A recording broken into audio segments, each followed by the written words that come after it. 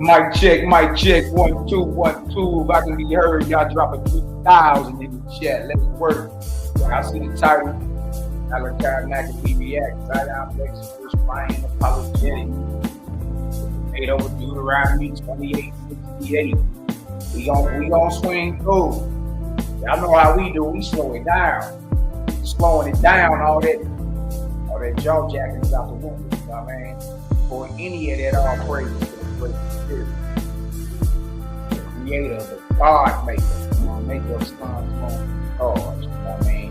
Even when you're feeling low, feeling unworthy, any of that, always remember, man, I got Creator. It is the God Maker. Don't matter what you're going through. You feel me? It's like 99% of the people don't even know nothing about what you're talking about. So, ain't nobody in a better position than us, man. Know that and believe that. I know life get hard. You go through the hard periods and all that. Yeah, but man, look, ain't nobody else in a better position of actually knowing the Creator, the system in order, the character of the Creator, how to raise your spiritual grade. It's all practical. You know all that.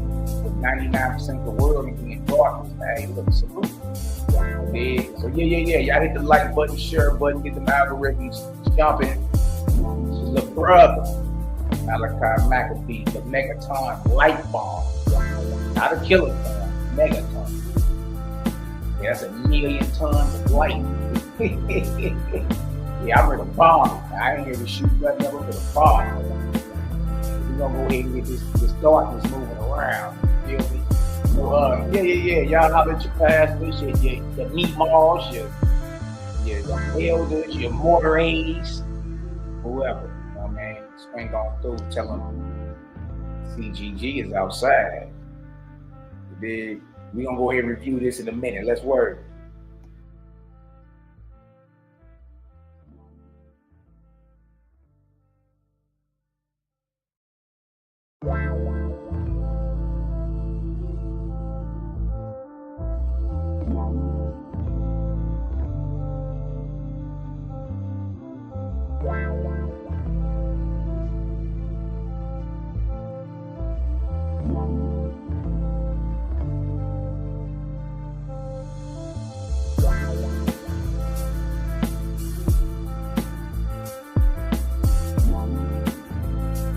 Y'all know the gang got to swing through.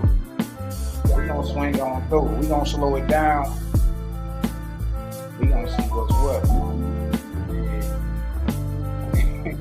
We gonna see what's good. We gonna swing on through, slow it down, and see what the skinny is. You feel me? Look, outside of any personal biases or judgments you may have against whoever, I mean, we here to slow it down. And then we can talk about who won after we look at it. After we look at it. You know what I mean? Brothers and them can jump on, sisters too. Sisters, y'all can always jump on too. You know your brother don't bite now. You know what I mean? Yeah, y'all can always jump on. We can talk about who y'all think won and why. I'm gonna hold my opinion or reserve my opinion about the matter to the end. It did, but we about to slow this down though. You know what I mean? Shout out to everybody in the chat. I see y'all. Johnny James, salute, brethren. Salute.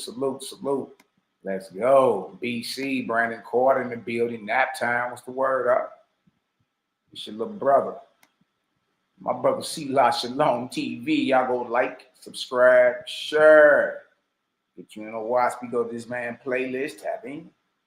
Tap in, man. It's high level light out here.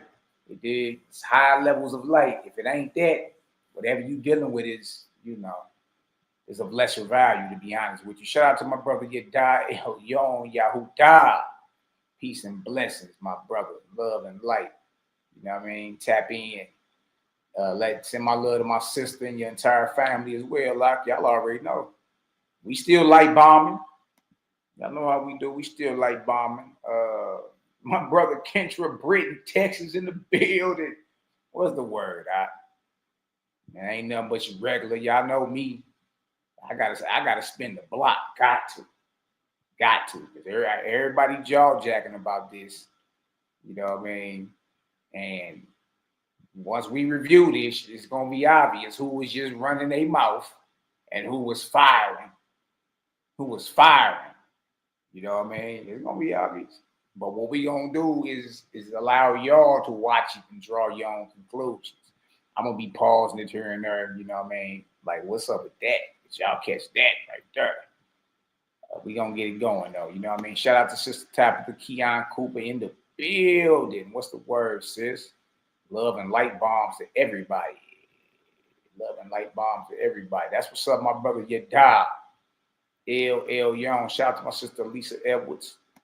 All praises. Let me see. Just Me is in the building. What's the word? Just Me. You still the brother with the archives, even though, your situation got fried, brother. We understand. You got to bag up sometimes. You feel me? Y'all get them algorithms spinning. Let's go ahead and cook, man. Let me share this real quick, and then we're going to go ahead and jump into this debate and watch it. Dissect it. Y'all know how we do.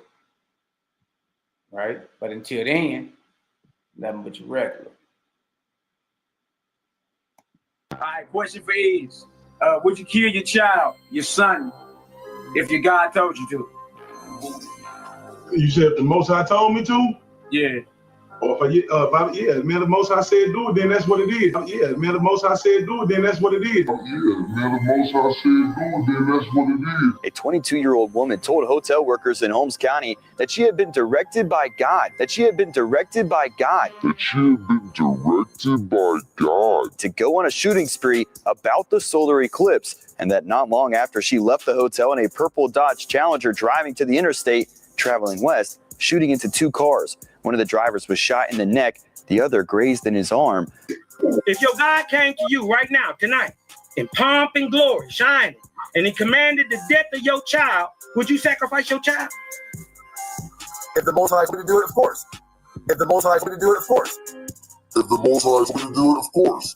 Peter Lucas Moses refers to himself as a radical religious person who is with the Black Hebrews.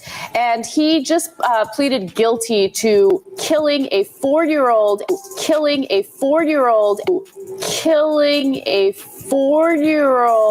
and a woman that he was living with. He killed the 4-year-old because he thought he was gay. Moses believed 4-year-old Higginbotham was homosexual. Klein says Moses took Higginbotham to the garage, played the Lord's Prayer in Hebrew, and shot him.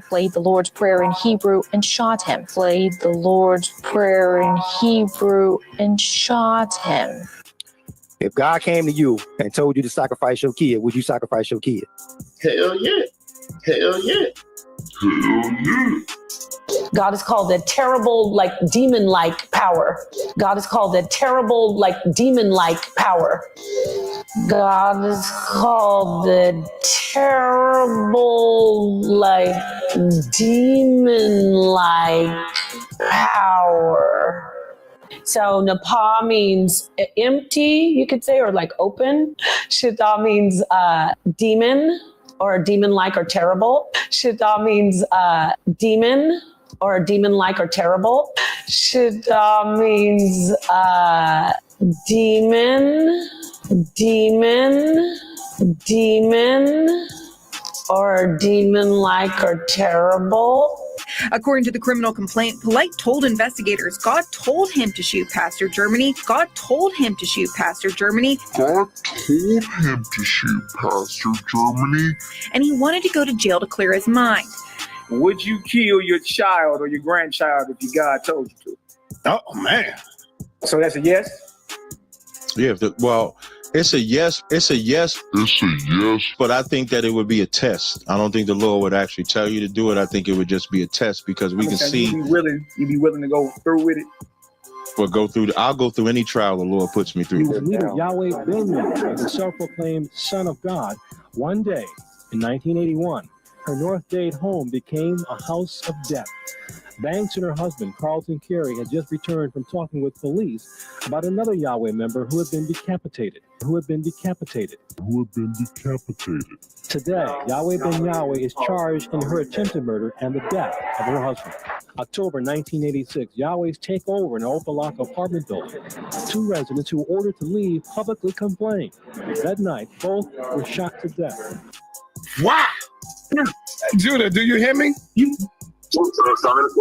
If the Most High Yahweh tells you to kill your family, would you do it? Yes or no? Absolutely yes. Absolutely yes. Absolutely yes. Oh, Judah, no. Damn. Judah didn't mean that, y'all. If the Most High say, put your family down. Hey, that was when them Millie Mouth misfits called themselves gathering a war council for the gang.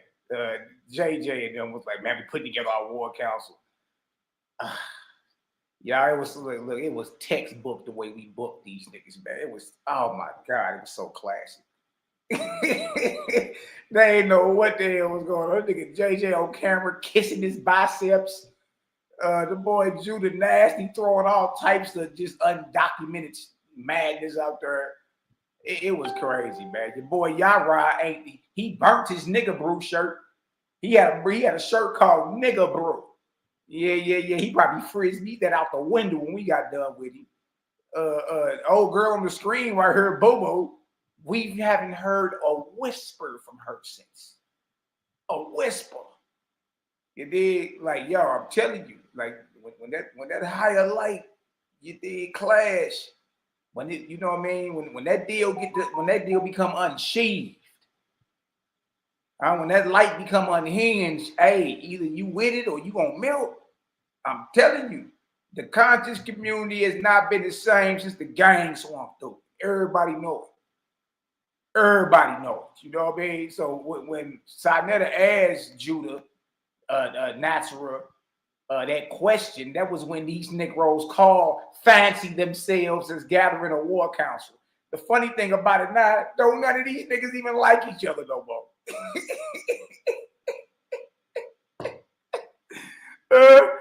Hey man, I try to tell you, hey, the gang is outside. Shout out to the creative gang, man.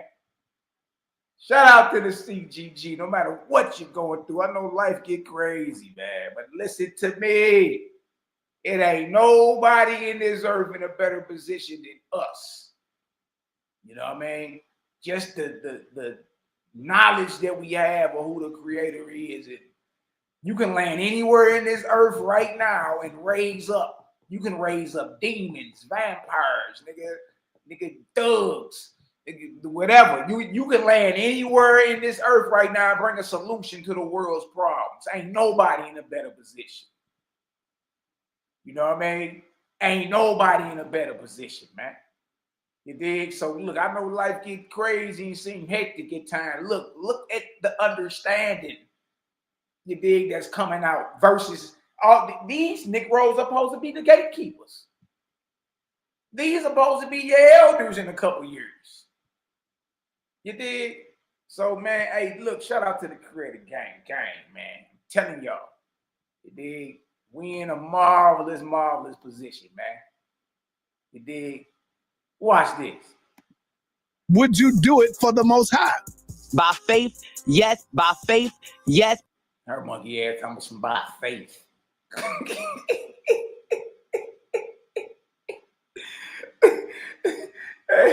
And she thought she was getting, you know, she thought she was giving the politically correct there by faith. Yes. Man, that's why it's so important to know the character of your maker. Look, I can't even be fooled. As soon as I hear something like, nah, that's sideways, that's stank. That don't get no, nah, you can't play around her. It ain't safe. No, nah, you can't play her. It ain't safe. I'm talking about as soon as I hear something sideways, I already be on go mode. Nah, that's a false god. It gets no play around her. It's a no-fly zone. No play. You dig? Because you know the character of your maker. You can't nobody come telling you just because something popped up looking like you expect, answering to the name you call on in your prayer breath. Do a slight little miracle, but then tell you to go do something like, hey, prove your devotion to me and go kill your newborn grandbaby. Look at them babies at the top of that screen right there, man. Look at them babies, man. You dig? You's a sadistic, urine-drinking bastard. Nigga, if you thought for 1 second of nigga ending one of these innocent children of the creator lives because too much atmospheric pressure skipped across your earlobes and you had the nerve to twist your negroidal mouth and call it an inspiration. I'm going to say it again. Too much atmospheric pressure skipped across your earlobes and you had the nerve to twist your negroidal mouth and call it inspiration. Yeah, Key, in your prayer breath. I'm on one today, man. Come on, let's go. By faith, yes. But he's going to tell me not to do it, just like he did Abraham. We have a story like that already. Next. The moral law is that if a child was to be rebellious, okay, towards their parents, they was to be taken out and be stoned to death because of that. You see what I'm saying? Would you do that? Would you do that if your God came back to you today in glory and said, I want you to stone your son if he get rebellious? Would you? Would you do it? Yeah, I probably would. Yeah, I would. Yeah, I probably would. Yeah, I would. Yeah, I probably would. Yeah, I would. These niggas have lost their minds. He said, yeah, I probably would. Yeah, I would. I'm telling you, boy. Hey, you better test whatever spirit comes skipping across your plate. Crazy as all hell. Like my brother Prince Blake just said, or Yeshaya. How about a hell no? Why we ain't heard hell no? Why we hearing hell yeah from these mealy mouth misfortunes? Wow. The Most High was to come to you and ask you to off your love one. Look at the arrogant look on this Negro's face. Our dear brother Moses 777. Look how he looking. Like, I wish you would ask me this question. Look how he looking. He about to run his thumb across his nose. He about to straighten up his little koofy. It's just the arrogance, man. Just the arrogance. Would you do it, brother? If I had made the mistake, if I didn't have ancestors inside of me and I made the mistake to make babies with outside nations, and then I heard this Negro talking like he 100% pure-blooded Bantu Negro from the Congo. Boy, as light as you is, you ain't 2 generations removed from some type of interracial, you know what I mean, hip bumping, loin warfare. You ain't no more than 2 generations removed of some interracial loin warfare or loin jihad. Oh, that pure-blooded, oh, that's a myth, y'all. Oh, that's a myth. We download from my ancestors saying that you need to put them away. Yes, I will put them away. Yes, I will put them away. Okay, Judah Nazareth, if the Most High come to you and say, I want you to put down your family, I have a better movement for you that I need you to do, would you do it? They're out of here. They're out of here. They're out. And he's another one. Another lost cause. Judah Nasser over in Japan. got the nerve to twist his mouth and said, look, man, if that's what it is, they're out of here. Man, you Negroes would never have the even pleasure of being in throwing distance of me and mine. None of my family, none of the gang. If we ever run into y'all, boy, we're gonna be looking at y'all with a jaundiced eye. You're like, yeah. You better keep it. You better keep it cordial. You better be skin and teeth, because the wrong move, boy, mess around and get you pretzeled up, put in the corner over there. Ain't nobody finna play with you boys about nothing. You know what I mean? Ain't nobody finna play with y'all. If you kill your own child, what you think you do with me and mine? All right, let's hit play on this.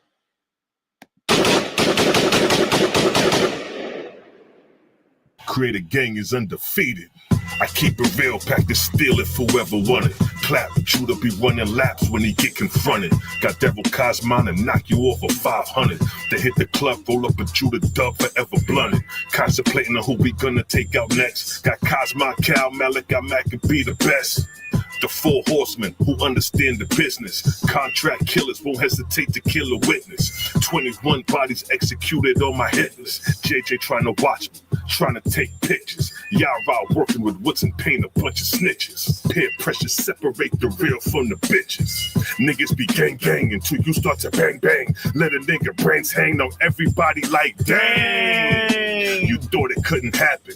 Yara wouldn't smoke 9/11 Manhattan. Bullets in his breastplate, both lungs collapsing. Hands reaching in the air, for the air he grasped it. The flyer was made, Sila Shalom, first captain. But the captain ran away, just like if nothing happened. I'm a certified killer. Peel a nigga, cut him open and feed him his own liver. Graphic is how I paint the picture. Shoot shots like a pitcher. Split JJ like a swish. Cut the head off for the lion's den and watch the rest of the body quiver. Core shots I deliver when it's crunch time on the trigger.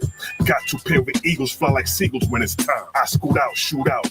Air out Yara every time. Standing behind enemy lines, killing my enemies every time. Defend the faith like Muslim Sunni soldiers at a shrine. I facilitate thoughts beyond the thoughts of mankind. Creative Gang is in the prime while you niggas get left behind. Creative Gang is undefeated. Salute, Daryl Cosmon, Cal, Malaki Macabee, and the whole Creative Gang. Nigga, we outside with it. All that huffing and puffing don't mean nothing.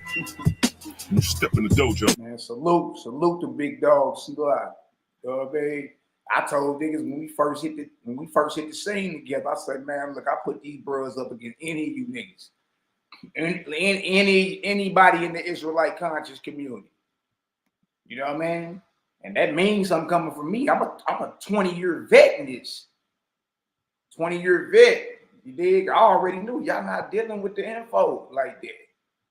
Y'all still over here talking some you kill your damn child if too much atmospheric pressure skip across your damn earlobe. And you got the nerve to twist your mouth up and call it an inspiration. You said you would kill your loved one, your child. What else we even talking about around here? You know what I mean? Ain't no comparison. We the ones telling you weapons down. You niggas talking about you ready to go to war and spill blood. And, you know what I mean? We the ones telling you what time it is out here, man. The higher light is outside. Facts. Why you think they avoid us? Man, you don't take no ass whooping like that and ever forget about it. You don't ever forget about something like that. You know what I mean?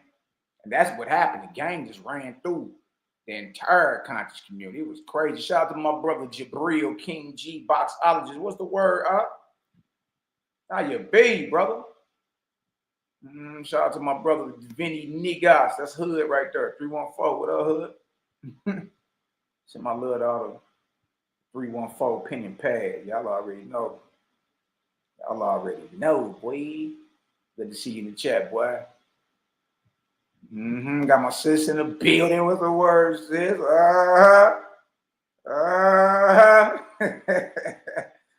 What's the word? What's the word? You know what I mean? It's always good tapping in with good people, man. That's why it's one more of these videos, and then we about to dissect this debate that just happened. You know, Negroes around here seal clapping. Yes. And again, I'm gonna reserve my opinion, you know what I mean, to the end on who I think won. I'm gonna drop the link for the brothers and sisters if y'all wanna hop on. You know what I mean? Tell me who y'all think won and why. You dig? Who y'all think won and why? Let's see. Let's see who bumping their chops and who really like standing on what it is they repping. That's what we be looking for. See, we about battle with the holy books. We about battle with the holy books, meaning bring them out. Like if you gonna look, we can take ourselves out of it. What the book say, so we can go ahead and get to render a rightful judgment in our mind about what we supposed to be doing. What the book say.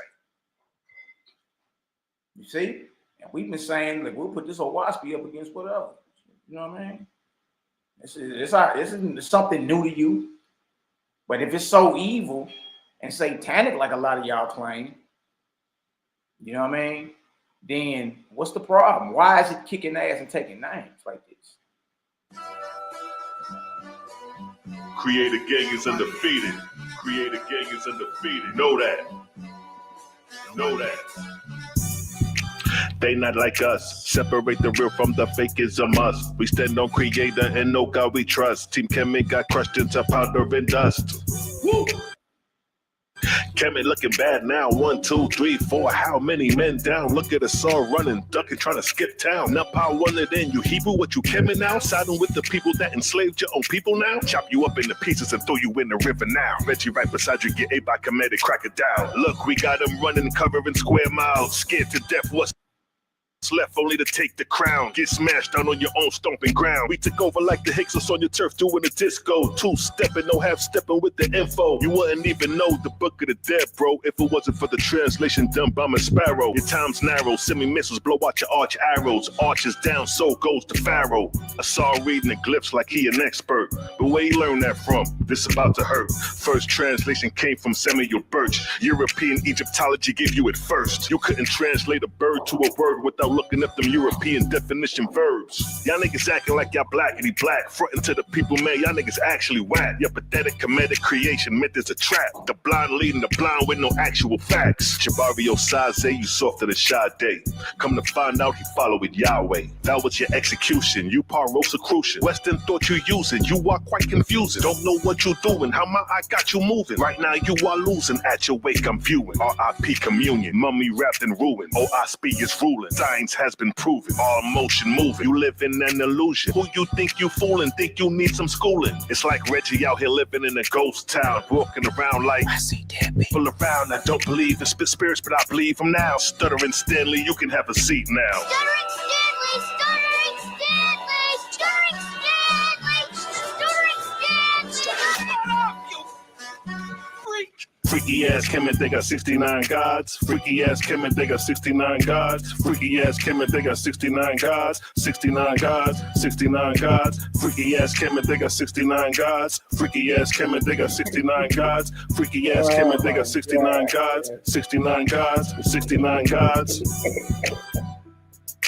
Create a gang is undefeated. Create a gang is undefeated, and it's gonna remain that way. It's gonna remain that way, baby. You already know what time it is. Peace to the CGG. Hey man, that Stuttering Stanley was funny. Stuttering Stanley. Man, we ain't heard from Wethy. We ain't heard from Wethy in a minute, man. Man, let me get this together. This deal out. Let me switch this up, man. All up on the mug in this deal. Let me scoot this computer back, man. What's going on? All right. Yeah, hey, man, that's Stuttering Stanley. That, oh my God, man. See, for y'all don't know, the cats we usually debate, we already be having, you know what I mean, diss tracks already prepared. You know, by the time the debate swing through, we be like, hey, play this real quick on my way up out of here. Headshot, body blow. You dig? Bro, just come on through with it. You did. Shout out to my brother Cosmo and Cal TV in the building. Y'all go like, subscribe, share, man. A plethora, if that's how you say it, a plethora of information out in this deal. Dealing on the multiplicity of topics, man. Go get you on the watch, and tap in. You did. And he one of them ones too. Don't tap in with Cal, man. Cal talk about stuff that you niggas will start talking about 20 years from now. Like the brother's truly ahead of his time. You know, I talk to him about that all the time. Like, man, look, bro. Look, these niggas can't get past the God. You over here talking about some solar luminescence. Man, bro, listen to me. Cosmon Cal is ahead of his time. He talk about stuff you'll finally catch a whiff of this 20 years from now. We be like, man, gang man told y'all that, man. What is y'all talking about? It is. So y'all really, want some deep understanding. Tap in with all the gang. Get with Cal, man. He got a whole. And you go to his channel, Jehovah Chronicles 275,000. Like, dang, nigga, what? He just don't stop. You know what I mean? He been going through, his times of darkness in life, brother. He keep going. So y'all get on over there, like, subscribe, share, pull your love on our brother in this time of need. You know what I mean? Love, light, balance to the fam, man. Look, let's go ahead and get into these. Let's go ahead and get into this. Cloud kick in the building. Cloud kicker Kruger, Cosmon Kruger. Yeah, they avoid him like the plague too. Real funny. Y'all avoid the squad. I noticed that. Everybody get the, let's present this. Let's look at this debate, man. Let's look at this debate and see what's what. I'm gonna reserve my opinion to the end. I'm gonna drop the link for brothers and sisters to jump on. We're gonna talk about it. Jump on and let's talk about who you say won and why. Who you say won and why. You know what I mean? Bang, bang, bang. Okay, what you talking about? Oh, yeah. Shout out to the haters, jaw jackers, and naysayers. Yeah. We love y'all too, man. Ready gang is in that building, baby. Let's go ahead and dissect this. Who better to dissect it than us? Let's slow it all the way down. And let's see what's what. All right. Let's get to it.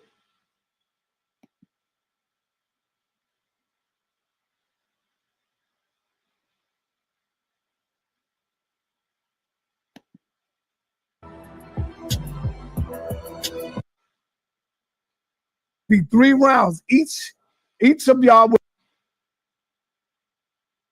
Zion, I got somebody for you. I forgot how the conversation went, but Zion was all in for it.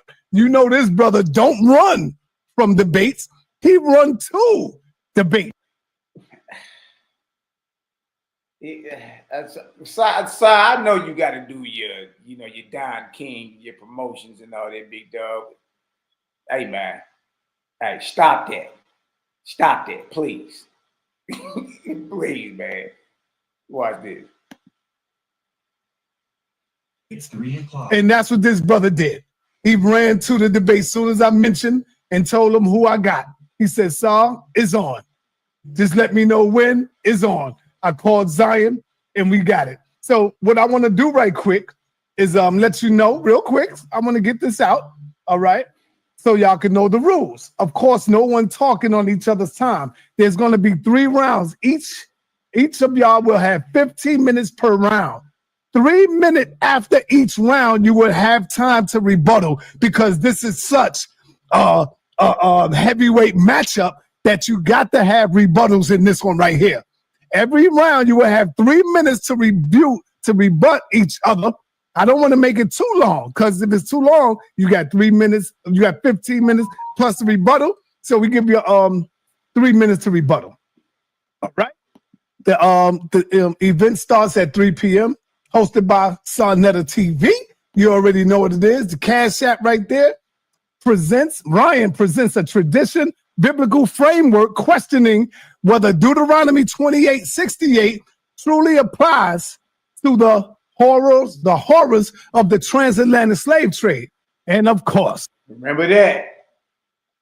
They say Ryan presents a traditional biblical framework. So Ryan is shooting out a Bible. I mean, after all, the debate is about the Bible, ain't it? A specific verse, Deuteronomy 28:68. Remember that. So this is a biblical debate. This is a debate between two biblical thumpers who have a different perspective when it comes down to the slave trade. The slave trade. All right, watch this.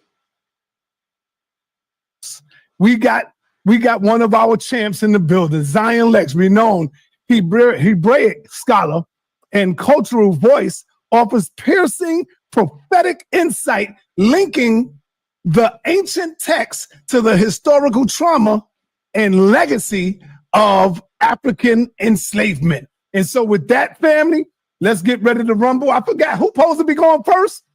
I think it's you, Zion, because you are the challenger, right? I believe we said we were going to do a coin toss. Yeah, all right, but I forgot about that.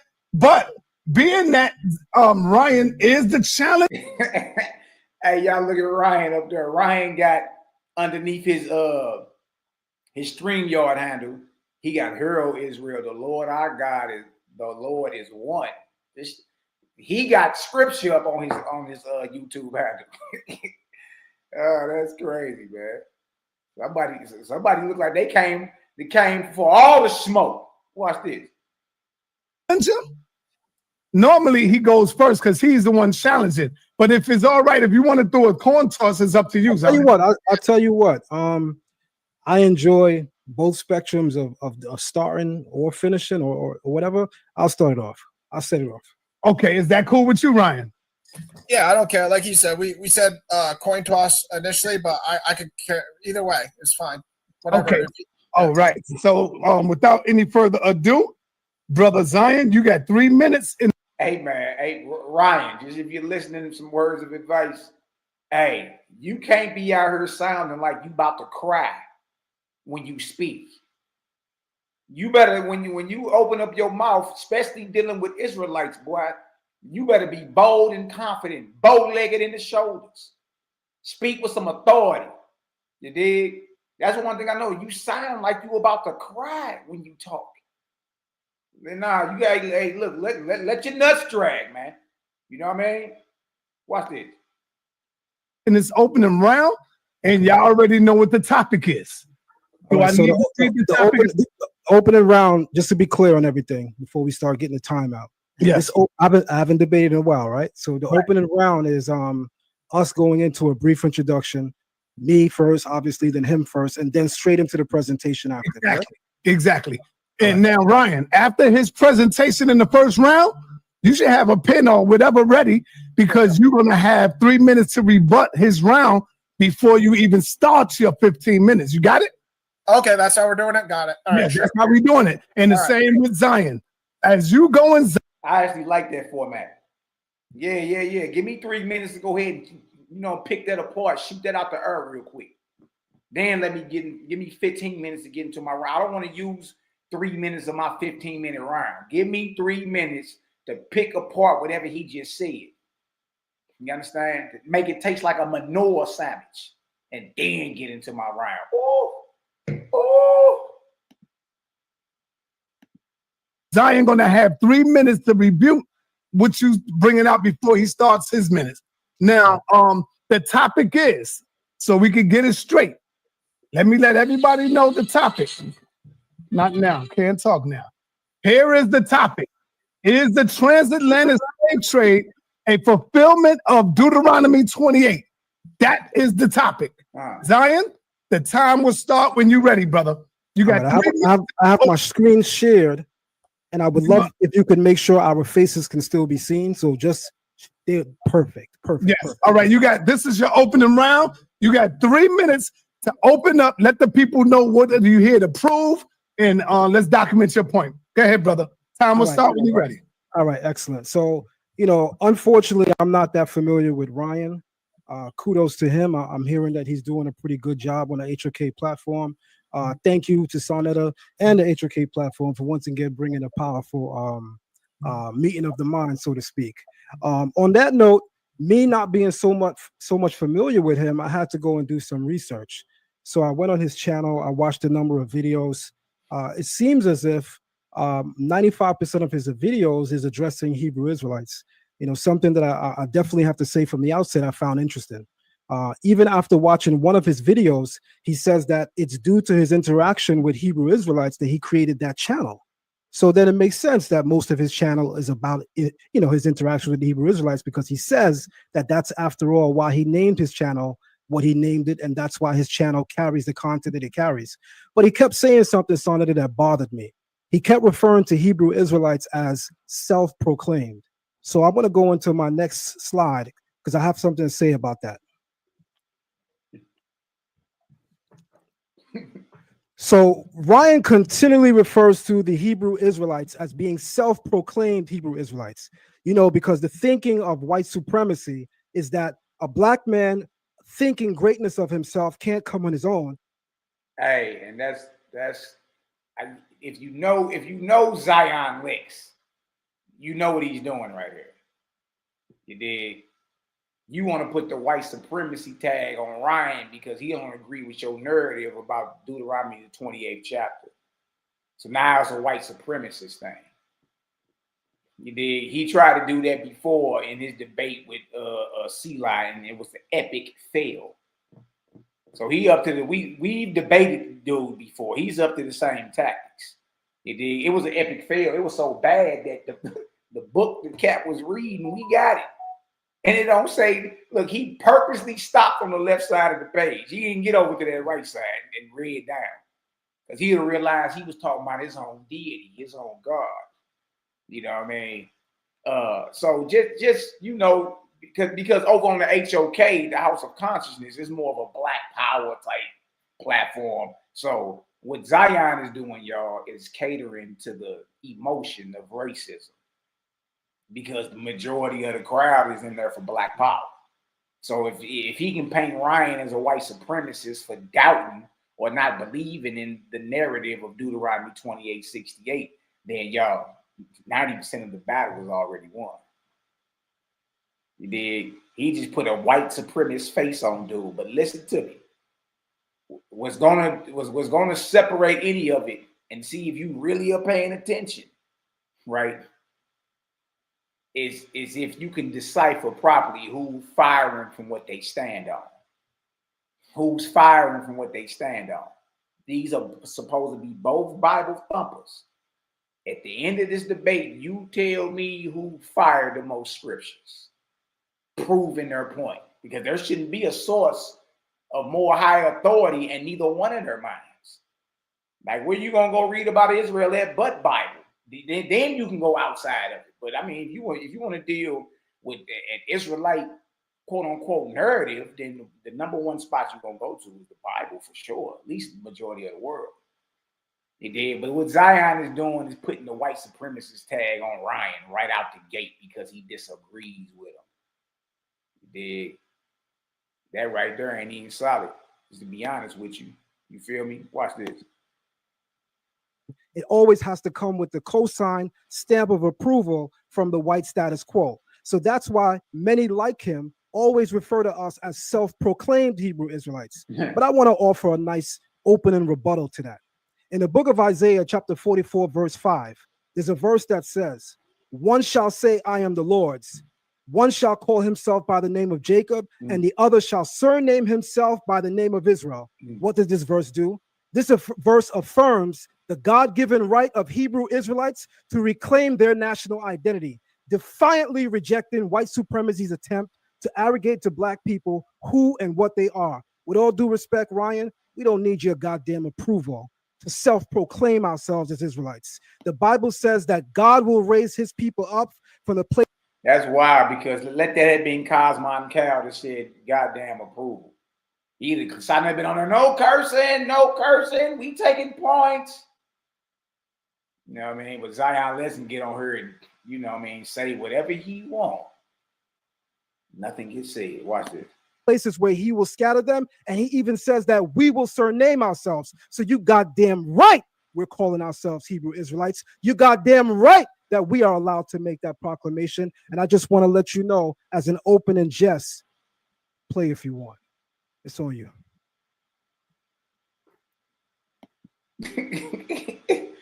Hey man, Hey, man, I do that. I said, he up to his same old tricks, man. You know what I mean? Just full of ego and just arrogant. Oh, my God, man. Watch this. All right. Powerful opening. You still had a couple of minutes left, but all right. So, Ryan, are you ready? Ryan, are you ready? Hold on, you still got a couple minutes left. What you doing getting back time, Jack? What you doing getting back time? You know, look, we run out of time when we debate. We don't never hit the mark short. We run out of time when we debate. What you doing getting back time? Okay. Unmute yourself. Let's get it. Let's get it. Sorry, I always go to my PowerPoint. I got to remind myself not to go to the PowerPoint before. Yeah. I'm not sharing anything yet, but you know what I mean? I got something written down to prepare. Okay, the time will stop when you're ready, brother. Are you ready? Yes. All right, you got 3 minutes in your opening round. Let's get it. Okay. Yeah, first of all, Zion, I'm not smart enough technology-wise on YouTube to figure out how to put all my videos on videos. So you probably only saw the ones under videos, none of my videos under live, but I have 247 videos on my channel, and I haven't talked about Hebrew Israelites in a title for probably 2.5 years now. So I would suggest revisiting my channel for that. But just to start, most importantly, peace to Sadnetta, peace to Zion, peace to everyone watching and in the chat. I sincerely appreciate Sadnetta's willingness to allow everyone a voice, and I hope everyone else watching understands how invaluable a righteous judge or moderator is for this kind of information. We should never take for granted legends while they are still with us, and there's no other words in the conscious community to describe Sadnetta as a person and his work. Now, to address this debate itself, I just want the audience to realize I will be presenting a thesis about when I believe Deuteronomy 28:68 was fulfilled. And Zion will have a thesis on his version of when Deuteronomy 28:68 was fulfilled. Our disagreement over the time frame of the fulfillment of Deuteronomy 28:68 is a core issue in this discussion. Zion will be taking an affirmative that the transatlantic slave trade is a fulfillment of Deuteronomy 28:68. I will be taking the negative stance that Deuteronomy 28:68 was not in any manner related to or fulfilled by the transatlantic slave trade. I'm going to emphatically, biblically demonstrate that my thesis is more consistent with God's holy word and secular history. I'm going to do my best to glorify God's will to aid anyone who is unsure about this information and struggling for answers. My ultimate goal is only truth and faithfulness to accurately portraying the gospel message. I'm going to be using the ESV translation for all my scriptures within my presentation. I've highlighted key elements of verses for the sake of time. So during my presentation, I won't always be reading the entire verses I'm sharing on the screen. However, the audience is free to read the entire verses. I put the surrounding context of all the key points I'm trying to show. So please just have an open mind in this debate. I'm not trying to take away anyone's personal identity or willingness to spiritually identify as an Israelite. I mean, look, it is what it is, regardless of, you know, where you stand at dealing with, you know, you were chosen people because you cursed or not. You feel me? If it's outside, you stand on your own square. You got to expect somebody to scrutinize it. Ryan, you got to get out of this apologizing. Look, like this one thing you was doing the whole debate. You saying sorry too much. Apologizing. Look, these is Israelites, boy. You won't come on outside. You got to come on outside. You stop tripping off who you done offended, and man, you got to punch an Israelite in the mouth with truth.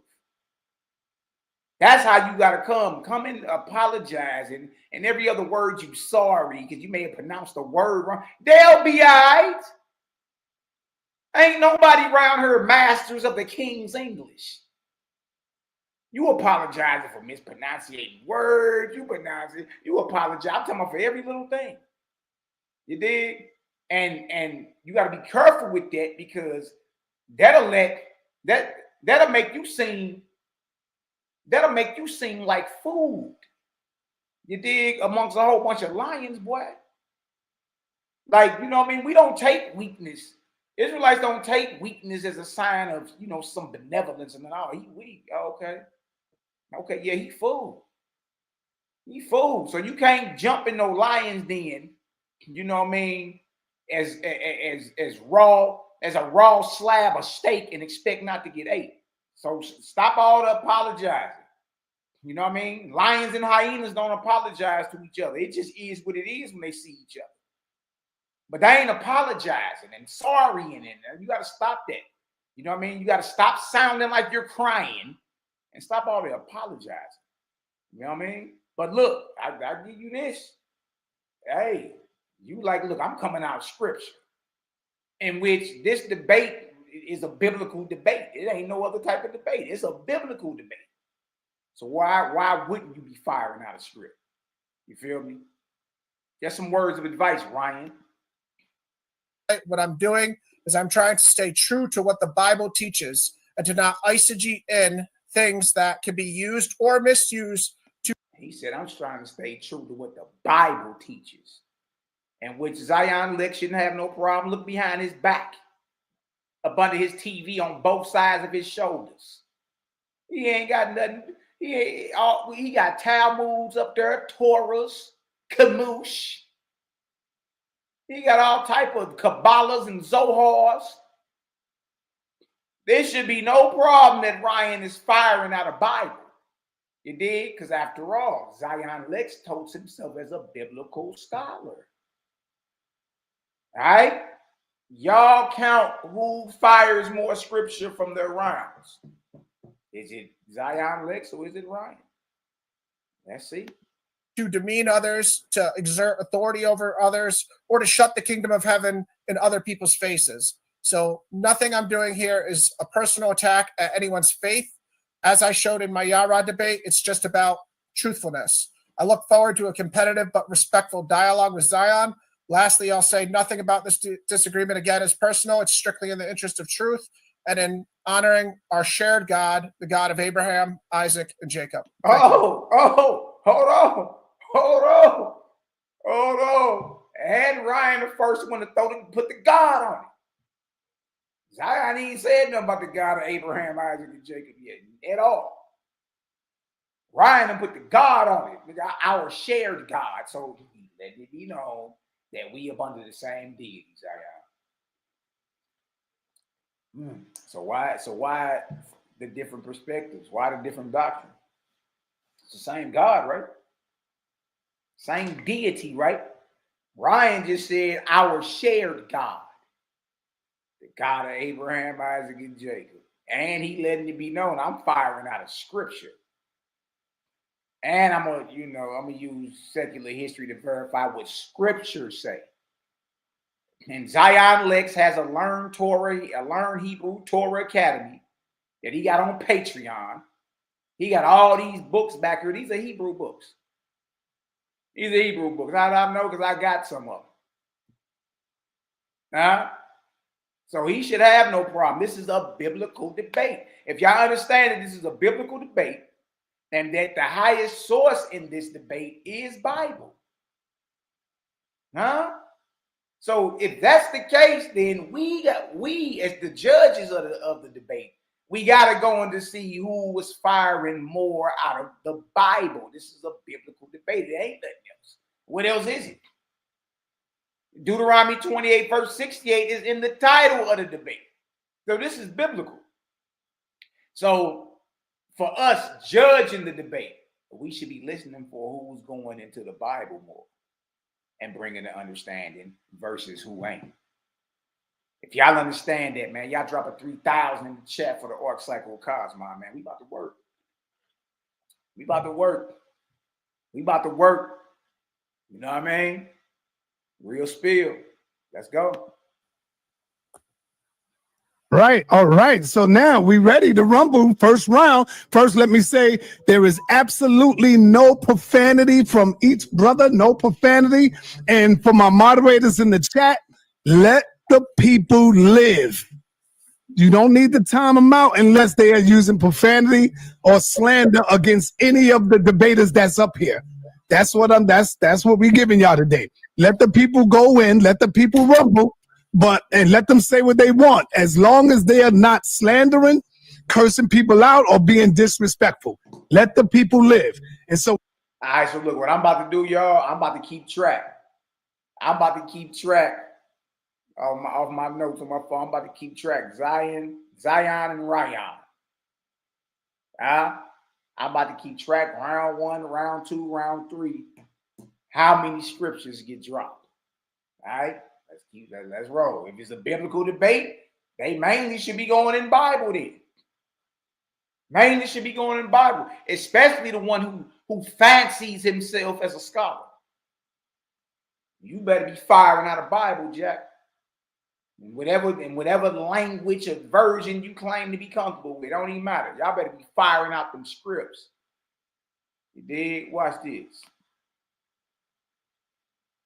With that, Zion, you got the first 15 minutes, brother.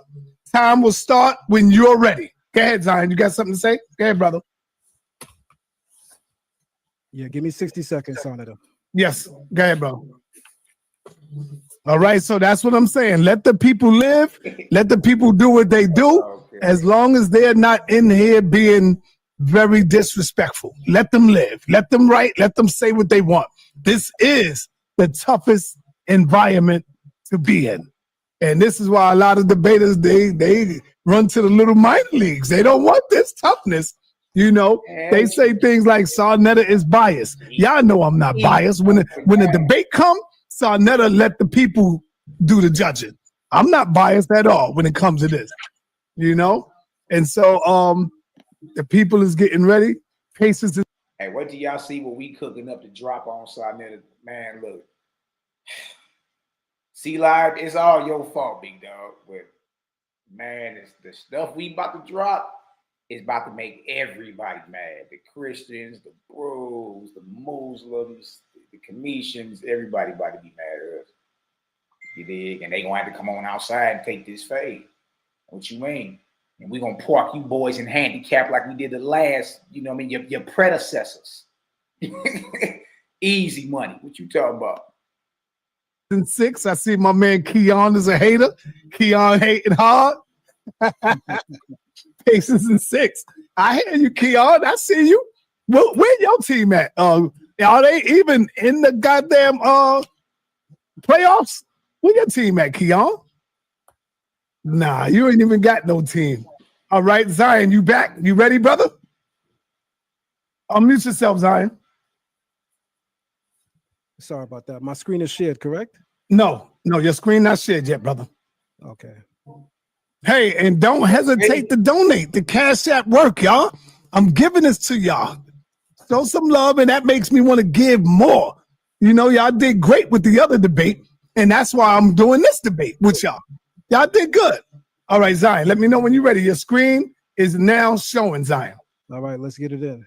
All right, time will start when you're ready. I'm absolutely ready. Time starts when you talk. All right, so the debate topic is Deuteronomy 28:68 a fulfillment of the transatlantic slave trade?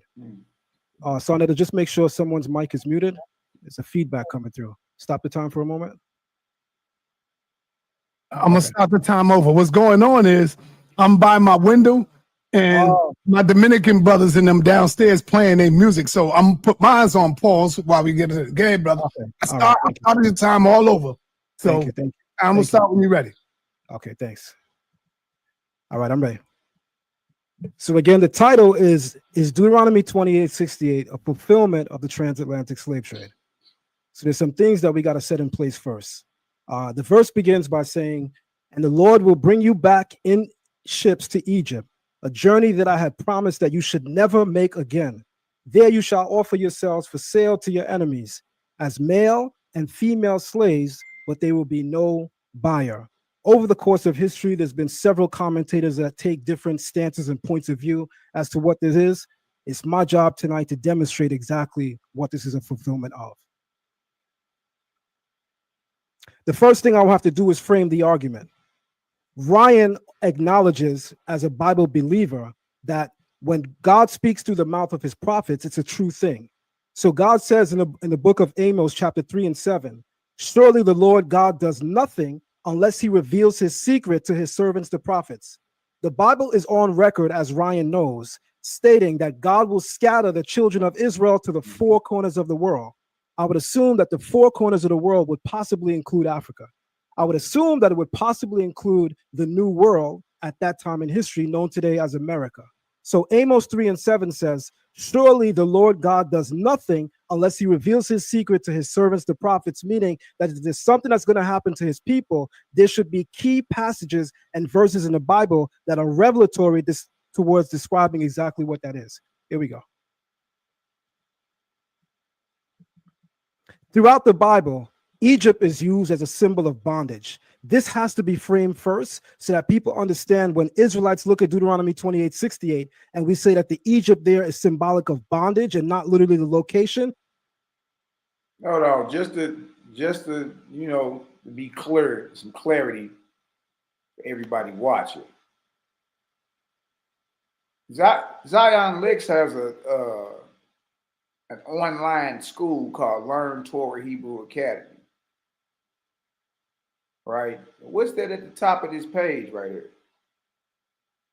Learn Torah Hebrew Academy, patreon.com, Learn Torah. So is he quoting himself? Is this off his website, off his Patreon? Is this off the information connected to his school is what I'm saying. This is basically something that he put together, a commentary on Deuteronomy 28:68. So he's sourcing himself.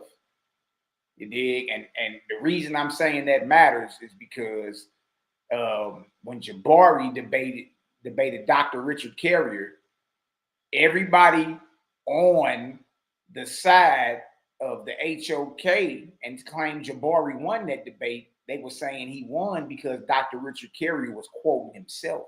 He was sourcing himself.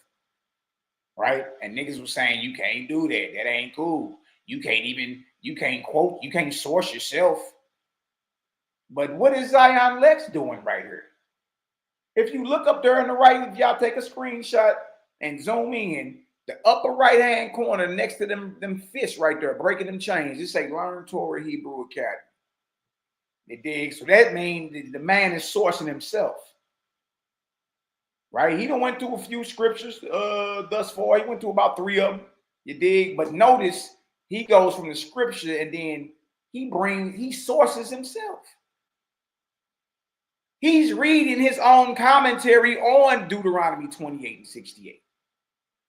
He got you thinking that's coming from some type of rabbi or something. That's him. That's the name of his school at the top right there.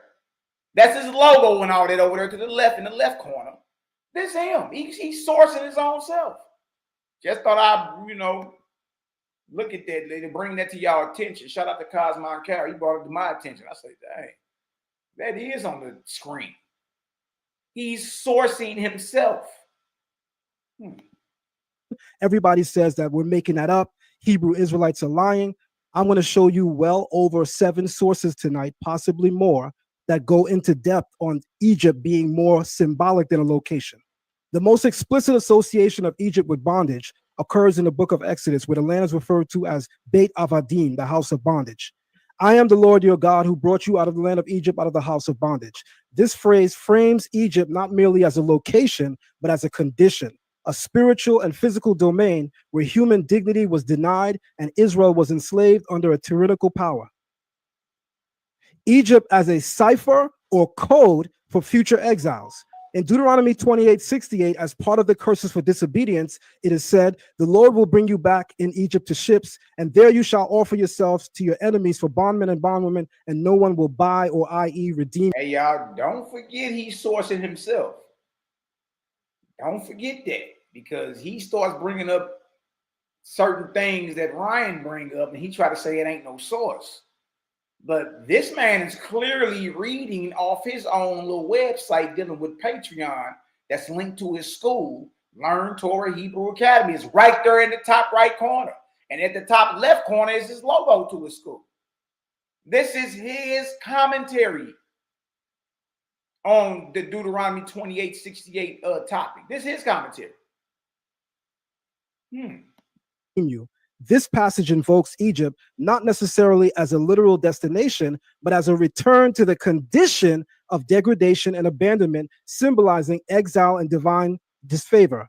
Many commentators from Rashi, an 11th century commentator, Abarbanel, understood this Egypt cipher or code to refer to future exiles, where Israel would again know the bitterness of slavery, whether in Babylon. Now he's bringing up Rashi in there, man. You know what I mean? Bringing up all these so-called European rabbinical authorities. You see? But he's not, he's reading off his own website, and he's claiming many commentators from Rashi to Abarbanel understand this Egypt as a cipher for future exiles. But why he don't go quote dude? Huh? Why he ain't go quote dude? Maybe he quoted him later. Maybe you're tripping, Malachi. Let's hit play. Rome or other lands of the diaspora. So that's sources now.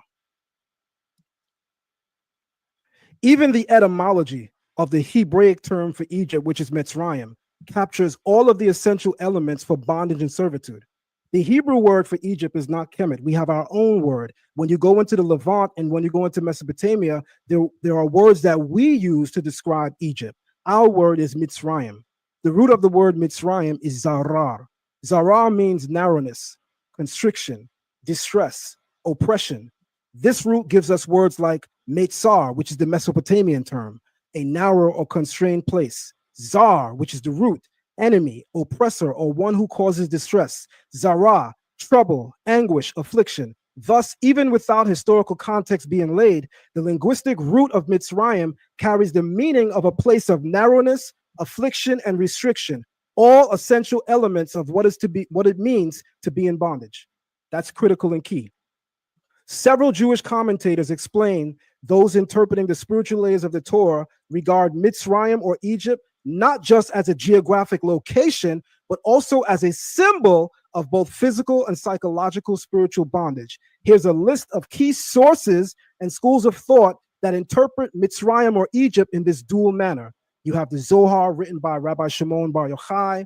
This is you have the work of the Ramchal, Rabbi Moshe Chaim Luzzatto. You also have the work of Rabbi Samson Raphael Ersh. You also have the work of Rabbi Abraham Isaac Cook. Yeah, he quoting European rabbinical authorities and the books they've authored. He really ain't in Bible like that. He read a couple verses out of Bible, then he go to his own website. And now he's giving you, look, he ain't so far. He ain't even quoting, like he ain't even going to their books and quoting them. He's just saying it's in there. He just saying it's in there. Several Jewish commentators, especially those interpreting the spiritual layers of the Torah, regard Egypt, Mitzrayim, not just as a geographic location, but also as a symbol of both physical and psychological spiritual bondage. Here's a list of key sources and schools of thought that interpret Mitzrayim in this dual manner. Okay. Again, you're supposed to be proving Deuteronomy 28:68 and the transatlantic slave trade, right? He over here quoting European rabbinic authorities and the books they've written. Why you ain't quoting Bible, boy? Like firing out a Bible, proving this. Like, what's up with that? Cook. And all of the references are on the screen so everyone can see exactly what they're saying. In each of these cases, they're all describing Egypt not simply as a Zohar, so the Kabbalah, because Zohar is a commentary on the Kabbalah, or vice versa. Rabbi Moshe Chaim, Rabbi Shimshon, Raphael Hirsch, Rabbi Ibrahim Isaac, Rav Kook. He ain't, and trip off this, Zion, for this to be black, because you played the white supremacist card, only to quote white European Jews. How you pull the white supremacist card, label Ryan a white supremacist, but you're quoting white European Jews to prove your point. Make that make sense. How you gonna put the white supremacist tag over Cud and then run to the white boys and them to prove your point? And you ain't even really proving it. You just saying it's in there. Physical location, but as a spiritual condition, being symbolic of oppression, judgment, and bondage. This is key because now we would understand that when Hebrew Israelites make this argument, it's not innovative, it's not new, it's not unique. In fact, it's rooted in scholarship that has been traced for over 1,000 years. Ryan also is aware of what's called dual fulfillment prophecy, which is the idea that a prophecy that is given in the Bible can repeat itself or it can happen more than once. Why is that key? Ryan is going to argue that Deuteronomy 28:68 has a separate or possibly earlier fulfillment. My question is, well, does that negate that it can have a dual fulfillment? If you are to posit tonight, and if you can demonstrate that it has an earlier fulfillment, are you negating the fact that within the Bible's teaching, there's something called dual fulfillment prophecy? Let's go into that really quick. Dual fulfillment prophecy, also known as double reference or prophetic layering, is a concept in biblical interpretation where a single prophecy has more than one fulfillment, one in the near future and another in the distant future, often with messianic or eschatological implications. He's back quoting himself. He's back quoting himself. Man, I don't know who raised you niggas, man. I just don't. This is examples of dual fulfillment prophecies in the Bible.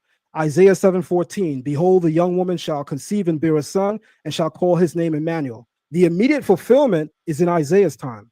This likely referred to a sign to King Ahaz that the child will be born as proof that Syria and Ephraim would not destroy Judah.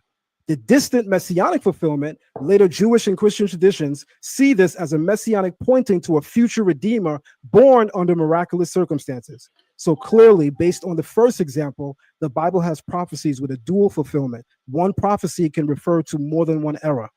Joel 2, I will pour out my spirit on all flesh. Initial fulfillment. This may have been partially realized in revivals in ancient Israel. The greater fulfillment. Rabbinic and later messianic interpretations associate this with the messianic age where divine knowledge and prophecy are that deal say, Joel 2, the outpouring of the spirit. This deal say, I will pour out my spirit upon all flesh, right?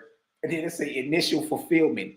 This may have been partially realized in revivals in ancient Israel. Oh no. This deal say initial fulfillment of outpouring of the spirit. This may or might have been partially realized in revivals in ancient Israel. There's no type of source, no type of scripture, no type of that. Just throw it on the page. Just put an ad in the paper. Hell, we're gonna invite everybody. Then it say greater fulfillment, rabbinic. That boy love them rabbis, boy. Zion Lex loves the rabbis. It is rabbinic and later messianic interpretations associate this with the messianic age, or divine knowledge and prophecy are restored globally. Okay. Stored globally. Psalms 22, the suffering servant. Though written by David, much of the psalm describes a person being mocked, pierced, and surrounded by enemies. The obvious immediate fulfillment is David's own suffering during times of his persecution. The future fulfillment, or the dual fulfillment, is that Jewish and Christian interpretations see layers pointing to Israel's serving or the Messiah's redemptive pain. Clearly a dual fulfillment prophecy. And then the fourth example is the very topic at hand, Deuteronomy 28, curses of the covenant.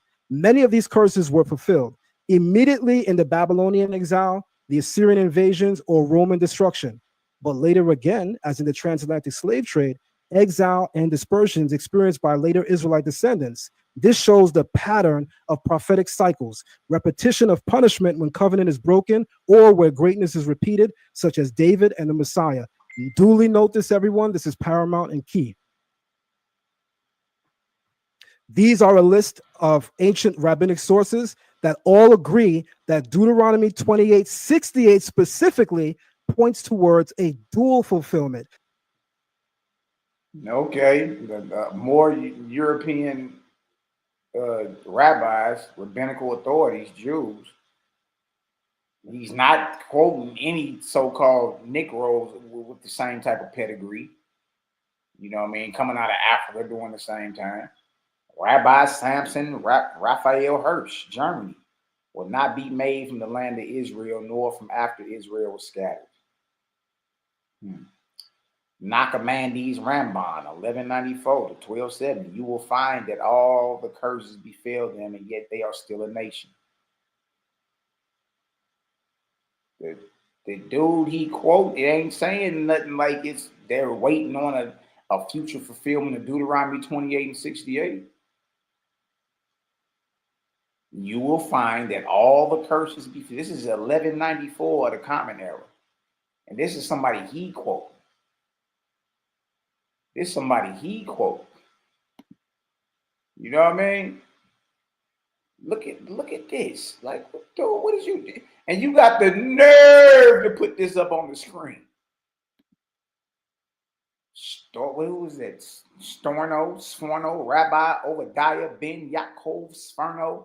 You shall return to Egypt up the Nile in ships as stinking exiles and captives.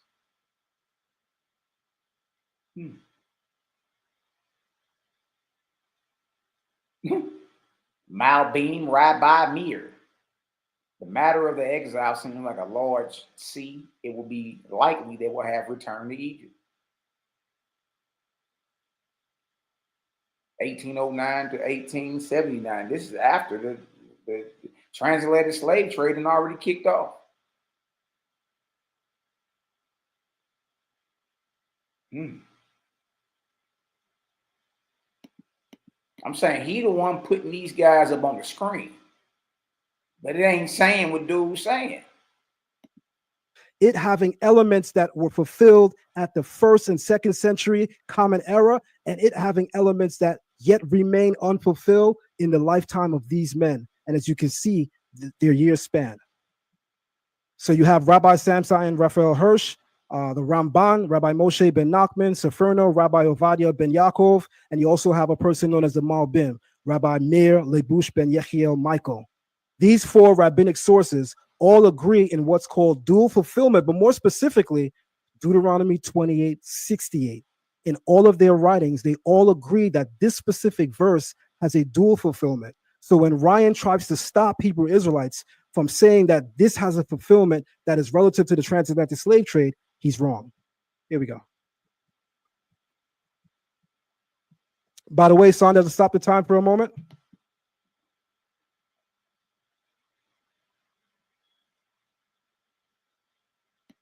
Because I remember something. So does it stop the time if you're there? I'm here. Your time is 5:47. You got 5 minutes and 47 seconds, brother. Left. Yes. All right, thank you. Because I remember previously when we debated, you would sound off an alarm to let us know. That's why I had to stop. Yes, I got that ready. If you want, yes, please, yes, please. You will hear the horn. Thank you. That's gonna help me. You'll hear that, brother. Good. So when we get to that 3-minute marker, sound that off for me. Oh, all right. You wanted at 3 minutes. At 3 minutes, because we already at 5 and change now, so I'm good. Got you. You got 5 minutes and 47 seconds, Thank brother. you so much. Thank you so Time much. resume. All right.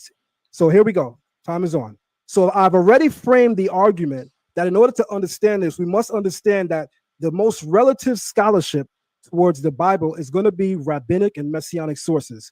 Whether or not I agree with Christianity, they are regarded as being authoritative sources in interpreting the Bible. Also, rabbinic sources are regarded as authoritative sources in interpreting the Bible. And of course, us as contemporary leaders and teachers, we are also contemporary and authoritative sources. So I'm incorporating a mix of all of them. The first thing that I'm framing is that we must understand that Egypt has both a physical and geographic location, but it also in the Bible is used. Man, y'all heard how he just tried to speedball it past you?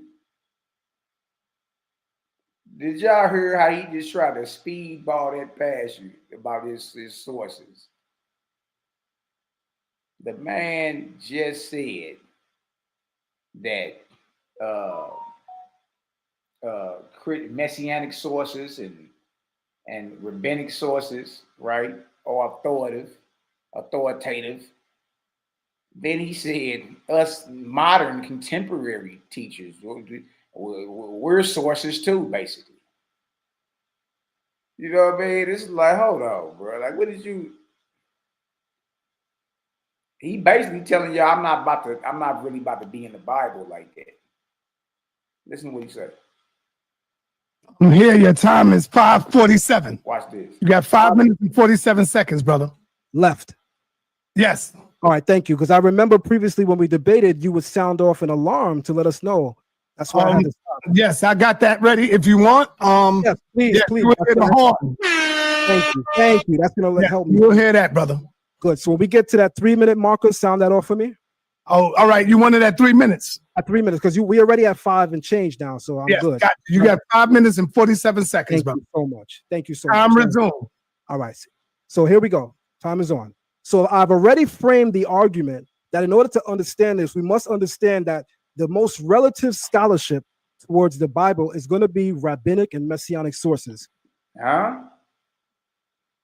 Rabbinic and messianic sources. Right? Watch this.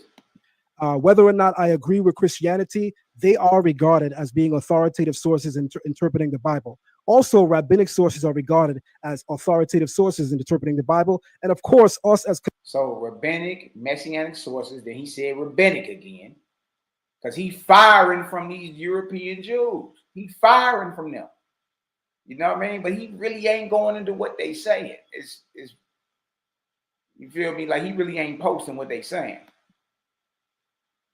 Contemporary leaders and teachers, we are also contemporary and authoritative sources. Us as contemporary leaders and teachers are also contemporary and authoritative sources.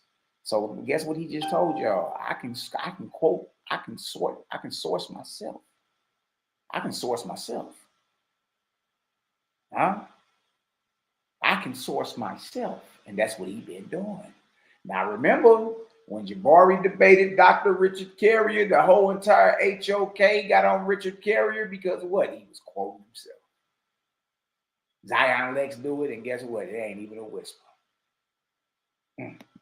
So I'm incorporating a mix of all of them. The first thing that I'm framing is that we must understand that Egypt has both a physical and geographic location, but it also in the Bible is used symbolically. Also, in its etymology, you can see that the etymology of the biblical word denotes bondage. And here we go. After the fall of Jerusalem, many Israelites fled into Africa, where they later were kidnapped, sold, and shipped to the Americas. Now, where's our proof of Israelites coming into Africa? The 70 AD exile and the dispersion of Israelites into Africa. After the destruction of Jerusalem in 70 AD by the Romans, many Jews fled southward to escape persecution and enslavement. These refugees traveled to the Sinai Peninsula. He's sourcing himself again. Y'all, this is off his website on Patreon. Learn Torah Hebrew Academy. And before he sourced himself again, he let it be known. Us as contemporary leaders and teachers, we are also authoritative sources. You in a debate sourcing yourself. Huh? And using white European Jews after you put the white supremacist tag on right. Dang. Because you supposed to be the Bible scholar though, Lex. Like, what are you doing? You supposed to be firing out a script. Like you supposed to be firing out the scripture and then explaining. You just reading your website. That's all you're doing. You know what I mean? And quoting Heine in them. Into Egypt, and from there migrated further into North Africa, eventually dispersing throughout Central and West Africa. This exodus fulfilled the prophetic words of Deuteronomy 28, which foretold that Israel would return to Egypt in ships and be sold into slavery, yet no man shall buy or redeem you, symbolizing total rejection and degradation. In West Africa, these Israelites, these Israelite exiles established thriving communities, maintaining traditions of circumcision, Sabbath keeping, dietary laws, and even Hebrew names. Over centuries, they became embedded in cultures that would later be targeted during the transatlantic slave trade. Many of those kidnapped and sold into slavery came from regions with clear Judaic cultural markers, including the Igbo of Nigeria, known for traditions like circumcision on the 8th day, Levitical purity laws, and claim descent from the tribes of Israel. The Ashanti of Ghana practice laws of inheritance and purification, echoing Torah commands. The Lemba of Sierra Leone maintain oral traditions of being descendants of ancient Israelites. The Beta Israel of Ethiopia preserve Torah, kosher laws, and sacred Hebrew texts for centuries. The Yoruba held beliefs in a singular, all-powerful. Remember, so with Zion Lex is saying, the proof that these are Israelite nations or Israelite tribes in Africa, and these are tribes that's there today. So they didn't get on the slave ships. They didn't get on the slave ships. They there today. The Igbo, the Ashanti, the Lemba, the Beta Israel, the Yoruba, they are all in the land today. They didn't get on the slave ship. Right? And being that they're in the land, look what they're practicing. You saying they're preserving and upholding Torah. Remember that. Remember that. Right? That's the only way they knew they was Israelites, right? That means they was obeying Torah. That means they was obeying Torah. Remember that when Ryan decided to go into, well, what is it that the Igbo practice and believe when it comes down to the deity or the Lemba? You dig? You can't start backpedaling in and be like, well, you know, of course we worship different gods. No, you just said these niggas was preserving Torah. You dig? Where is they rites and ceremonies at in Torah? You talking about what, similar cleansing laws? And come on, man. Powerful creator and practice naming customs linked to Hebrew roots. Historical and rabbinical sources that show and prove that Jews and Israelites after 70 AD made their way into North, West, and Central Africa. Beginning with Eldad Hadanite, the 9th century, a legendary Jewish traveler from East Africa. Eldad claimed descent from the tribe of Dan and reported that lost tribes of Israel lived in parts of East and West Africa, practicing Torah. Thank you. 3 minutes left. Practicing Torah and speaking a form of Hebrew. His writings were accepted and preserved by Jewish communities across North Africa and Europe. The Jews of Bilad al-Sudan, the land of the blacks. Arabic and Islamic sources from the 10th to the 16th centuries, including Ibn Khaldun, documented Jewish communities living in West Africa, particularly in the regions of Mali, Timbuktu, Songhai, Nigeria, and Ghana. These Jews, often referred to as the Jews of Bilad al-Sudan, the land of the blacks, maintained their identity until Islamic pressure and enslavement fractured their visibility. The Vilna Gaon, a European rabbi in the 18th century, wrote a letter addressed to the lost tribes of Israel, acknowledging that they had been seen and located in Africa, particularly in the regions of Sahara and West Africa. His references validated earlier claims about Israelite presence on the African continent. This is known as the Vilna Gaon's letter to the 10 lost tribes, specifically tribes in West Africa. The Babylonian Talmud, Tractate Sanhedrin 94a, says, to where did Sennacherib exile the 10 tribes? The rabbinic affirmation places Israelite populations deep within the African continent over 700 years before the Roman exile. Historical and rabbinical sources agreeing that after 70 AD, thousands of Jews fled into Africa. Flavius Josephus, St. Jerome, Moses ben Isaac of London, Rabbi Ovadia ben Abraham, Rabbi Abraham ibn Ezra, Rabbi David ben Solomon. Sources confirm the dispersal. The Jews of Bilal al-Sudan, Eldad the Danite, the Vilna Gaon's letter to the 10 lost tribes.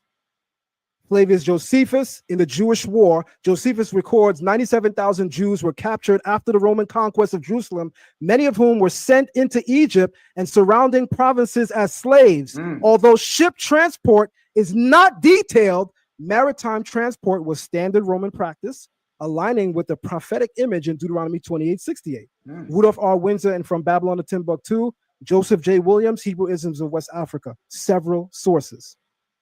African Israelite tribes of Judaic identity, I named all of them. The migration of Israel to Africa and the transatlantic slave trade, historical sources that support it, Eldad the Danite, the Jews of Bilal al-Sudan, the Vilna Gaon's letter to the 10 lost tribes, the Babylonian Talmud. Saint Jerome, Flavius Josephus, Moses ben Isaac of London. I mean, I've literally named over 12 sources that agree that Israelites fled into Africa after 70 AD, the greater majority of them. I'm going to yield my time here, Sonetta.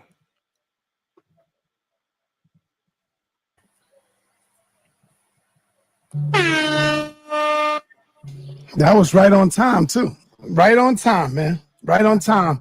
All right. Powerful opening by Brother Zion. This is why you see he's a veteran over here. My man Ryan, are you ready, brother? Just give me like 10 seconds to get the clock set up. And, yes, sir. Yes, Yes. Just for, obviously not for the rebuttal round because I don't need any warning because it's only 3 minutes. All right, so Zion Licks hit 5 scriptures that round: Deuteronomy 28:68, Isaiah 44:5, Amos 3:7, Psalm 22, Isaiah 7:14. Yeah. All right, let's see what Ryan do. But when I do my 15-minute round, if you could just do what you did for me last time at 2 minutes, just say 2 minutes, Brother Ryan, and I'll, go. I'll tell you what, I'm going to put the sound so I don't interrupt. I'm going to just hit the sound like I did for Zion. Okay, yeah, I mean, I'm going to hit that horn, and then you know that you got 2 minutes left, and when I hit the horn again, it's time. Okay, yeah, I was going to say the horn might throw me off, like if I'm at the free throw line more than you saying it, but it's all good. The horn's not going to ruin anything. All right, now listen, in your rebuttal time, when you finish rebuttaling, you can go right into your presentation. Is that cool? Yeah, I mean, it's only 3 minutes, so I'm mainly going to stick to rebuttals. But all right, let's go. Can you see my screen, sir? Yes, your screen is up and running. It's sharing. So you see the map of Africa on the screen? Yes, it's right there. We see it. All right, I'm going to get going here. Okay. First of all, Zion, I do believe Israelites are scattered throughout Africa. It would be ignorant of me to say that Israelites after the Roman 70 AD temple destruction went north, west, east, and south. Didn't go north, south, east, west, and you guys get it. Sorry, I'm a little nervous. The Yoruba had dozens of gods. So just like the Igbo and other African cultures, we're going to get. Hold on. That deal say Angola being approximately 45% of the total amount of slaves in the transatlantic slave trade, right? Hold on, bro. Look what this deal say.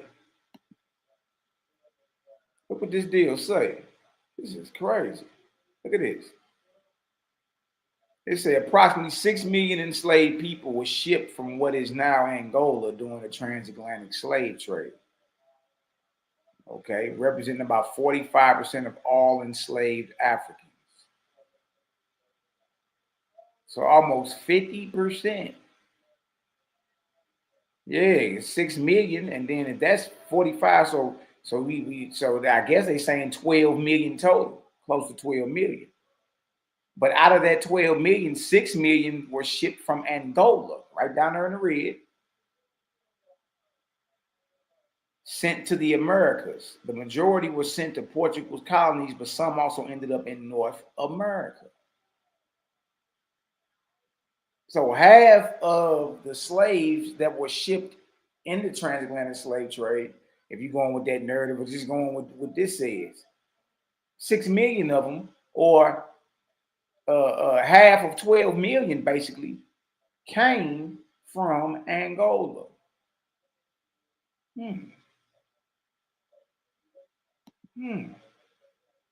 Really? Get into this debate. They had more gods than I can even mention. So they believed in one creator God, but they had a God for every single function of life: thunder, rain. I'll show it later in my presentation. Next, this is a map of Angola. I didn't hear you mention Angola within where Israelites were scattered, Zion. Approximately 6 million people, or 45% of the enslaved Africans, came from Angola. So I was actually wondering why Angola wasn't part of where the Israelites are, because that's literally almost half of the entire African slave trade. Next, I'll say that rabbis, and I don't like to say rabbi because we're only supposed to call Jesus rabbi, so I'll say famous Jewish teachers. Yes, they're credible Bible sources, but they're far from the authority over the scriptures when they don't even understand that the Messiah. Hold on. Ryan got a good point there. You got a good point. Yeah, I hear you with all these rabbis and all them, but they're not authority over the scriptures. They're not authority over the scriptures. And then he go on to say they don't even know who the Messiah is. And again, these are two Bible thumpers. Y'all heard Ryan in the beginning say our shared God. You know what I mean? These are Bible thumpers. You feel me? So when Ryan tell you like, well, when he said, yeah, man, they worship all type of different gods and all that. That's because he went into their worship. Well, hold on, they supposed to be upholding Torah. What they doing this? This is violation. This is violation. Then he like, look, your so-called rabbis you quoting ain't even got enough sense to tell you who the Messiah is. They don't even know. So they shouldn't be of more authority than what the Bible is saying. So this is Ryan holding Zion's feet to the fire. This is him holding his feet to the fire. No, stand on what you said. You a biblical Hebraic scholar. Why you ain't firing from the Bible like that? Which is the most fundamental thing in the Bible to understand when the Messiah came. And Jesus himself proved that there were many false Jewish teachers at the time who were brilliant, but yet they missed the scriptures. So God revealed these things to little children, but kept them from the wise. God didn't promise to curse the Israelites forever. I'm sure you'd agree that when the Messiah comes, Zion, God's no longer going to be cursing people. So for me as a Christian, Jesus coming ends the curses. So to say that Deuteronomy 28, the curses are still going today or 1,500 years after the Messiah, well, I just don't agree with you, and I don't think you would agree with me if you thought the Messiah came and started the Messianic age. Dual fulfillment is fine. It is part of. Hold on now. We can't just, we can't just skip past that. We can't just skip past that. Ryan made a point there. It was an excellent point too. But hold on, if the Messiah came already, then why are there any more curses?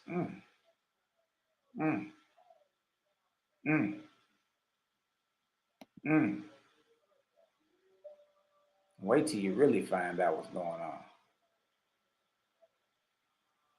Wait till you find out what's really going on. It's what Bible say. I mean, look, if you messianic, you got to stand on it. This is what it is, which you got to stand on it, man. You know what I mean? Or it may be time to question some of the stuff that you thought it is, but it really ain't. Galatians 3:13. Christ have redeemed us from the curse of the law.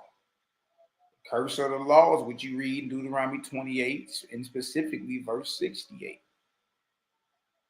So you've been redeemed from the curse of the law. The curses in the Torah. If you don't fulfill them, then the curse shall you be here, curse shall you be there.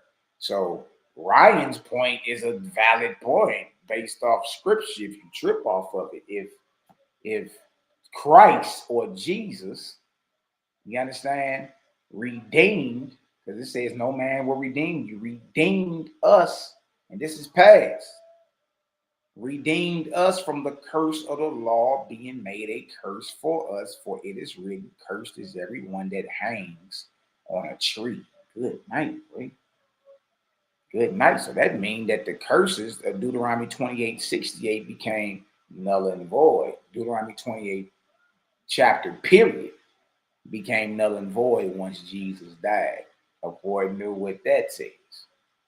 Christ have redeemed us. All right, hold on. You can be playing. Hold on. Let's look at a different yeah. Ain't no thing.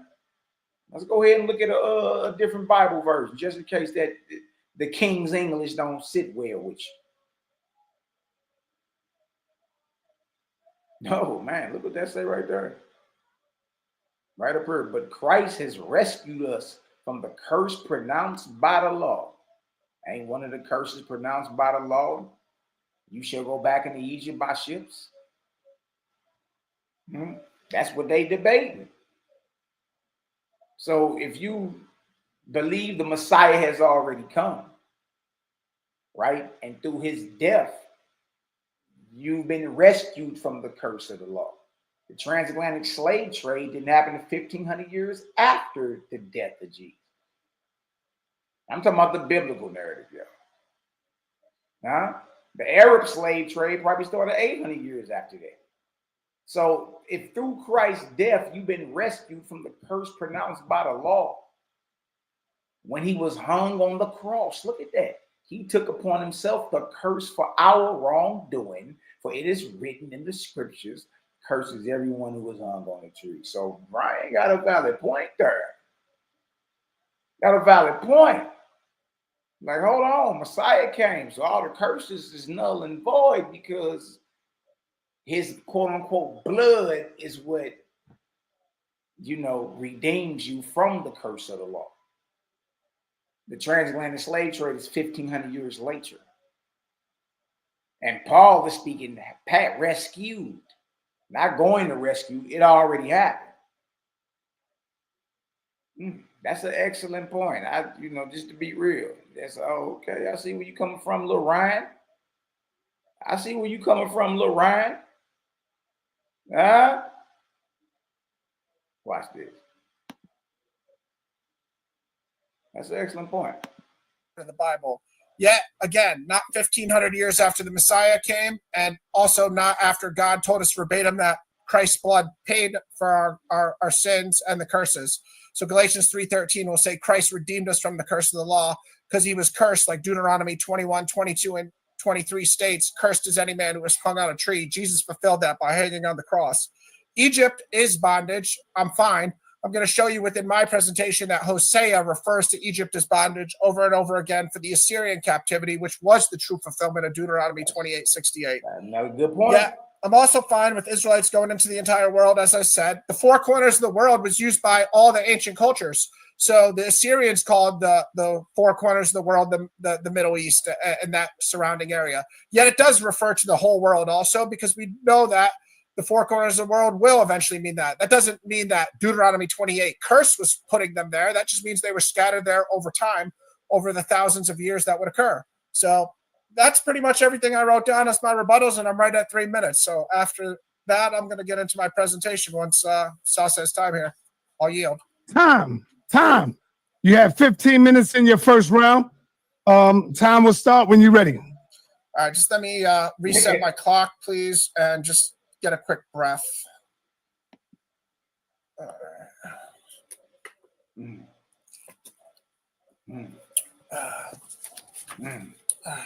That's a killer. All right, hold on. Up on the screen. All right, one more sip of water before we get started here. For any reason, Ryan, if you need me to stop your time, let me know. You got to tell me. Okay, thank you, Sal. I'm going to get started now. All right, foremost, this is the most important thing that people need to realize.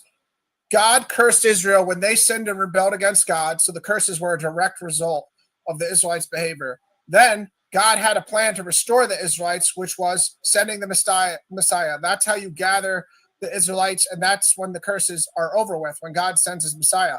Also, some of my slides are going to be filled with a bunch of different verses and information, and some of them are going to be more direct like this. Doesn't mean one is more important than the other. This concept, I want the entire audience to keep in mind the entire debate, because if Zion can't show where these people in the 15th century were committing sins that would lead to curses, he's failing a big part of the Deuteronomy 28 prophecy. All right.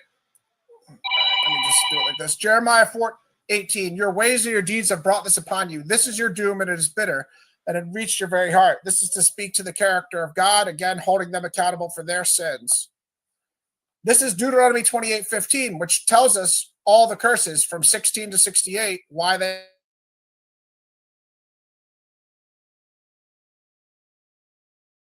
All right, Ryan, you stopped. I stopped your time.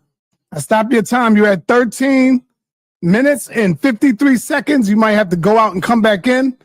Your presentation stopped. Ryan, call him Ryan. All right, let me kick him out. That way he'll know he's out and he'll come back in. He's at 13 minutes and 53 seconds. He will be back in, y'all. Just be patient. And super violate that Cash App button, man. I don't see my people in the Cash App. Where you at, Captain? My Cash App is right there, Captain. I see I got Captain in the building. My supporters.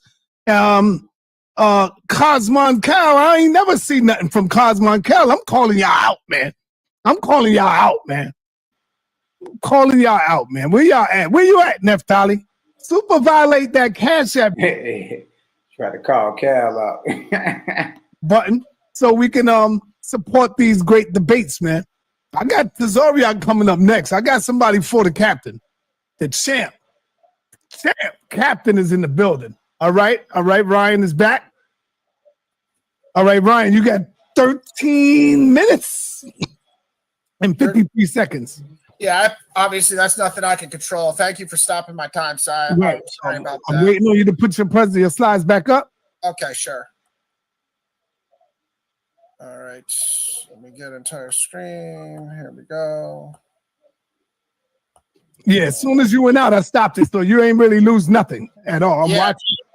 Yeah, I appreciate that. Thank you. All right, your time is up. I mean, your screen is up. Let me know when you're ready. You had 13 minutes and 53 seconds. All right, right when I start talking, just go ahead and start it. Okay. Okay, so again, in Deuteronomy 28:15, you'll see, but if you will not obey the voice of the Lord your God or be careful to do all his commandments and statutes that I command you today, then all these curses shall come upon you. So again, it's a cause and effect. The Israelites sinned, then God cursed them. Zion's going to have to continually show us in history where these Israelites sinned and then they got cursed from God.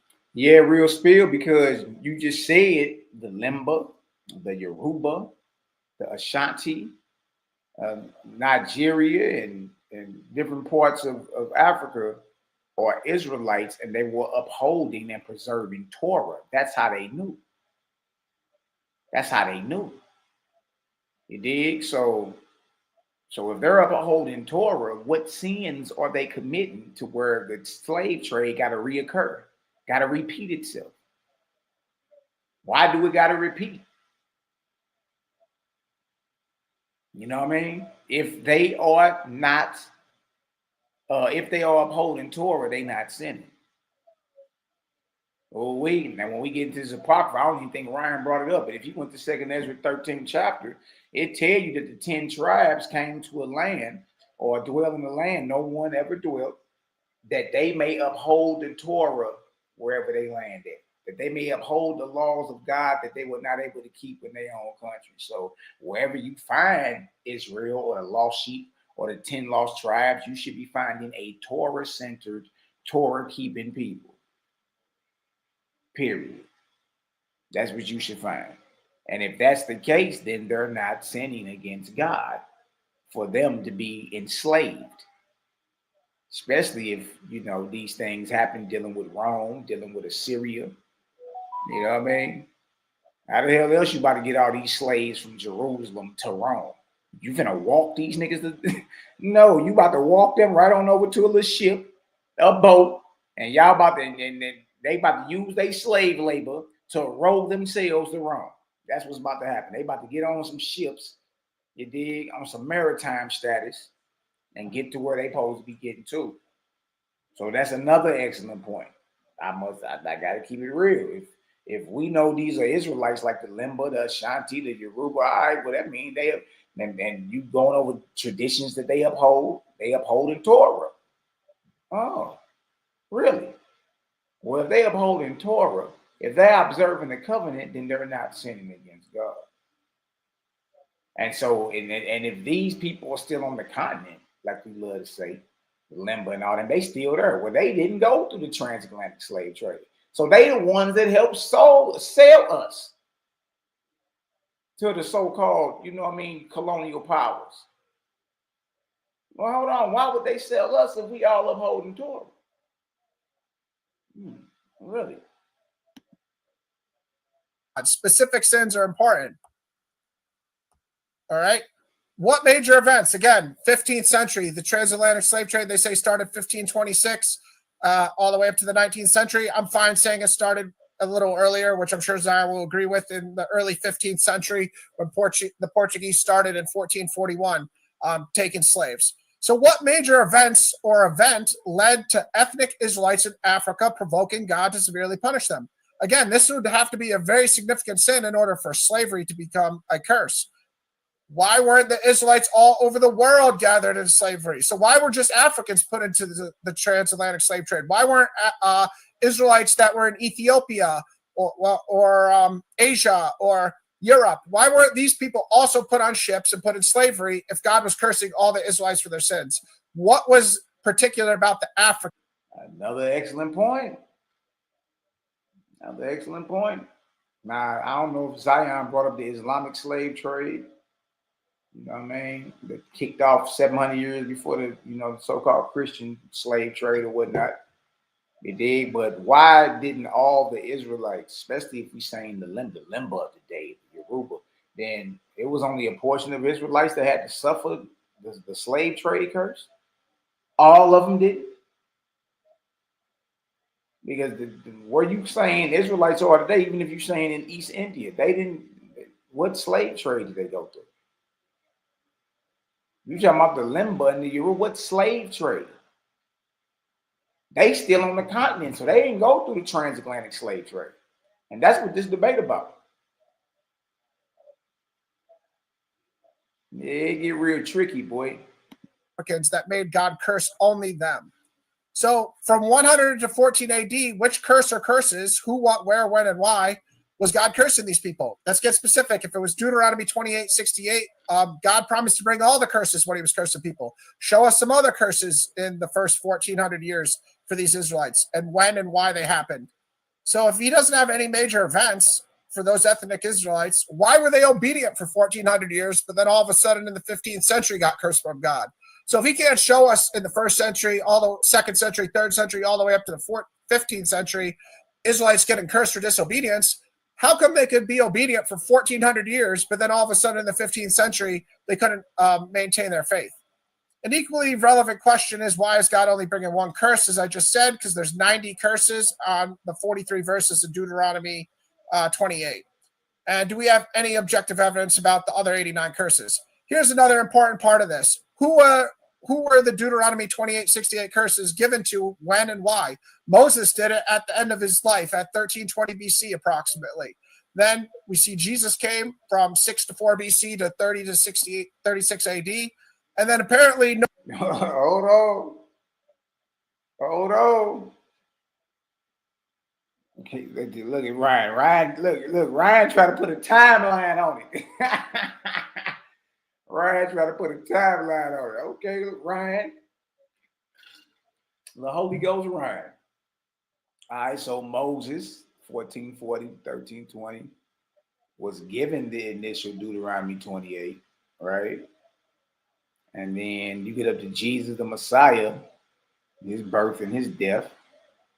And then from Jesus, the Messiah, up into the transatlantic slave trade, no major curses recorded to any non-Messianic Jewish group, 1400 years. And then the transatlantic slave trade kicks off, begins in 1526. Earlier date is 1441. The time frame to the Messiah is approximately 1350 years. This transatlantic slave trade is another 1350 to 1450 years from Moses' initial audience. Another good point, when he was like, there's 90 curses, all of them have been fulfilled according to you, except the slave trade. No curses were recorded for 1400 years until the transatlantic slave trade. That's the theory, the thesis that Zion and other self-proclaimed Hebrew Israelites are telling us is, yeah, God waited 1400 years and then all of a sudden he decided to do one of the worst curses you could possibly do. This is a crucial part of this debate that I want everybody that is a faithful Bible believer to think, either if you're Old Testament or New Testament, this applies to us all. So think about this. In Genesis 18:22 to 33, this is the famous story where Abraham spoke to God before God destroyed Sodom and Gomorrah, which was one of the most wicked cities on earth, doing all sorts of sins. Abraham proceeded to ask God, if there are 50 righteous, would you destroy the city? Far be it from you, in verse 25, to do such a thing, to put the righteous to death with the wicked, so that the righteous fare as the wicked. Shall not the judge of all the earth do what is just? And the Lord said, if I find at Sodom 50 righteous in the city, I will spare the whole city for their sake. This continued down from 45, 40, 30, 20, where finally God said, for the sake of 10, I will not destroy it. So if there were even 10 righteous people in Sodom and Gomorrah, God would not have destroyed the city for the sake of 10 righteous. Yet I just showed you 6 million Africans in Angola that were put through the horrors of the transatlantic slave trade, according to Zion, saying that God cursed the Israelites. So think about that. Millions of innocent people put in the most atrocious slavery and horrors possible because God was orchestrating his justice, his wrath against the Israelites. It's not math class, but it's not adding up.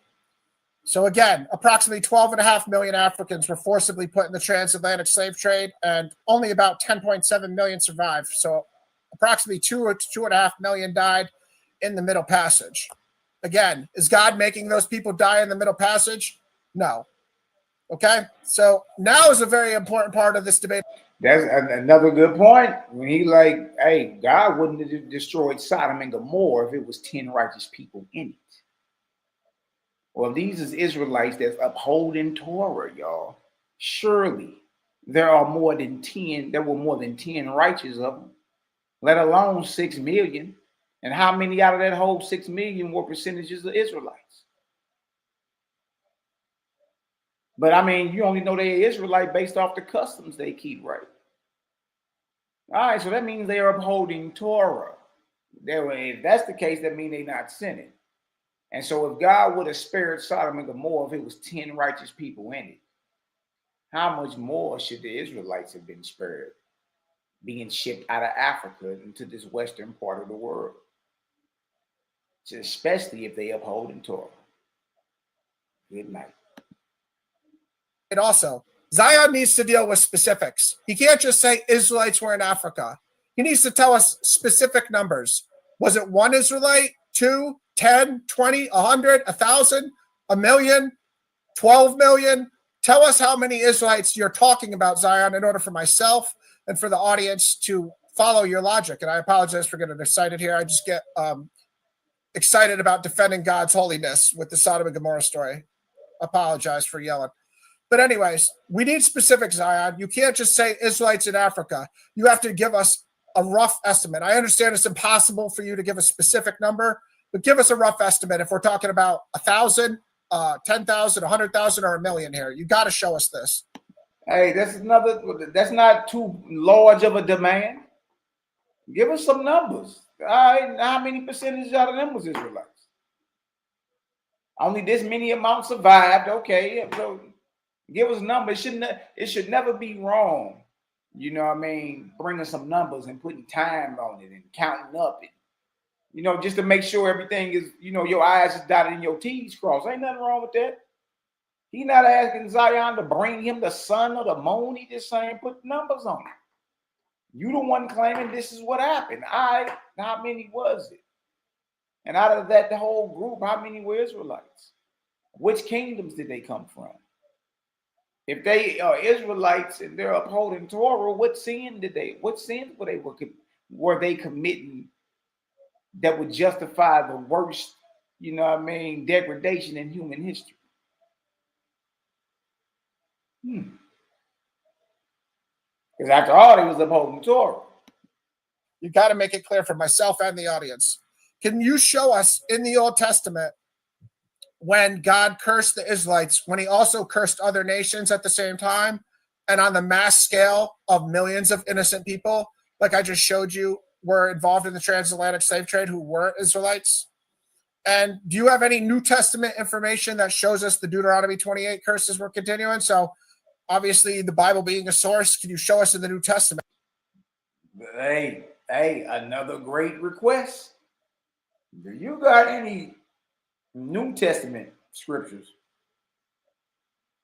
that can validate that the curses of Deuteronomy 28 continued basically after the death of Jesus. Hold on. If God was still punishing the Israelites in the New Testament, especially when they're denying his son as the Messiah and they're killing his son, that would probably be a good time for him to curse them, right? All right. So again, this is the original audience. So this is how you exegete Deuteronomy 28:68. Moses was talking to the children of Israel who had come out of the wilderness, their children. So the first generation, the literal Egyptian slaves, that the Egyptians who were Egyptian slaves came out through the Passover. They stayed in the wilderness for 40 years and weren't allowed in the promised land because they were rebellion. So Moses is speaking to their children, including still Joshua being alive and Caleb. Obviously, Joshua and Caleb were the only non-children who were allowed to go into the promised land.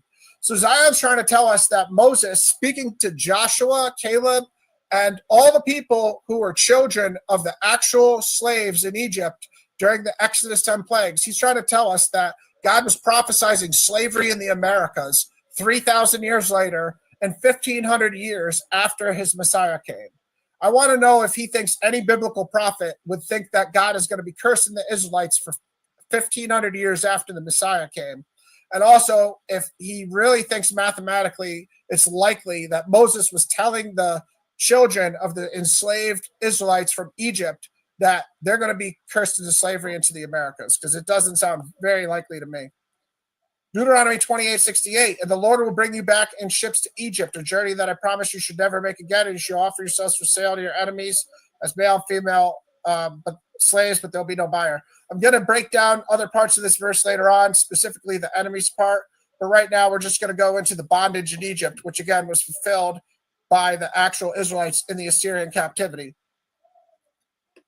This is the prophet Hosea in Hosea 8:13 saying, they shall return to Egypt. Okay? Again, I'm not going to read all these verses for the sake of time. They're on the screen for you guys, but Hosea 9:3 also.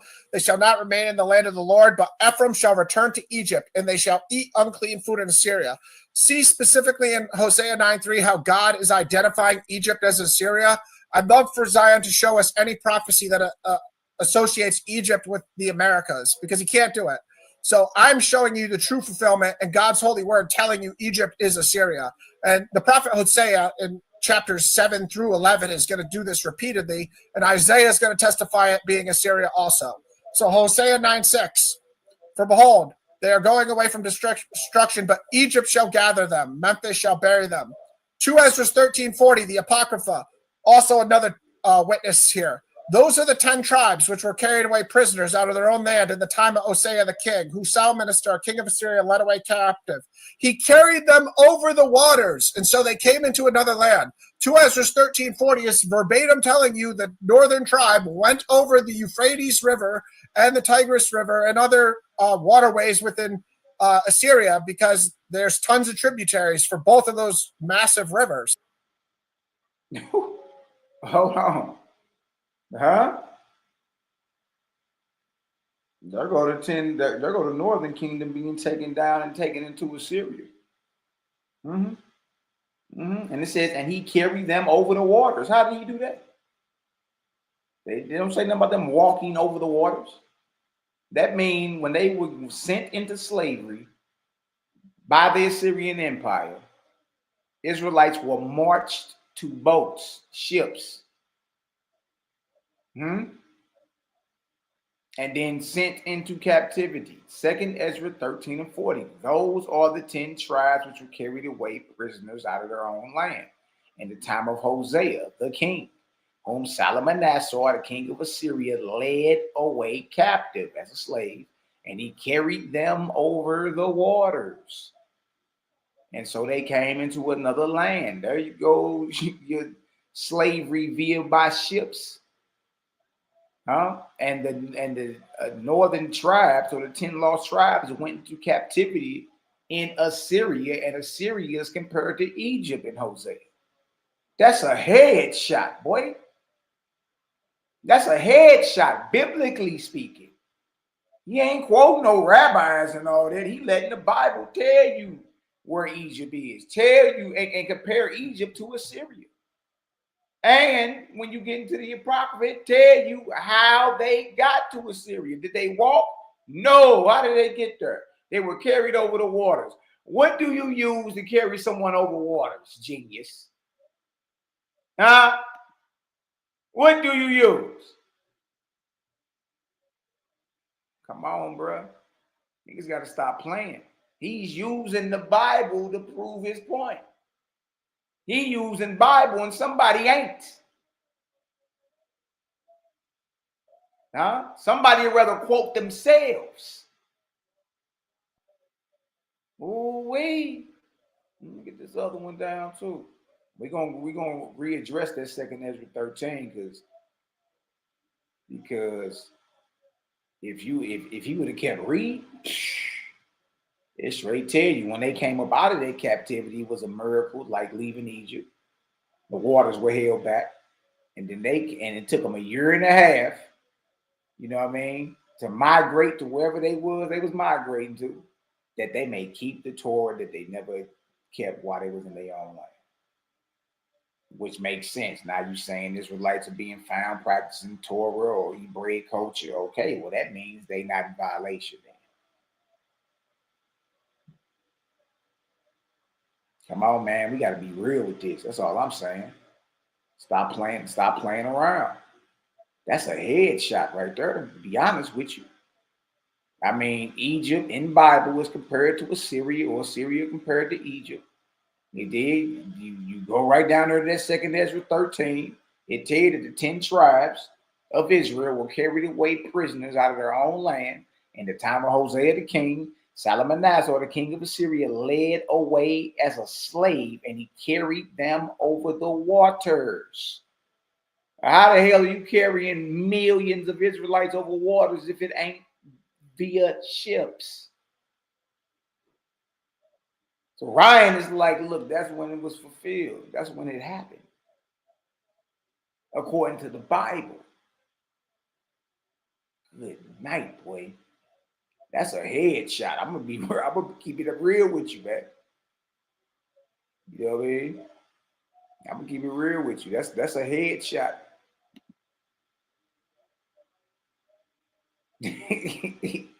Hold on. What that deal say? So 2 Ezra 13:43-44 testifies that they went over the waters in boats, because it's telling you that God had to stop the flow with a miracle to return them. So if he had to stop the flow like the Red Sea or the Jordan River with a miracle, and Isaiah's going to testify to this too, how did they get over it the first time? Clearly it was boats. The only other way is a bridge, and they didn't have millions of bridges in Assyria to transfer all. Ryan cooking, man. He talking kind of fast for the mental misfortunates. But he cooking. Now that verse 43-44 says they went in through the narrow passage of the Euphrates, which is still a river. Then the Most High gave them signs and stopped the flow of the river until they had passed. So after the Assyrian captivity, the 10 northern tribes went back through the waters. You dig? But this time, the Most High stopped the flow of the river, similar to when Israel came out of Egypt, according to the biblical narrative.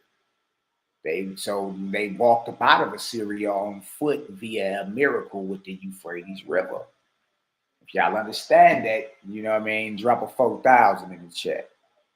You know what I mean? And if you would have kept reading, we would have showed that wherever they went, it took them this long to get there, right? And they were there to keep the Torah. They were there to keep the Torah. So this is what distinguishes them from the, you know what I mean, wherever anybody else is around. They keep the Torah. If they keep the Torah, they're not in violation of it. They're not in violation of it. You feel me?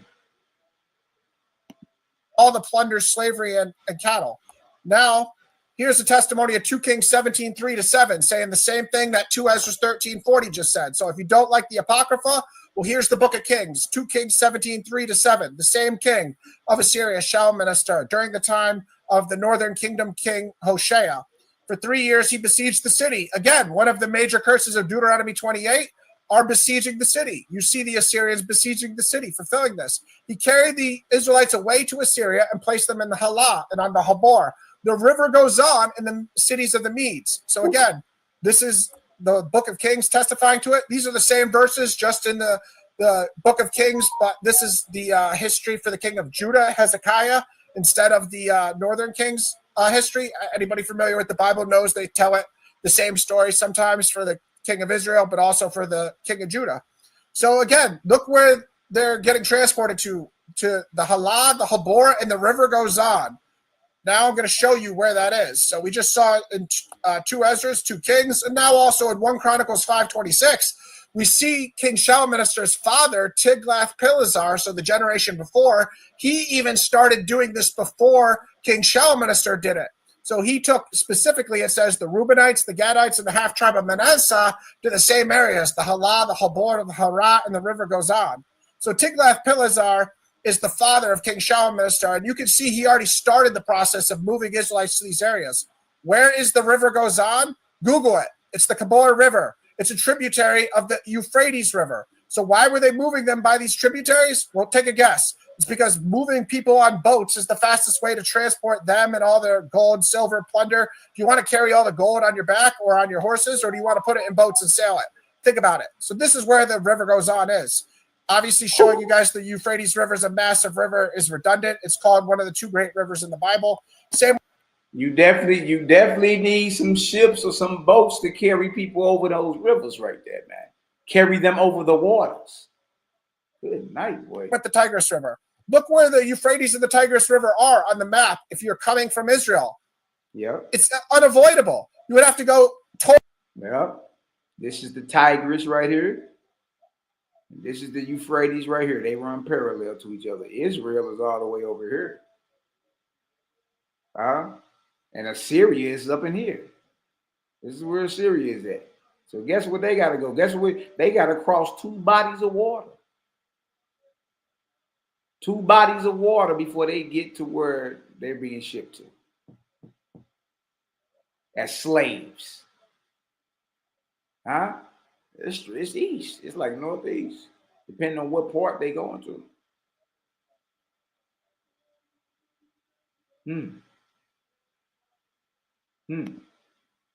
Totally out of your way to the north and then hook back around. And even if you did that, you'd still have to go over the Tigris River. So clearly both these, the Assyrians had to become familiar with using boats in order to transport people. 2 minutes. 2 minutes. Thank you, Sal. But otherwise, they'd never be able to get around in their own country because the Euphrates and the Tigris run throughout their country. This is just a picture to show you a relief of Tiglath-Pileser, the father of King Shalmaneser. That's a relief that's likely associated with him. I'll circle back to these if I have time. This is to show you the ships and boats the Assyrians had. And again, I don't even think. So now he's showing the boats. Like now he went to a secular source, and showing that they had the capability of transporting slaves. You know what I mean? Not just slaves, whatever. You know what I mean? Because they stayed between these 2 rivers. You got to cross these 2 rivers. Basically, you got to cross these 2 rivers to even get into their kingdom. So they had to been, you know what I mean, cold with the maritime, with the naval. You dig? And this right here is in the Phoenician Assyrian warship, World History Encyclopedia. Article written August 21st, 2017 by Osama Shakir Muhammad Amin. And there's the relief right there. Look at that. So they did have a capability. They weren't swinging through the jungle and wearing loincloths. It was a highly advanced civilization. I think Zion debates that this was a fulfillment in Assyria, but I just want to show people that it was. So this is a relief, and it's half broken, so it's fragmentary. But you can see that there's two layers to this boat. It's not just a little boat. So even though it's broken, you can still get that. Here they're transporting wood. You can see them with logs. So clearly these boats are trying to depict that they're moving logs, huge, massive trees on their boats. These boats were capable of moving huge objects. Here's a similar relief of them moving the logs, and you can get a better perspective here because this isn't zoomed in as much. So you see them moving massive logs. Here they are with slaves on a boat. So this is a relief of the soul. Oh, there they go with slaves on a boat.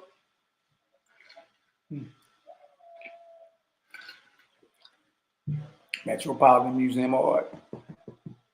Zion over here, down here, up on the side, net of skin and teeth. Just smiling. You know what I mean? But that lets you know he cut. What was wrong with him? I remember during this debate, Zion tried to make a mockery of him pulling this out. What the hell is wrong? That's right, Calvin. People rowing the boat of slaves. Absolutely. Yes, the Assyrians had slaves. The 10 northern tribes, right? Didn't they have to cross massive bodies of waters to get there? And we talking about millions of people. How did they do that? How did they cross? How did he carry them over the waters as slaves? How? On ships.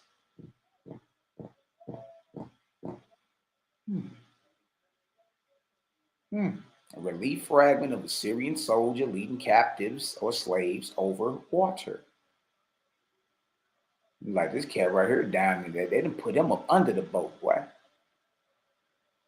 That's how real this get, man. See, when we slow you down, you know what I mean? A lot of y'all ain't really built like that. Soldier in the Metropolitan Museum of Art. This is the Assyrians with a slave, and you see the symbolism of the art, but also them just transporting slaves, which they did with the Israelites. Here's another boat, just to make it redundant that they have boats, which is clear. And here's them besieging the city in a relief. So you see that they fulfilled other aspects of Deuteronomy 28, not just Deuteronomy 28:68. Again, I said Hosea testified in it through chapters 7 to 11 that Assyria was Egypt. Here it is again in 7:11-12, calling Egypt going to Assyria. They shall fall by the sword, derision in the land of Egypt, referring to Assyria, like birds from Egypt and like doves from the land of Assyria. They shall not return to the land of Egypt, but Assyria shall be their king. So God in Hosea from chapter 7 to 11 is verbatim calling Assyria Egypt over and over again, which is fulfillment of Deuteronomy 28:68. I'll save the rest for my next rounds. I know I'm out of time. Time. All right, my brother Zion, you got 3 minutes in your rebuttal before we get to your second round. Man. Yo. No, I'm counting up now. This is just in round one. That was just one round for both of them.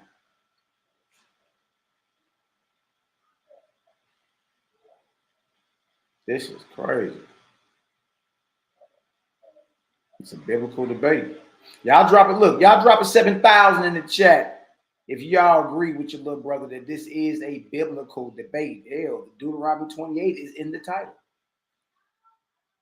Drop that in the chat for me. All right. So the count is in. All right. The count is in. So I wanted to make sure that I was counting who was going to the Bible. This is a biblical debate. All right. It's a biblical debate. This ain't a secular debate. It's a biblical debate. It's in the title. Okay. So there is no higher authority, especially with the agreed upon title. There is no higher authority than the Bible. That's just what it is. That's just what it is. All right. So for round one, Zion Lex dropped 1, 2, 3, 4, 5. 5 Bible verses. Deuteronomy 28:68, Isaiah 44:5, Amos 3:7, Psalm 22, Isaiah 7:14. I may have missed one, but that's about it. You know what I mean? So we'll give him 6, just to throw that out there, right? Ryan for round one. 1, 2, 3, 4, 5, 6, 7, 8, 9, 10, 11, 12, 13, 14, 15, 16, 17, 18 verses out the Bible. 18 verses on top of whatever else he pulled. So just based off those going to Bible, because it's a biblical debate, just based off that, you know what I mean? Dealing with round one, because we slow you down. Who y'all got? Drop a 1 in the chat if you got Zion Lex. Drop a 2 in the chat if you got Ryan winning round 1. Let's see what y'all talking about, man. Remember, Ryan got 18 scriptures. He dropped in his first round. Zion got 5, maybe 6. Who y'all got winning that first round? Drop a 1 for Zion Lex and drop a 2 for Ryan. Let's see if y'all paying attention. It is a biblical debate. Let's make no mistake about it. It's a biblical debate. It ain't nothing outside of it. You know what I mean? Yeah, Zion Lex, you need to be going into Torah, Bible more. All right? Now, you doing a lot of talking. You dig? You're doing a lot of talking. Let's see if you answer any of this. I see y'all in the building, man. Love and light bombs in this deal. You feel me? All right, we good. All right, let me go ahead and let's keep it moving. All right.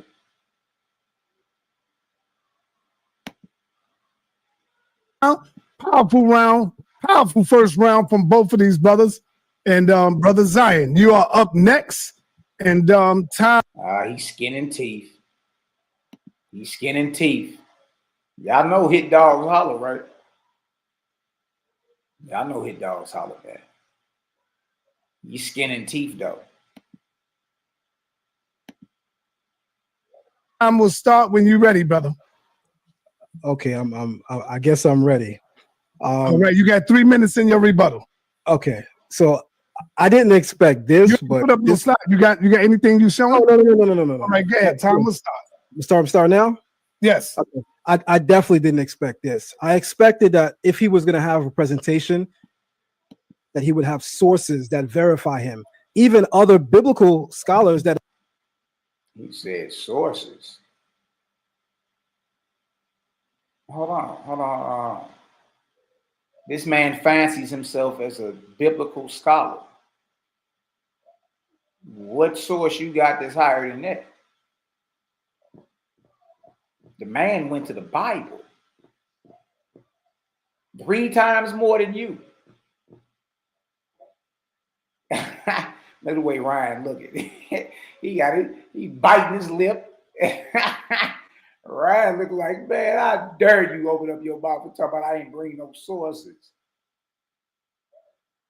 Showed you reliefs from certain museums and all that. Zion Lex, you came with you sourced yourself off your own Patreon website. This man dropped Bible on you. And you got the nerve to twist your mouth and say, he ain't bring no sources, man. Are y'all hearing this? And this supposed to be your man's in there.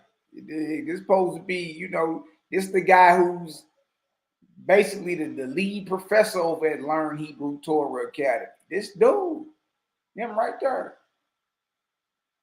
And he got the nerve to twist his mouth and say that this man didn't bring sources and he was dumping out of Bible. And y'all both stand on Bible. Come on, man. Like niggas ain't out here in the field for real, man. It's all fluff. That's what it be. That agree with his position, he cited none. So he's given so far 0 sources and 100% private interpretation. Wow. You see how Zion Lex, and look, people claiming dude won just based off of him responding right here. He convinced the whole crowd that Ryan didn't pull any source. And the man went to the Bible 3 times more than you. You went maybe 6. Ryan went 18. He let the Bible tell you where Egypt is and how it's compared to Assyria and that the Bible show you how he carried them away over large bodies of water. Why the hell he do that with millions of folk? They had to get on the ship, genius. That's it. But to sit here and say the man ain't bring no source when y'all both stand on the Bible as the source. You know what I mean? That's disingenuous. That ain't solid at all. You know what I mean? And it's sad because it's a lot of people that, you know what I mean, look up to you, and it's crazy. You feel me? Once you skipped across the gang and I saw you for your true colors, and I seen how you purposely deceive and lie just to make it seem as if you won something. Nah, you the type to sacrifice your integrity. You know what I mean? Just to sound right, even though you know it's a lie. Yeah. See, we gonna keep it real first. How dare you, a self-proclaimed Bible scholar, all them books over your shoulder blades behind you, all the commentaries on Bible. They all commentaries on Bible. Every book you got behind you is some type of biblical book written in Hebrew, and it's a commentary on Bible. How dare you say he ain't bring no source? He brought the Bible out. But you supposed to be big dog, though. And you got people in the chat like, oh, yeah, Zion Lex won that. You know, nigga, talking about big wig cats like the Zoyak and them, Elder Slowbelly, and, you know, Apostle, and all these jokers. Y'all can't even be real with yourself. This man just so far, he just running his mouth. That's it. Quoting himself. So we're just supposed to believe him even though we know nothing of him. That's sloppy scholarship 101.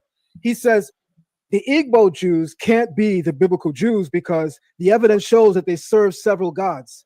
That's silly. Even European Jews acknowledge that many of their ancestors, because of where they were in history, served pagan gods. Does that negate the fact that they think that they're Jewish for them? No, it doesn't. These arguments are really silly, by the way. He said, I didn't mention Angola, even though I said scholars show that Israelites went into North, Western, and Central Africa. I would hope he knows that Angola fits in there. Possibly he doesn't based on his presentation. I also talked about dual fulfillment.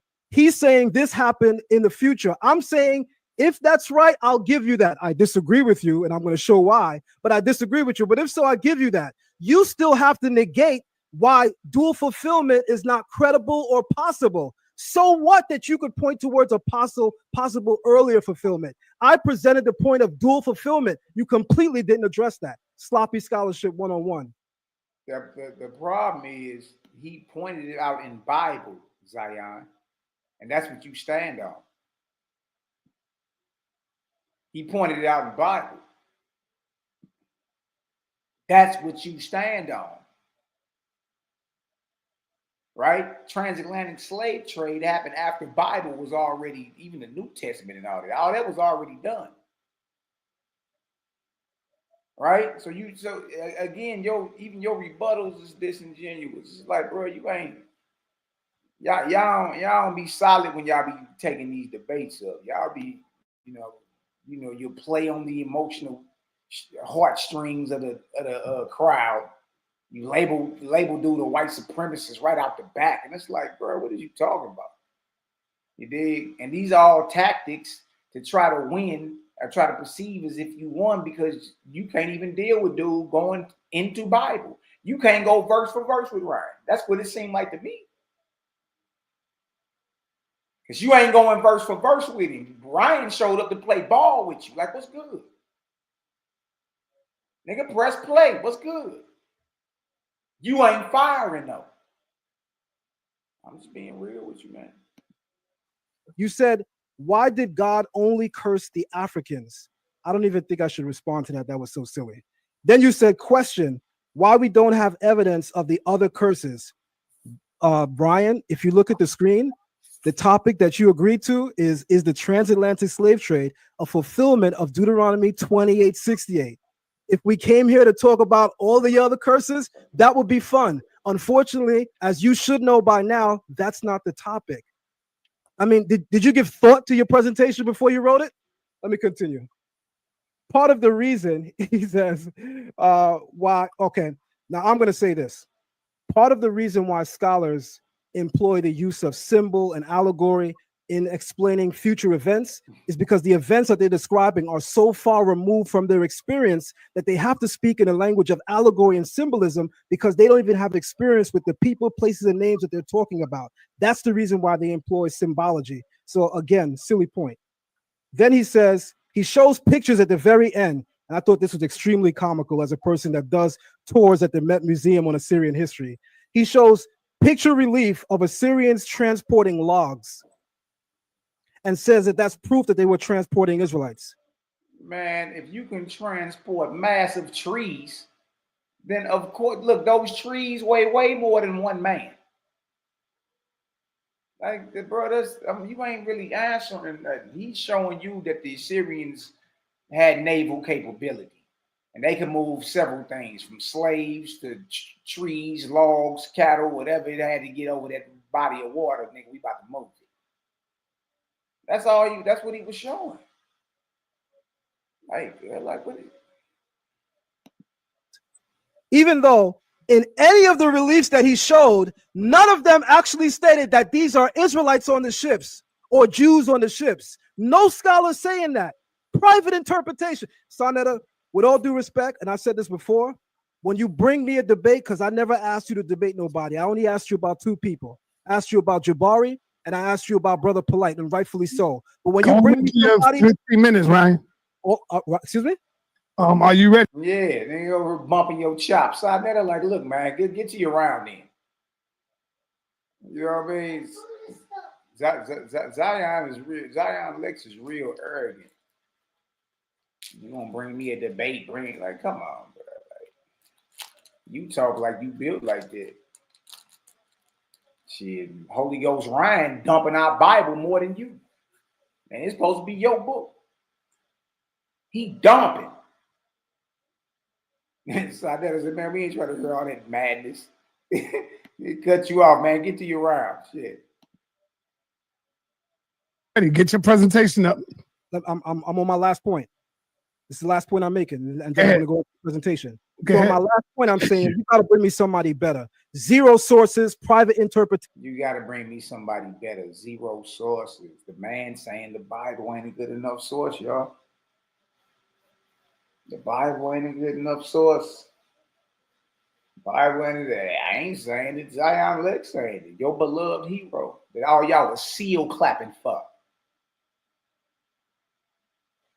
Yeah, y'all was seal clapping like it was feeding time at the zoo, man.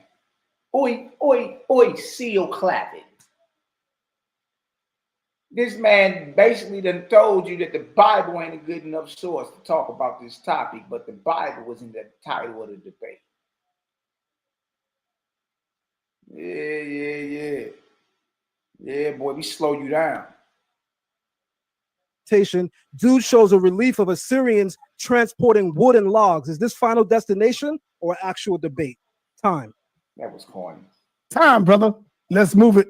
You got 15 minutes in your second round. Zion, time will start when you're ready, brother. Okay, I'm gonna go to my share screen. This is amazing. I thought I was gonna have to fight a little bit. You heard this though?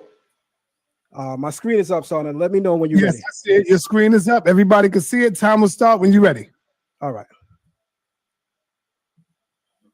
And I'm gonna let you know when you got 3 minutes left with the horn. He's back quoting himself. And the second horn will be time up. Okay. So from a biblical and Hebraic perspective, many within the Hebrew stop my time, Sonetta. All right, go ahead. You said something while I was speaking. I'm not sure. No, I said time start when you started talking. Okay, my apologies. Right. I erased that. You right back to 15 minutes. Time starts now. Thank you, sir. From a biblical and Hebraic perspective, many within the Hebrew Israelite tradition interpret Deuteronomy 68 as prophetically pointing to the transatlantic slave trade. Let's examine this view carefully, focusing on the Hebrew language, the context of the verse. And the Lord shall bring you back into Egypt in ships by the way of I said to thee, you shall no more see it again. And there you shall sell yourselves unto your enemies. Sonetta, please stop the time. I don't know whose mic is Hey, on. Ryan, you had to go on mute, Brian. Ryan, you had to go on mute, brother. You want to start this whole thing? You're around overtime? Yes, so you can start it over. I apologize. My computer froze, so I turned the TV on just to hear his information. I apologize. I was trying to get to mute to do it. All right. I did it in the wrong order. Sorry about that. Got you. Ryan, Zion, we're going to start your whole time over. You got 15 minutes. Time will start right now. Thank you, son. From a biblical and Hebraic perspective, many within the Hebrew Israelite tradition interpret Deuteronomy 68 as prophetically pointed to the transatlantic slave trade. Let's explain why. The verse says, "And the Lord shall bring you into Egypt again by way of ship, by way of which I said to thee, you shall no more see it again. There you shall offer yourselves for your enemy to your enemies as bondmen and bondwomen, and no man will buy or i.e. redeem you." Throughout the Bible, as I've shown, the term Egypt or Mitzrayim is used as a metaphor for bondage.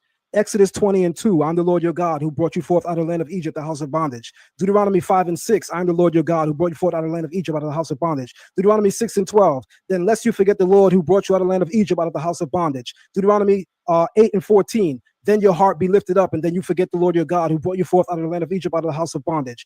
Deuteronomy 28:68 is the verse that we explain. Of course, throughout the Bible, Egypt is represented as the house of bondage, as a metaphor for bondage. Here, Egypt is used symbolically as a future return to slavery.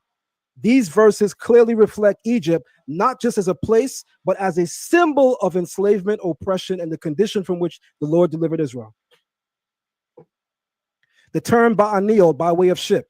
This verse mentions being taken into ship, a mode of transport never used for Israel's original exodus from Egypt. So we know it's not talking about that.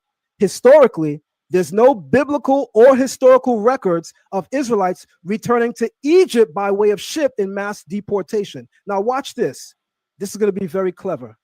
Ryan posits that the Assyrians' captivity, bringing Israelites into Assyrian provinces by way of ship, even though his presentation only showed the transportation of logs and wood, pause, he says that that's a fulfillment of Deuteronomy 28:68. So I guess Ryan is on record now agreeing that Egypt is clearly symbolic, because he's not saying that the Assyrians brought us to Egypt. I hope everyone is listening. That means he agrees with the Israelite position that Egypt is symbolic, not referring to the actual geographic location, because in the presentation he just showed, as weak as it was, he showed the transportation of logs, I mean what he thinks are Hebrew Israelites, being transported to Assyrian provinces. That means he's in agreement with my position that it's symbolic. So at least we're somewhere. The verse says, you will see yourselves, you will sell yourselves, but no man will buy you. This seeming Zion, he already proved that he knows it's symbolic, because he used the Bible to show you that Assyria is symbolic for Egypt. He used that with the Bible, went to the book of Hosea and showed it several times. See, so you're doing a lot of like talking you don't need to do. He knows it's symbolic. He's just saying the later date in which it was fulfilled was when the Assyrians took down the northern kingdom, the 10 lost tribes. How did millions of Israelites get carried over the waters into Assyria? Think, genius. Come on, man. You got to be real with yourself. You got to be real with yourself. You know what I mean? You're doing a lot of double talking. And I'm saying you talking like that because you know you're getting handled. You're getting handled. Holy Ghost Ryan is dumping more Bible verses than you. And now you're back to quoting or sourcing yourself, all while claiming he ain't got no sources. As if what you say is of a higher authority than the Bible you stand on. You're back quoting yourself. Learn Torah Hebrew Academy. It's right on the screen, right on this slide. That's his online school. He's quoting himself. Ryan didn't quote himself. Not so far. Paradoxical phrase is better understood when you examine the Hebrew. In Hebrew, the term is we'en kone, and no, we'en kone, and no buyer. Kone also means no redeemer. In the Bible, if a Hebrew is sent into slavery, or servitude, he must be redeemed. Anyone that studies the Bible knows that. That's in the book of Exodus as well as the book of Deuteronomy. Any Hebrew that goes into servitude or i.e. slavery must be redeemed. So by saying there's no buyer, no kone, ain kone, there will be no one that will come to redeem you, no one that will come to change your position. This is not a contradiction, but Hebraic idiom. They would be offered as slaves, but no one redeem or would deliver them from this condition. Slaves were purchased, yes, but no political or spiritual power redeemed them from the status of slavery. Historical parallels, Africa to the Americas. Millions of West Africans were transported in ships under horrifying conditions. Auction blocks, men, women, and children were sold like cattle in foreign lands. Loss of identity, just as the verses predict exile and loss of inheritance. Deuteronomy 28, 41, and 64. The slave trade resulted in cultural and spiritual disinheritance. By the way, if he posits that the fulfillment is in the Assyrian, we were not stripped of our identity in the Assyrian captivity. Deuteronomy 28 describes us being stripped of our language, our culture, our religion. We were still serving our God in the Assyrian captivity. So that means what he posits as the fulfillment of it doesn't capture the essential tenets of what Deuteronomy 28 is describing. But let me move on.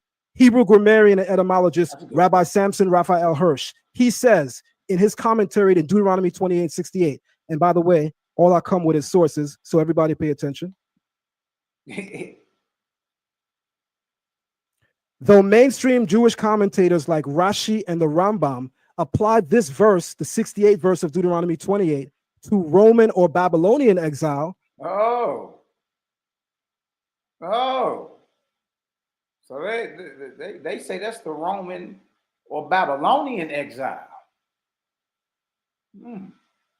Because how the hell else you finna get all these millions of Judean slaves from the land of Israel to Rome? By ships. How the hell else you about to get there? That you not about to walk? Not the whole way.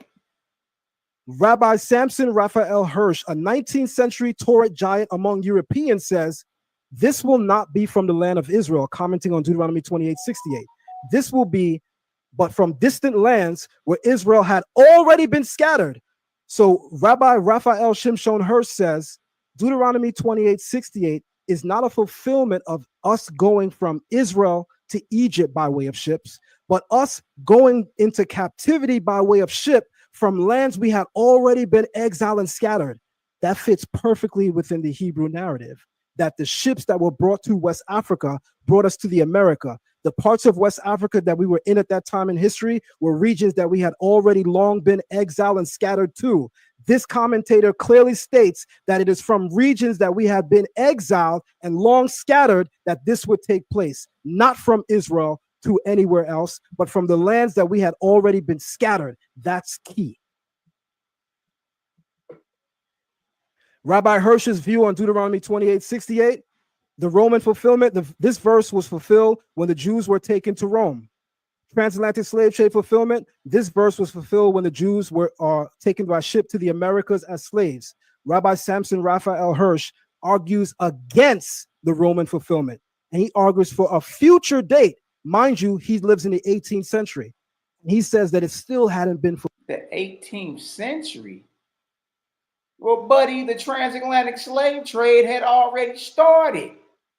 You just shot yourself, genius. You was acting like this man lived during a time period in which the Atlantic slave trade hadn't happened yet. You just said this man lived in the 18th century, which is the 1700s, and if I ain't mistaken, way past the dates of the transatlantic slave trade. So he must be talking about a time period after the transatlantic slave trade, because when he was living, it had already started, been going since the 1500s. Some say 1400s. So 200 to 300 years, it had already been cracked off by the time, you know what I mean, he gives his views on Deuteronomy 28:68. So how is he arguing for a future date when he's already living at a time when the slave trade kicked off 200 to 300 years earlier? Make that make sense, man. You know what I mean? What you say, Cowboy, from the time?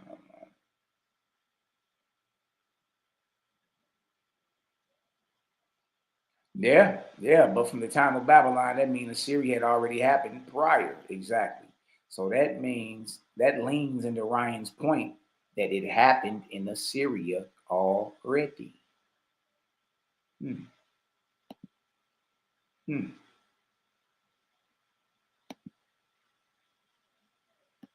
Fulfilled.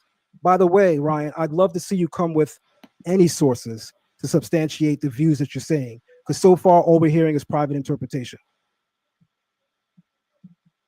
Rabbi Ovadia Seferno, in his commentary on Deuteronomy 28:68, provides a nuanced and symbolic interpretation. While he does not explicitly call it a metaphor, his wording clearly leans towards a non-literal understanding, emphasizing shame. He says in his commentary on Deuteronomy 28:68, this does not mean that they would be actually sold in Egypt, but rather they will return to that condition of bondage, yet in such a manner that even offer to sell themselves as slaves and will be rejected. He goes on to say, the road back to Egypt will be unlike the one you left during the Exodus. This journey itself is a reversal of redemption. What this means, Seferno emphasizes that this return to Egypt is not primarily geographic, but a return to the condition of Egypt, namely slavery. So aren't Hebrew Israelites saying the same thing? But let me guess, when a European says it, he's right. But when Hebrew Israelites saying it, we're identity thieves. I get it. Oh, boo. How you gonna say that and you quoting European Jews? The whole debate, or yourself? Come on, you see how y'all see how if y'all see Zion trying to pull the race card, you know what I mean? Because he know he getting handled. Man, y'all dropping 5,000 in the chat, man. What's wrong? What's wrong with him, Ray?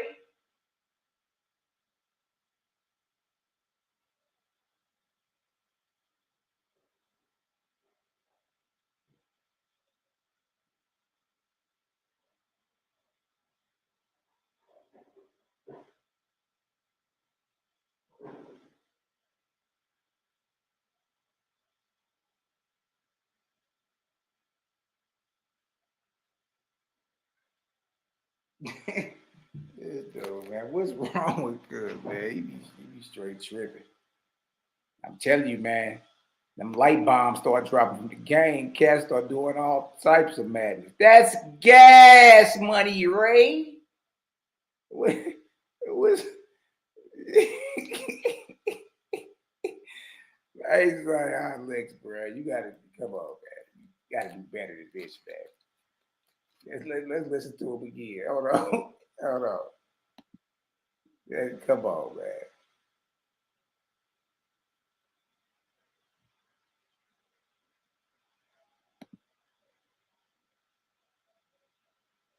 Is not a fulfillment of us going from Israel to Egypt by way of ships, but us going into captivity by way of ship from lands we had already been exiled and scattered. That fits perfectly within the Hebrew narrative, that the ships that were brought to West Africa brought us to the America. The parts of West Africa that we were in at that time in history were regions that we had already long been exiled and scattered to. This commentator clearly states that it is from regions that we have been exiled and long scattered that this would take place, not from Israel to anywhere else, but from the lands that we had already been scattered. That's key. Rabbi Hirsch's view on Deuteronomy 28:68, the Roman fulfillment, this verse was fulfilled when the Jews were taken to Rome. Transatlantic slave trade fulfillment, this verse was fulfilled when the Jews were taken by ship to the Americas as slaves. Rabbi Samson Raphael Hirsch argues against the Roman fulfillment. Rabbi Samson Raphael Hirsch is not a Bantu Negro from the Congo. Hirsch, he's German. He's German. And he argues for a future date. Mind you, he lives in the 18th century. He says that it still hadn't been fulfilled. By the way, Ryan, I'd love to see you come with any sources to substantiate the views that you're saying, because so far all we're hearing is private interpretation. Rabbi Ovadia. Why he's right back to his own private interpretation off his website. Seferno, in his commentary on Deuteronomy 28:68, provides a nuanced and symbolic interpretation. While he does not explicitly call it a metaphor, his wording clearly leans towards a non-literal understanding, emphasizing shame. He says in his commentary on Deuteronomy 28:68, this does not mean that they would be actually sold in Egypt, but rather they will return to that condition of bondage, yet in such a manner that even offer to sell themselves as slaves and will be rejected. He goes on to say, the road back to Egypt will be unlike the one you left during the Exodus. This journey itself is a reversal of redemption. What this means, Seferno emphasizes that this return to Egypt is not primarily geographic, but a return to the condition of Egypt, namely slavery. So aren't Hebrew Israelites saying the same thing? But let me guess, when a European says it, he's right. But when Hebrew Israelites saying it, well, Boy, you just finished quoting a European. How dare you try to pull the race card? Identity thieves. I get it. Egypt as a metaphor. Rabbi Seferno, just quoted him. Moving on. The Rambam, Rabbi Moshe ben Nachman, this medieval sage, known as the Rambam, provides a profound commentary on Deuteronomy 28, the chapter outlining the blessings and severe curses tied to Israel's covenant with the Lord. In his analysis of verses 62 through 68, the Rambam makes a striking observation. Listen to this, Ryan. Many of the curses listed were not fulfilled during the first or second temple eras. That clearly would refer to the Assyrian exile, right, Ryan?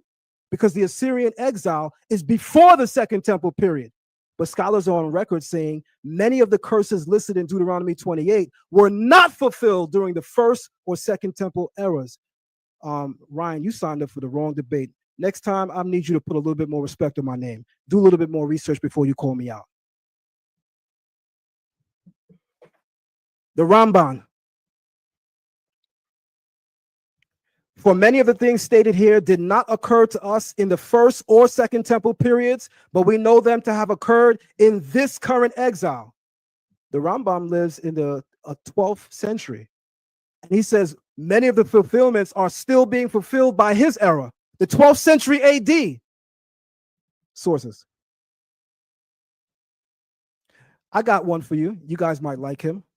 We know him as Rabbi Harry Rosenberg. Rabbi Harry Rosenberg, whether you like him or not, he's a source.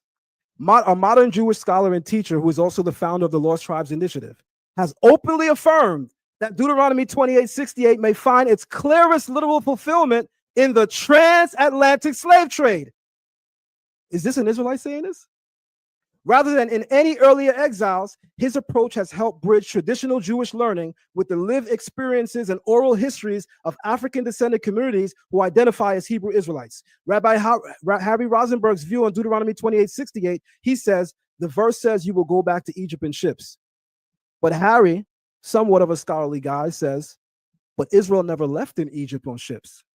So how do you return in that way unless it's describing a different type of exile altogether? Rabbi Harry Rosenberg on his interview and lectures on the Lost Tribe. He points out that the original Exodus was by land, through the desert and sea, not by ship. Therefore, the verse is not describing a return to a geographical location, but to a condition of slavery via a means never previously used. The transatlantic slave trade, with its horrific use of ships to deport millions of African people, many of whom carried Hebrew traditions, matches the literal detail of the verse more closely than any Roman or Babylonian event, and I guess I could now add any Assyrian event, such as transporting logs for the movie Final Destination, Ryan. Interesting theory. Rabbi Harry Rosenberg, to surmise his views, he sees Deuteronomy 28:68 as spiritual and national degradation, not necessarily a geographical location. Excuse me, that's Seferno. The Rambam's views, this section refers to a future time. The curses did not occur to us in first or second temple period. That clearly wipes out the Assyrian fulfillment, Ryan. I think you would want to try for the Roman one. But when you try that, I got a nice bomb for you. But I hope that you draw for it. In fact, Ryan, I dare you. Not the Roman exile, says Samson Raphael Hirsch, but rather a later time, after the people of Israel had been scattered all over the world. Now, Rabbi Harry Rosenberg says, This verse mentions being taken into ships, a mode of transport never used for Israel's original exodus from Egypt. Historically, there's no biblical or historical record of Israelites returning to Egypt by ships as seen. And Sonetta, I own this video. I'm closing my time by playing it. Another area in Africa you have something big happening is in Nigeria. You have the Igbo people, or Igbo, pronounced either way. There's 40 million of them. Also Christians, like I spoke about before, how that could happen to the children of Israel very easily. But also a lot of them are now coming out and converting back or adopting the rules of the Torah without all the paganism that they've been practicing for hundreds of years. There's been books written about it from scholars in Nigeria, from scholars from the Jewish people. And where it gets interesting is, in America, there was a slave trade. And a lot of the slaves, a very high percentage of them, came from Western Nigerian ports. And in America today, you see a very large movement of African Americans who say that they're the real chosen people, that they're the children of Israel, they're the Judeans. You know, so what are they just trying to create an identity for themselves because they were slaves, or is there really something here? And the answer is most likely there is something there. And most likely, maybe that they were the original Israelites, and maybe that the Jewish people today who are white Caucasian people came in a little bit later on. We know that some of the greatest sages of the transmission of the Torah were converts from Rome. You have a man named Onkelos who wrote a commentary on the Torah, unprecedented, that we still learn today. He was a convert.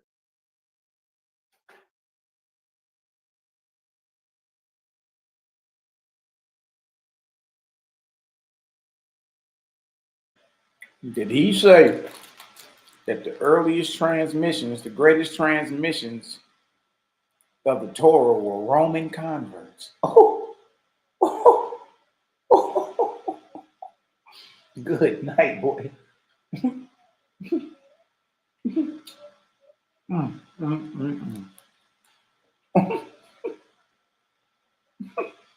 Boy, hold on. Hold on. About made me spill my yak. Hold on.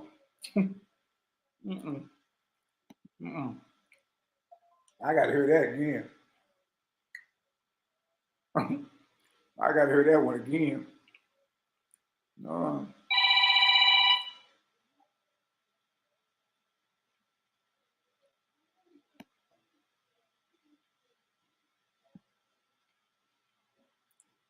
Children of Israel, they're the Judeans.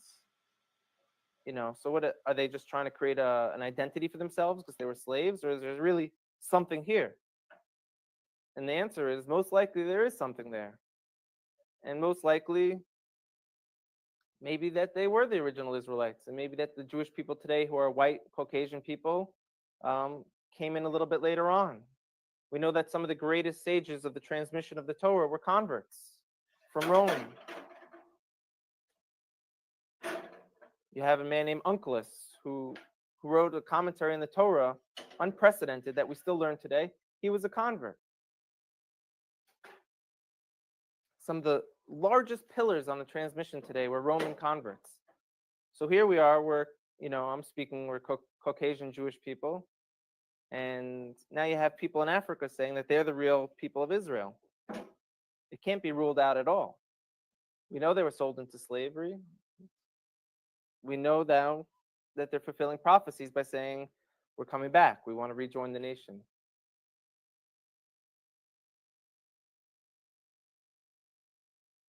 I'm going to stop. How much more time do I have left?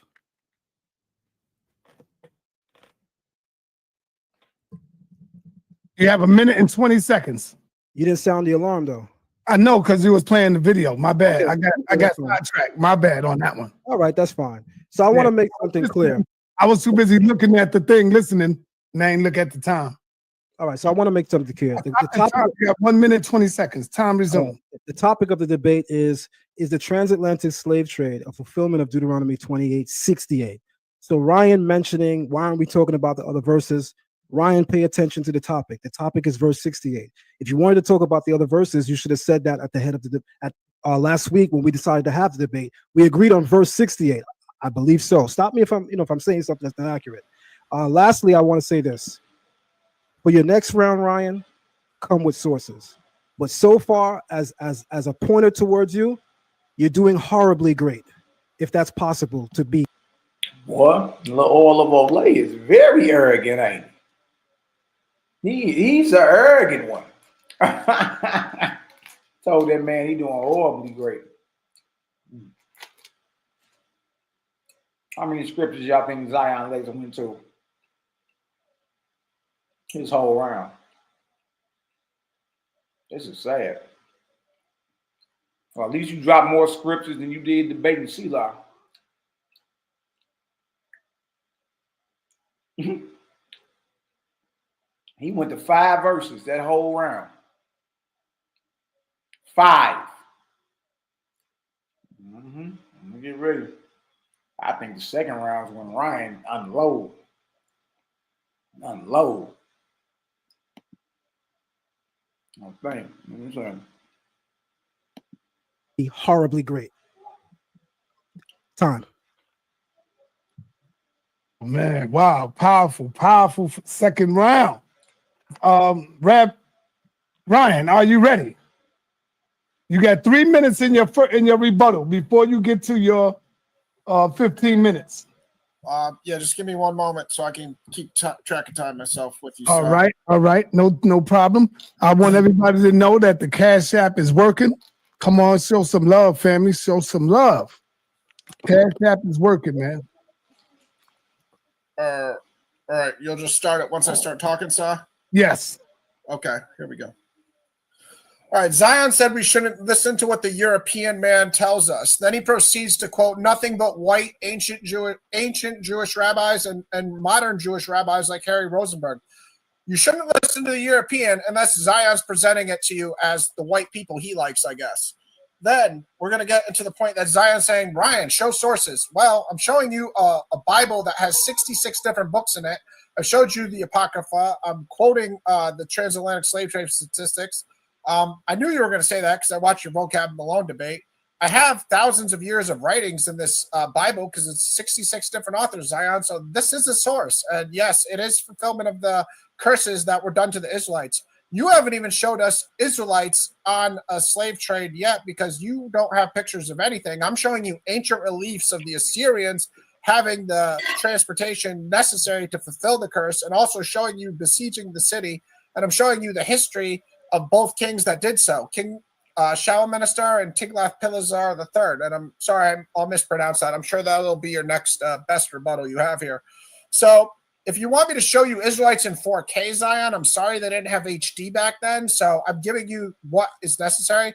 It's also interesting that you're trying to claim that God brought all 89 curses in Deuteronomy 28, except he just didn't do Deuteronomy 28:68 for some reason. So he waited 1,500 years after he sent his Messiah and 3,000 years from when he prophesied it to the children of the actual slaves of the Exodus. That's an interesting theory. So God brought 89 curses, but he didn't bring the 90th curse because you want it to fit your narrative. Interesting. Even though Isaiah 10:24-27 says, be not afraid of the Assyrians when they strike with the rod and lift up their rod against you, as the Egyptians did.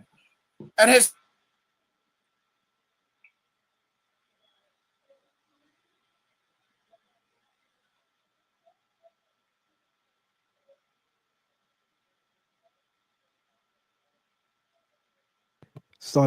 You got to stop getting people on your channel that's working with the Obama phone.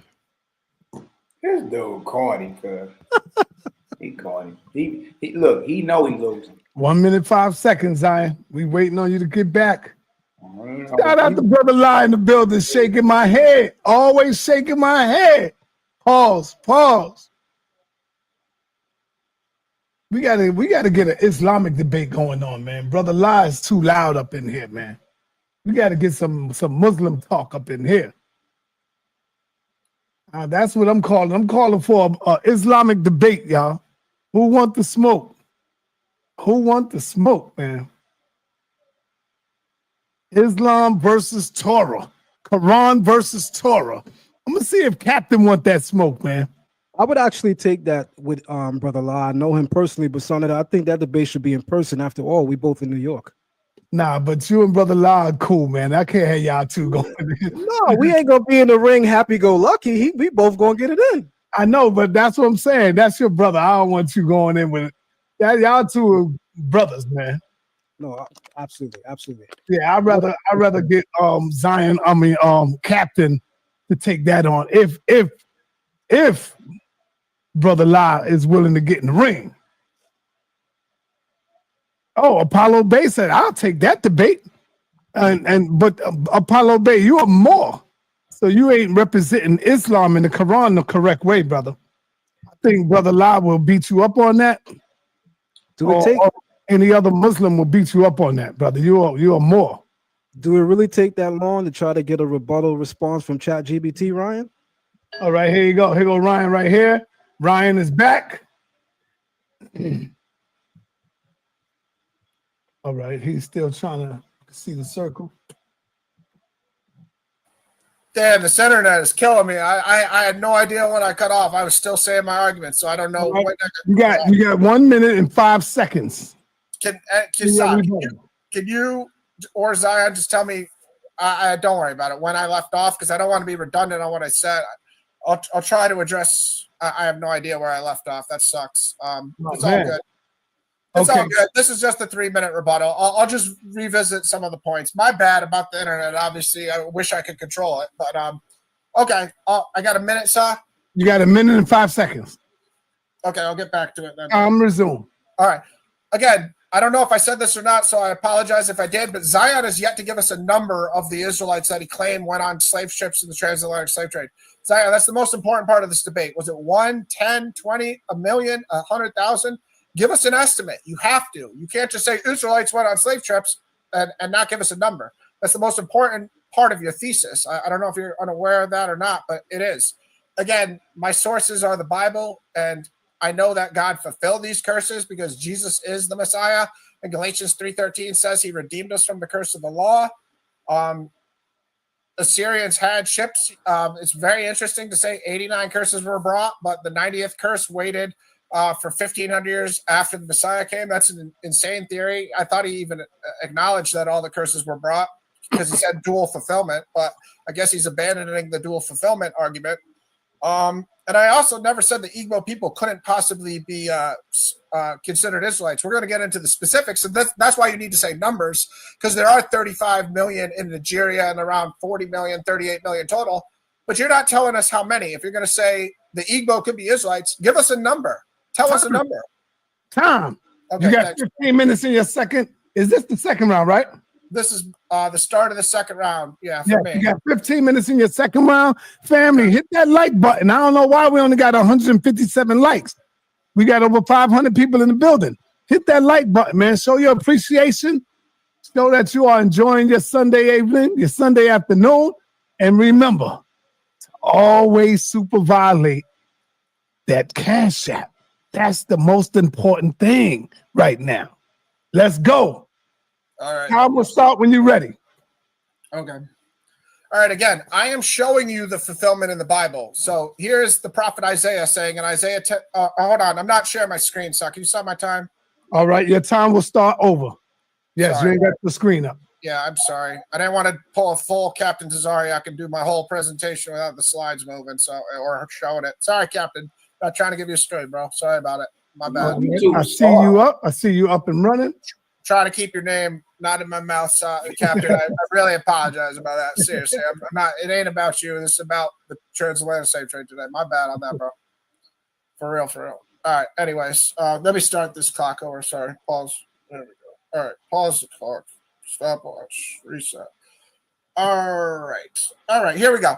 Isaiah 10:24-27. God taking claim that he used the Assyrians to strike.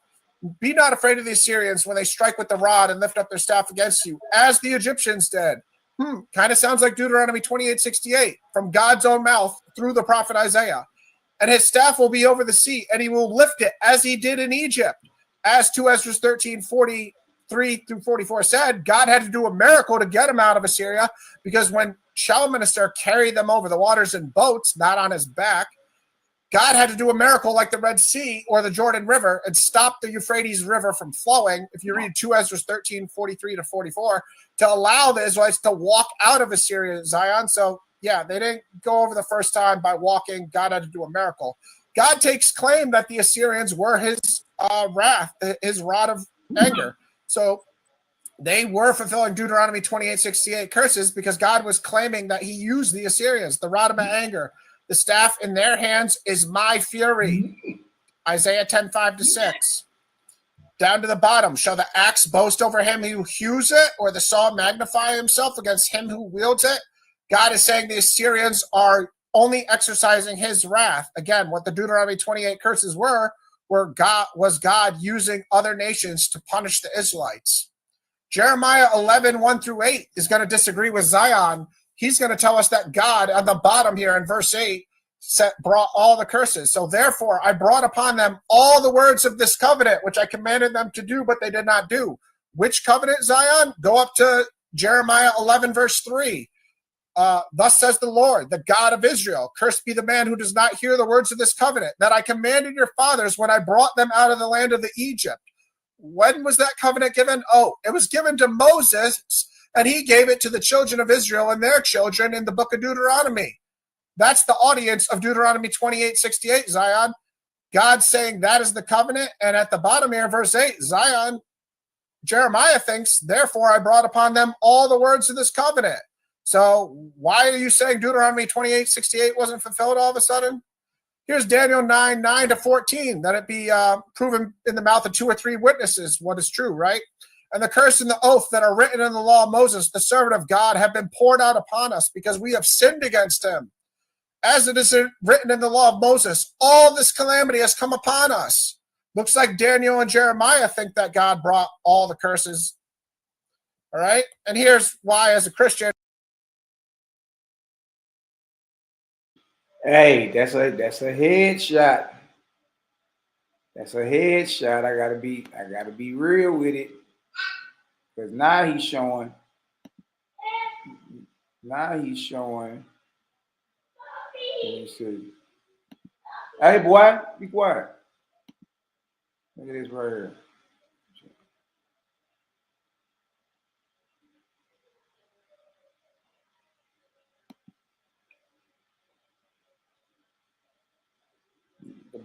The broken covenant. Look at that.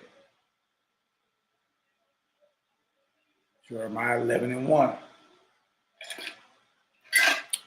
The word that came to Jeremiah from the Lord, saying, hear ye the words of this covenant, and speak unto the men of Judah and to the inhabitants of Jerusalem, and say thou unto them, thus saith the Lord God of Israel, cursed be the man that obeyeth not the words of this covenant, which I commanded your fathers in the day that I brought them forth out of the land of Egypt, from the iron furnace, saying, obey my voice and do them according to all which I command you. So shall ye be my people, and I will be your God. I'm down to verse 8. Look what it says.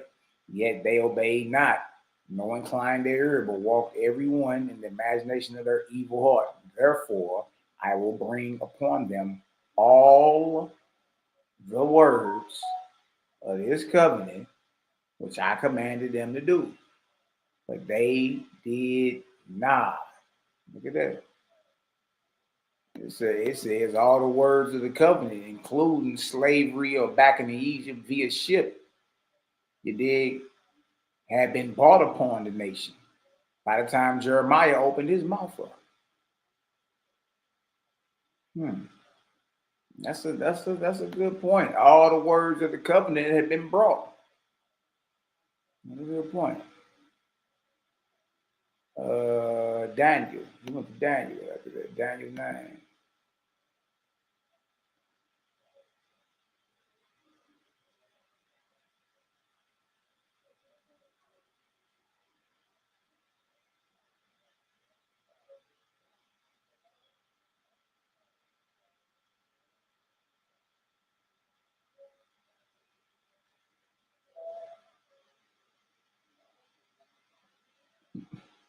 Daniel 9:10. Neither have we obeyed the voice of the Lord our God to walk in his laws, which he set before us by his servants, the prophets. Yea, all Israel have transgressed thy law, even by departing, that they might not obey thy voice. Therefore, the curse is poured upon us, and the oath that is written in the law of Moses, the servant of God, because we have sinned against him.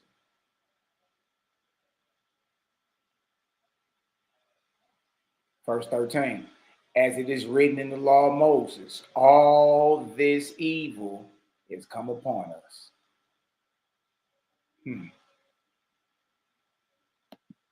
So he's showing, like, if it's a biblical debate, he's even showing that, you know, when the curses had already been poured out upon the nation of Israel, and that those curses were made null and void at the death of Jesus. That's Ryan's point. And he's using the Bible to bring his point.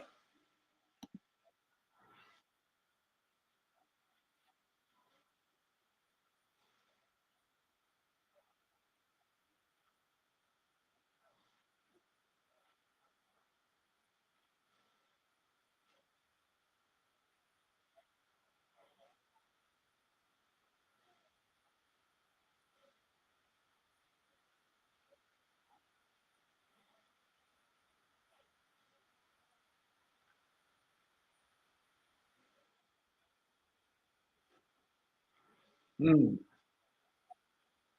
Mm.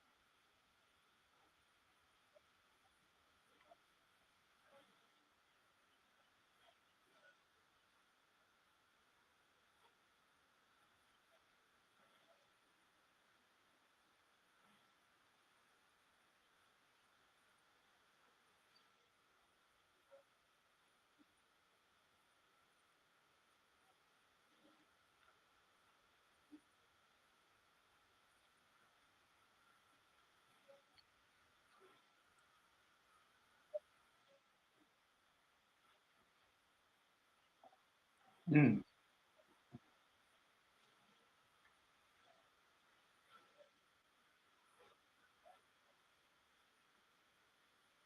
Ooh.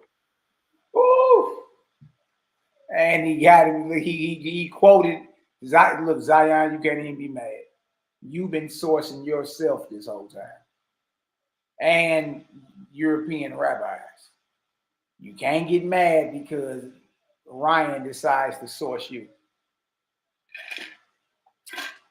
Use your own words against you. Did you say you don't believe they was looking for Israelites when they came and got them? Dang. Nah, he ain't say that. Hold on. Let me finish this over real quick.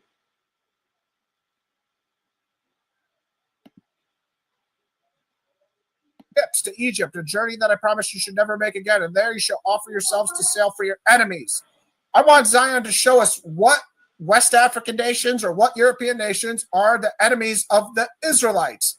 Not everybody in the slave trade, but the Israelites. I think he's going to have a problem because I'm going to quote him right here from a show on his channel when he was talking about the Igbo with Shimon Sabrina Samadi, and I apologize if I mispronounced that. But as you can see, here's the transcript from his show on his YouTube channel from 1907 to 1926. Zion states, I don't believe that the people that came to take us were specifically looking for Israelites.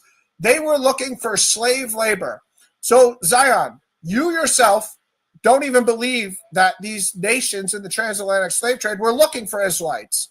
So you're telling us that God, who is somehow doing curses, is doing the most careless, ineffective methodology possible to curse the Israelites by not even making the nations that he's using as the rod of his anger aware who the Israelites are. So these people are just accidentally going to get Israelites in the slave trade, according to your thesis.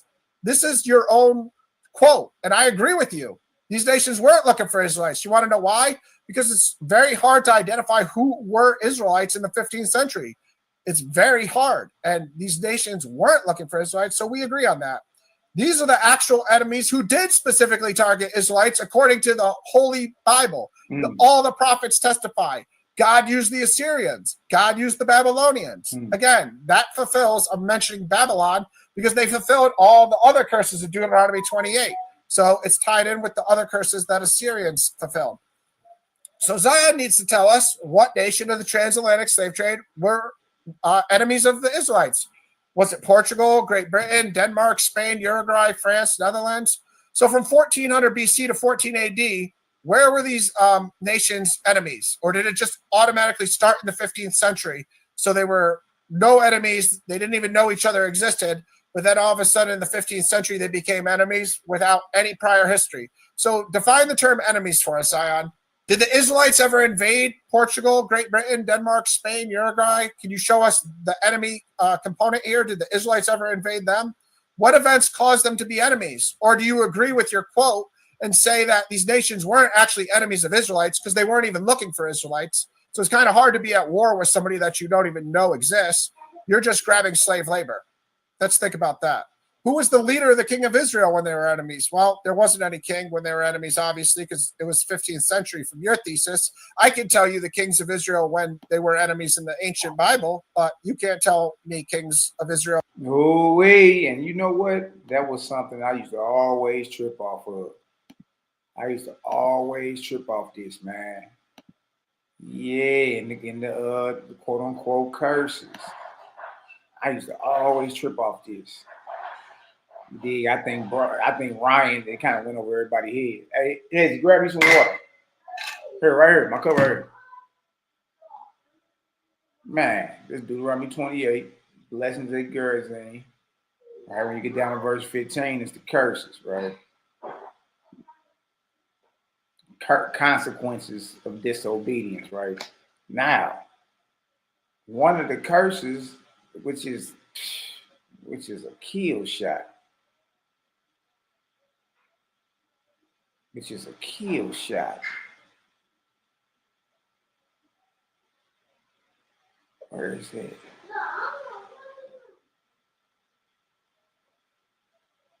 Right here. Deuteronomy 28:36. The Lord shall bring you or thee and thy king, your king, which you shall set over thee, unto a nation which neither you nor your fathers have known, and there you shall serve other gods, wood and stone. What king is we talking about? It ain't been no king since the, you know what I mean, the Babylonian captivity. Before that. So in order for this to be fulfilled, this would have had to happen in Babylonian captivity or Syrian captivity. You ain't had no king after that. You ain't had no king after that. The kingship was done. You dig? Even after the return from the Babylonian captivity, nobody said it's a king.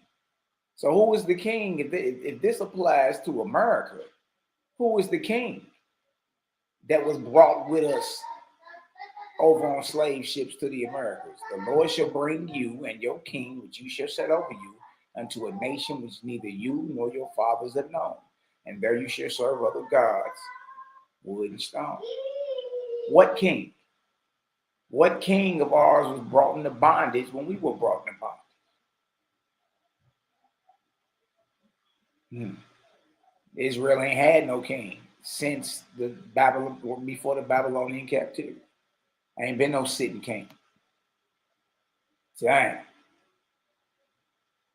Let's get back to it. What's really going on?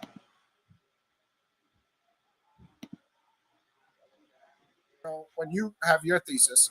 Why is any country considering them enemies? And was this a religious persecution thing? Because I know you might try to say some Jews are supposedly Israelites. Why are these West African nations Israelites? If not the European nations, of course, we know West African nations sold slaves too. So when did they become nations, enemies with the nation of Israel? What events led to that, Zion? How can the West or Central African nations also be called faithful Israelites if they're selling their brothers into slavery? So if you're saying there are Israelites in these West African countries that ended up selling the slaves, Deuteronomy 15:12-14 tells us, a Hebrew man or a Hebrew woman is sold to you, he shall serve for 6 years. In the 7th year, he shall be let free. You shall furnish him liberally. Leviticus 25:39-40 tells you, you shall not make your brother a slave. So if you're saying that the people in West Africa that were selling the Israelites or the people in the slave trade were Israelites, they're breaking the Torah, and they're clearly not faithful Israelites themselves. So they should be sold into slavery for breaking the Torah. What foreign leader is involved in this transatlantic slave trade? Again, I don't want to be redundant on this point. Some of these are just more questions to break down how this is not true. It's a logical fallacy. I also still, again, in the middle here, want the minimum population to get an idea of what Zion can say constitutes being an enemy. Is it 1 person, 10 people, 100,000, 1 million? I know in his third and final round, he's going to tell us the number of Israelites that went into slavery, at least in a rough estimate, because we're all still waiting.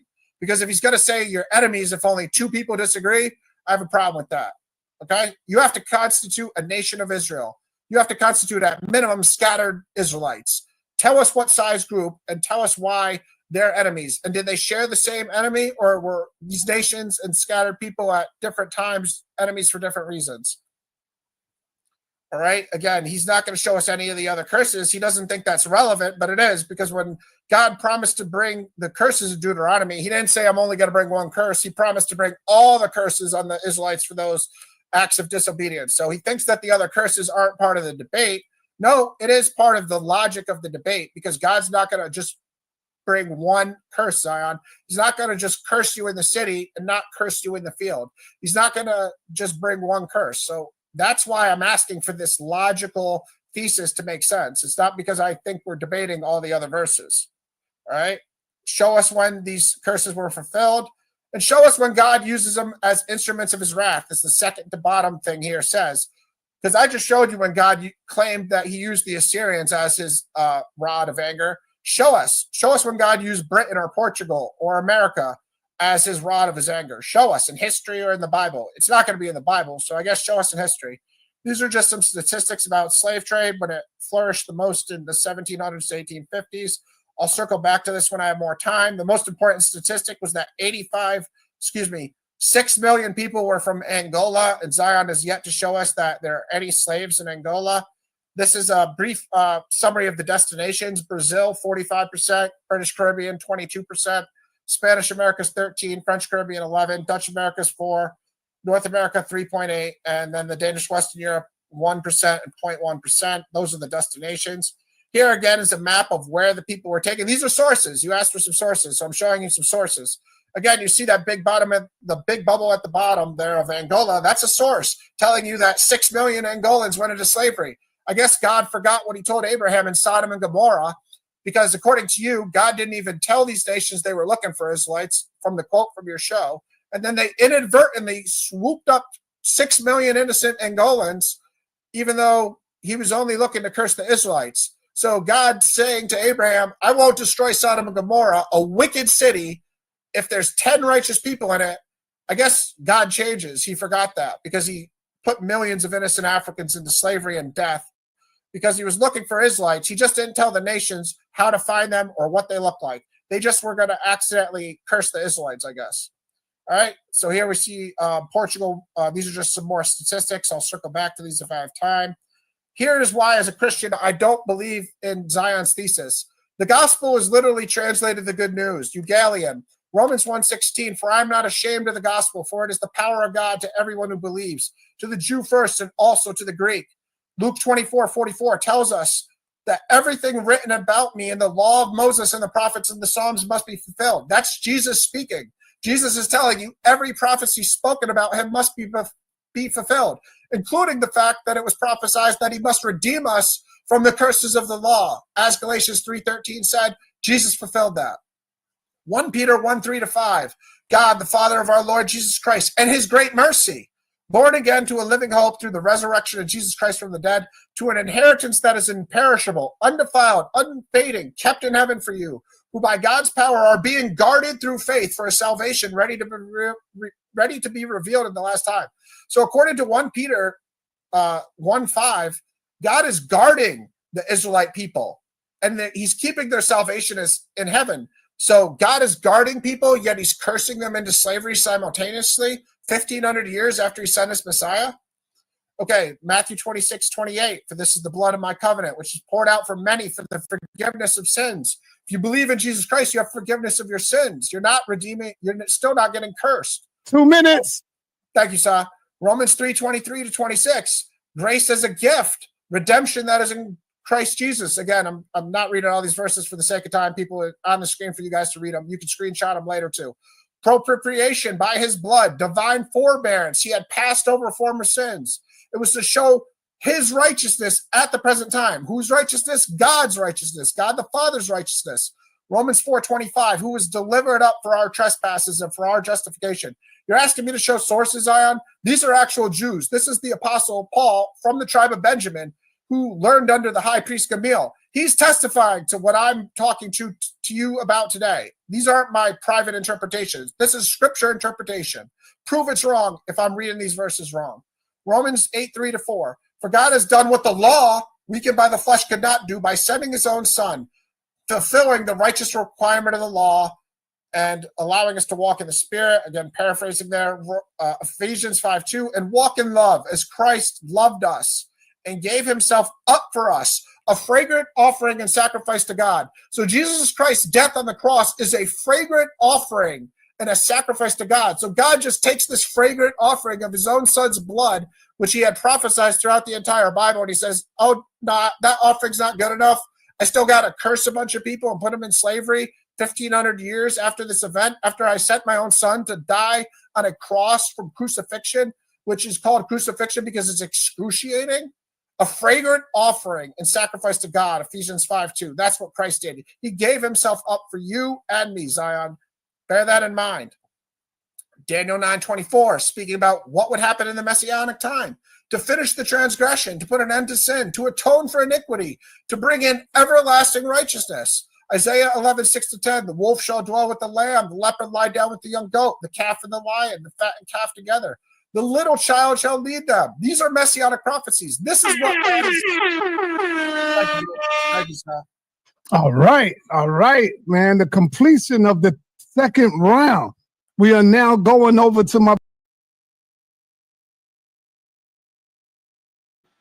Oh, wait. Who y'all got? Who y'all got all the way up into that second round? Let me read y'all how many scriptures have been read off. This is a biblical debate, right? It is a biblical debate.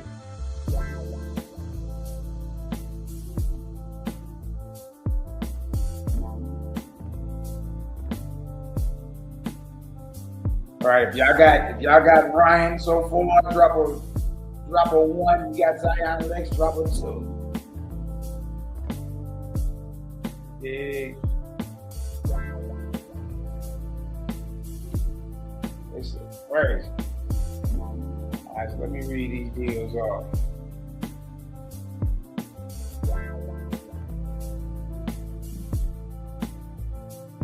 And then put up if you got 1-1, 2-0, you know, all that stuff. You know, there's been 2 rounds. They both got 2 rounds off. Who y'all got winning, right? And what is it? Is it 1-1? Is it 2-0? What is it? All right, so I got Zion right there. In that space, and those are the scriptures for the second round. All right. So for round 2, Zion got 1, 2, 3, 4, 5 scriptures. Deuteronomy 28:68, Exodus 20:2, Deuteronomy 6:12, Deuteronomy 5:6, Hosea 11:5. 5 for a total of 10 scriptures, maybe 11 in 2 rounds. Okay. For the second round, Ryan right there. Scroll. That first space right there is round 2 started. All right, so we got 1, 2, 3, 4, 5, 6, 7, 8, 9, 10, 11, 12, 13, 14, 15, 16, 17, 18, 19, 20, 21, 22, 23. Good night. He had 18 in the first round, 23 versus the second round for a total of what? 41? It's 41 verses coming out of the Bible in 2 rounds. And Zion, he's got 12. It's just not a biblical debate. That's what I'm saying. So in 2 rounds, Zion Lex got 11 Bible verses, and that's giving him some mercy, right? But Ryan got 41. He didn't drop 30 more verses than dude in 2 rounds. Who y'all got winning? And what y'all got? 2-0, 1-1, what y'all got?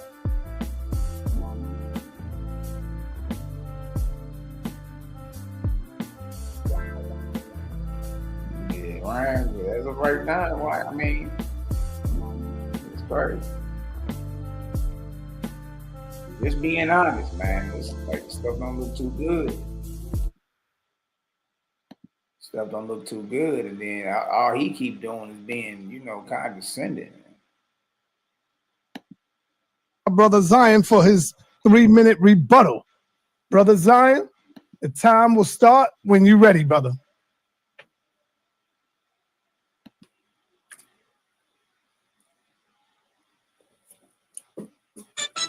You on mute, Captain. You're on mute. Damn, I'm getting ready to call you the captain. All right. Let me know when I could go, son. Yes, time to start when you're ready. We can go now. All right, this is sad, man. This is really sad. You ain't got no screen up or nothing. No, I don't need no screen for the rebuttal round. No, this far too easy. I had that plan, but this is far too easy. He says the most important part of the debate is me being able to demonstrate the exact numbers of how many slaves were transported. That's what the debate hangs on. With that logic and the kindergarten PowerPoint presentation that he's given so far, it's clear that this dude shouldn't have been in the ring with me. So that you called him a heavyweight. This dude is not even light featherweight. Zion arrogant. But he go in the Bible more than you, scholar. He go in the Bible more than you, scholar. You supposed to be the Hebrew biblical scholar. He done dumped 30 more verses than you. So somebody is speaking out of their own private interpretation and somebody ain't. He dumping Bible. You ain't dumping. You ain't dumping. We ain't dumping. And everybody just was seal clapping for you because you already know, especially with a topic like this. Israelites that don't like you gonna say you won. Come on now. But we slow you down, though. Slow you down. Throwing shots at Tazariak while debating me. You struggling with me. Don't worry about Tazariak. Then the only source he quotes the whole debate is me. I got Zion here in the video saying this. Even Zion agrees that they didn't. What's wrong with him quoting you when you quote yourself? What's wrong? Y'all, Zion Lex knew he got his ass whooped. All of this is just theatrics. This is just theatrics. It look cute to some folk. It's theatrics, though.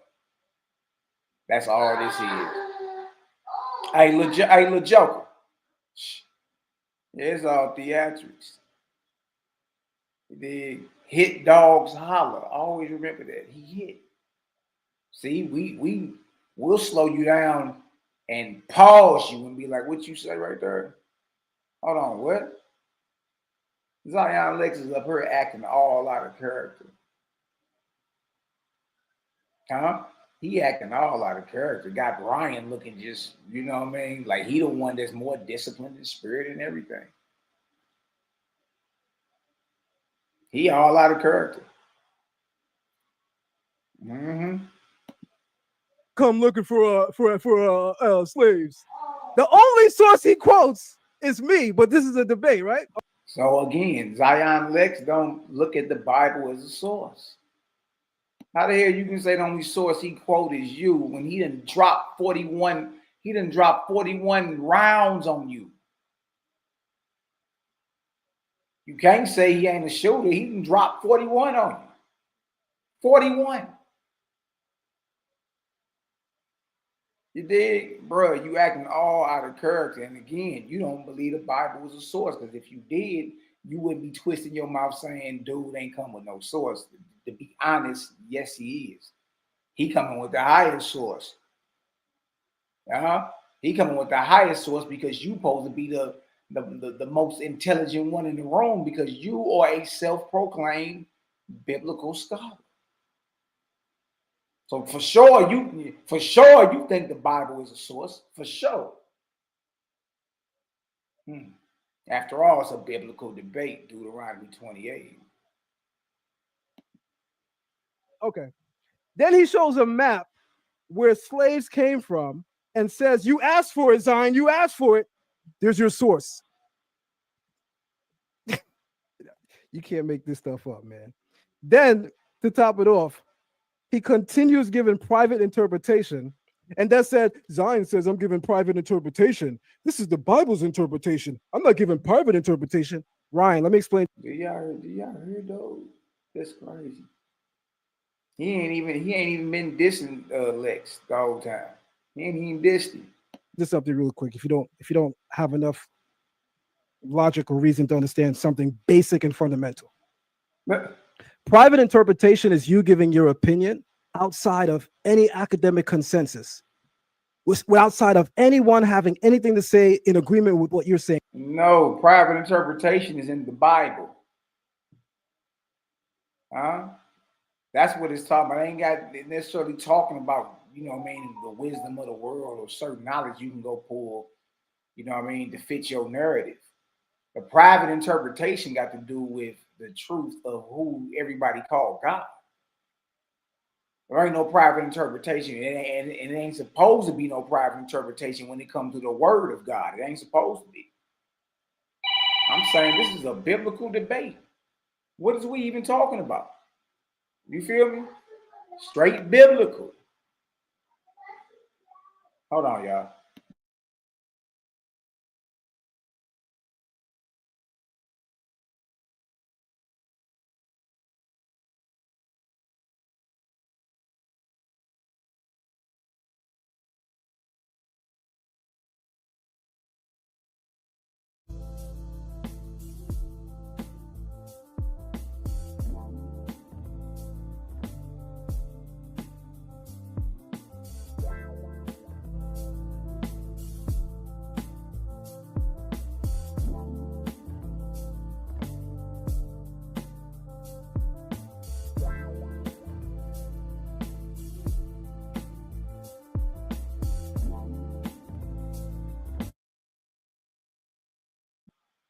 Oh, wait. That's your own private interpretation. You looking into the Bible and giving your opinion, that's your own private interpretation. If you don't understand that, don't debate, period. Not just me. Don't debate, period. You're doing horribly great, if that's possible. Time. Oh, damn, this easy. You still have a minute and 14 seconds. Oh, start my whole time over. Let's go into the next. Look at him. He all emotional, waving his wrist. Yeah, waving his wrist. You know what I mean? Giving back time. The holy Ryan just sitting back there, laid back on that leather ass couch, boy. You better not fall asleep on that deal, boy. You sweating. You gonna wake up glued to that deal. Look at Zion, bro. You are all out of character. All out of character.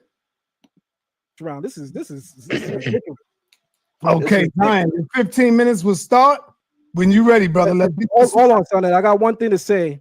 Yes, go ahead. Before I started to say in the chat, I can't believe that I missed a day party in Brooklyn to do this. But you know what? The people still gained. So that's why we're here. The people still. Do you hear this, Millie? So I was about to put in the chat. I missed a day party in Brooklyn. Man, y'all cats is something else, man. That's all I can say. Like, these weirdos. All right, round 3. Let's see. Let's see if maybe we can get more than 5 scriptures from Zion. Still gain. Let's go. All right. Let's get your presentation up, Zion. All right.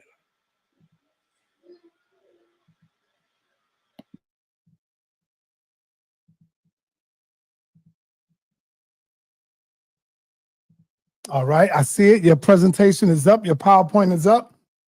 Time will start when you're ready, Zion. Okay.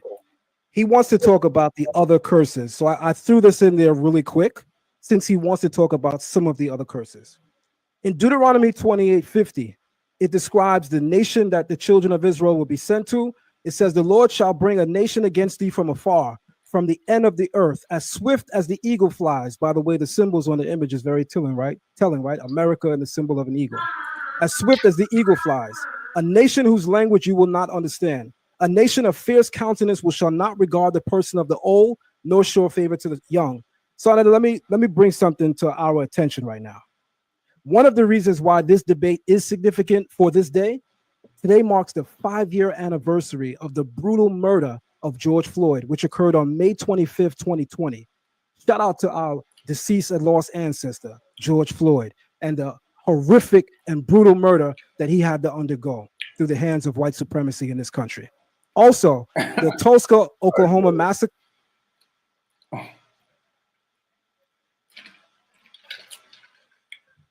If you know what dude doing. We know what he's doing. Was also this month, May 31st. That's the Tulsa massacre was a horrific attack in which a white mob sparked by false claims against a black teen destroyed thriving black communities in Greenwood, known as the Black Wall Street. And then in recent news, at the head of May, we have Shiloh Hendricks, who uses a racial slur at a young black boy at a playground in Rochester, Minnesota.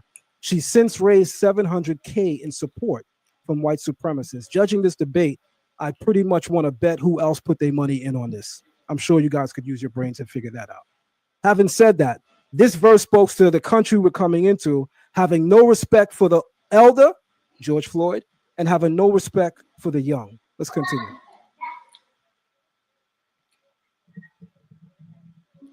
The question of which historical event more credibly fulfills the prophecy of Deuteronomy 28:68. Authoritative sources are not arguing, by the way, for the Assyrian fulfillment. There's no consensus view that Deuteronomy 28 is the Assyrian fulfillment.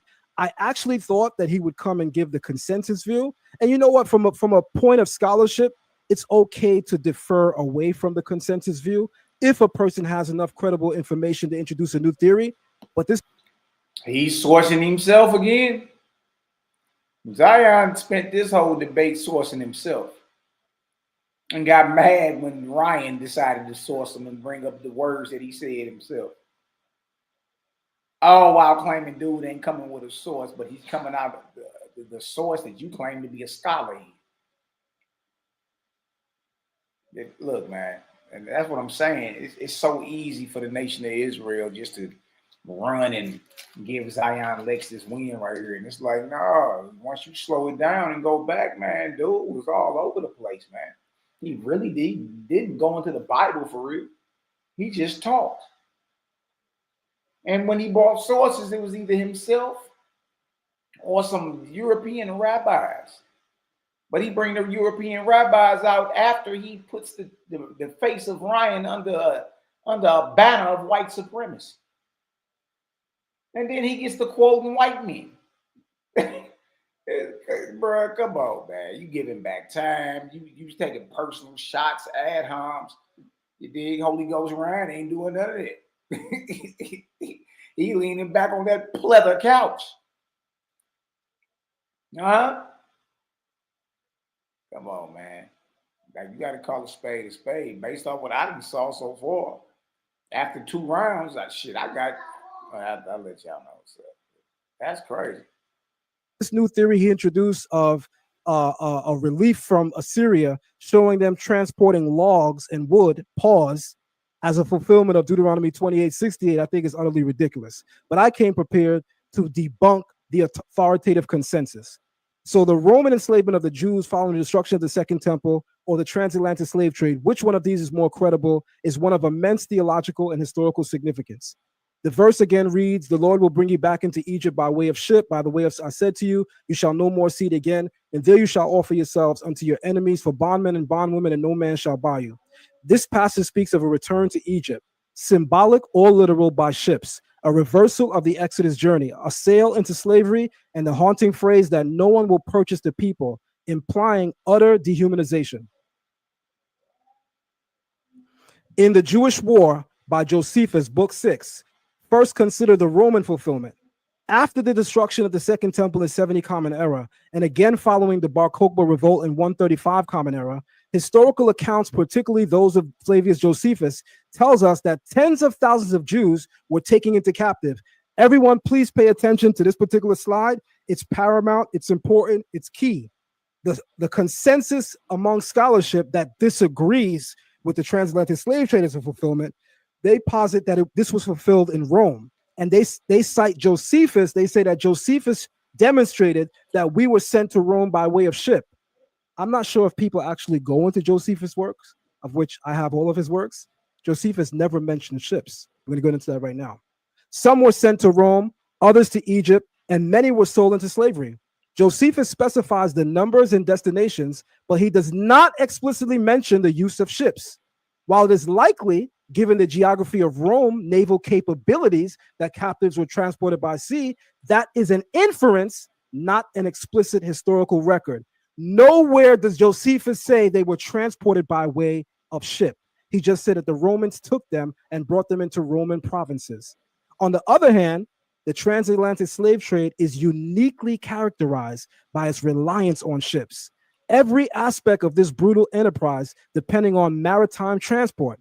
Slave ships were meticulously logged, insured, named, and documented. This is an overwhelming volume of direct evidence from European records, port manifests, shipping logs, and first-hand accounts that details the capture and forced movement of millions of Africans by sea.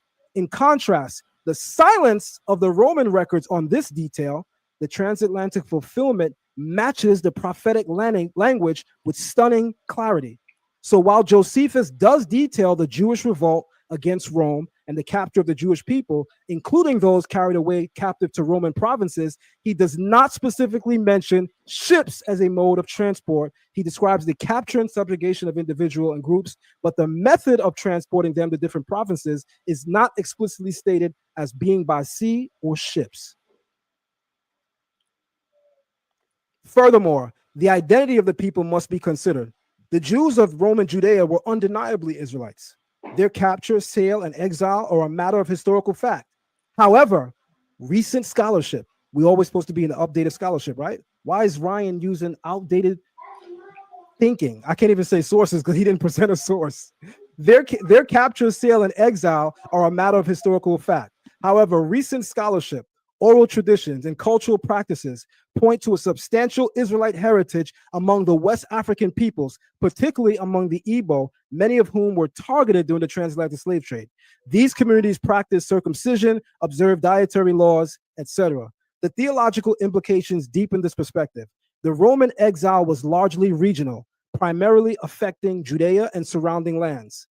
In contrast, the transatlantic slave trade scattered Israelites across the 4 corners of the earth: North America, South America, the Caribbean, and beyond. We wound up in the UK, Canada.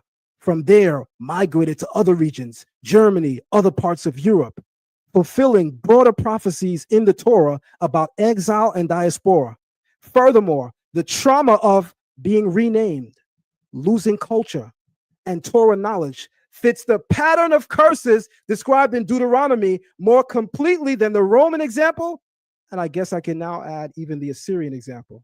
If Ryan's supposed theory of showing a relief of Assyrians transporting wood and logs. We're supposed to believe that's a fulfillment of the transatlantic slave trade. If that's true, it still didn't do what Deuteronomy 28 says with regard to the curses. It did not strip us of our identity. Our people still knew who they were. It did not strip us of our religion or our culture. We were still practicing it. It did not strip us of our language. We were still speaking Hebrew. That means, Ryan, in order for your theory to be correct, then the fulfillment you're speaking of must strip us of all of those elements necessary to completely remove us from our language, our culture, our identity, our God, none of which is seen in the Assyrian fulfillment. This is a joke. This is y'all king? This the guy y'all telling me beat people up in HOK, and this is who y'all brought me? This is y'all king?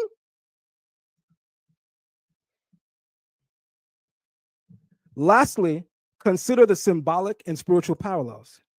Egypt in the Torah is not merely a land, it's a condition, a place of constriction, oppression, and spiritual and physical bondage. The Middle Passage and chattel slavery were among the most horrific forms of bondage in human history. Stripped of identity, chained in darkness, and rejected as human beings. Did the Assyrian transport of logs do that to Israelites, Ryan? The one or two people you showed on 2-3 ships? Those taken in the transatlantic slave trade lived the very curses that Deuteronomy foretold. In conclusion, while Rome's enslavement of the Jews was devastating and certainly fits the aspects of the Deuteronomy curses, it is the transatlantic slave trade that fulfills the specific language of Deuteronomy 68 most completely. It matches the criteria of maritime transport, mass enslavement. Ryan showed 2 people on a ship led by Assyrians and said, sorry, Zion, that I don't have 4K resolution to show you who they are. The Bible is describing mass deportation, mass enslavement. You showed us 2 people across from a boat carrying wood. Are you serious? It matches the criteria of maritime transport, mass enslavement, identity erasure, and global dispersion. It fulfills not only the letter of the prophecy, but its spirit, the total alienation, degradation, and exile that the Torah warned would come upon a disobedient Israel.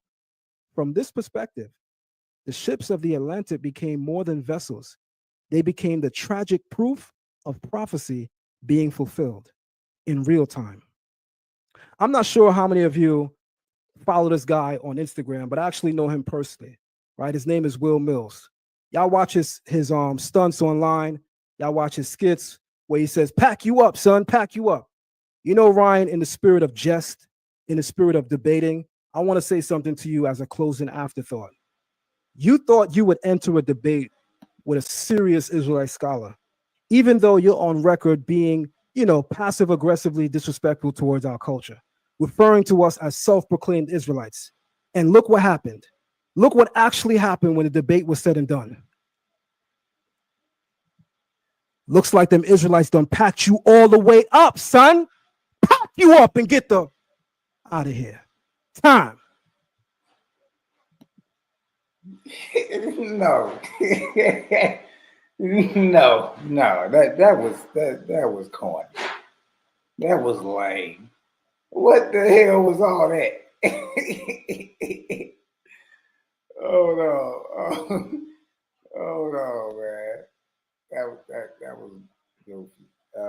Zion Lex dropped a total of 2 verses in his 3rd round, and then he just called time. That wasn't even 15 minutes.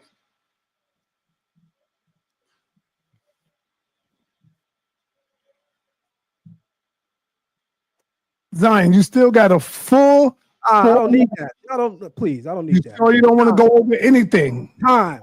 All right, you get 4 minutes and 22 seconds, brother. 4 minutes and 22 seconds. This nigga done gave back. Nah.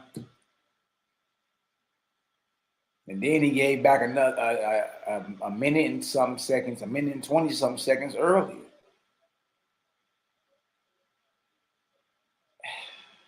He all out of character. He giving time back. He throwing ad homs. He ain't dumping no script. That last round, he just talked and quoted himself again. How y'all got this man winning anything? How?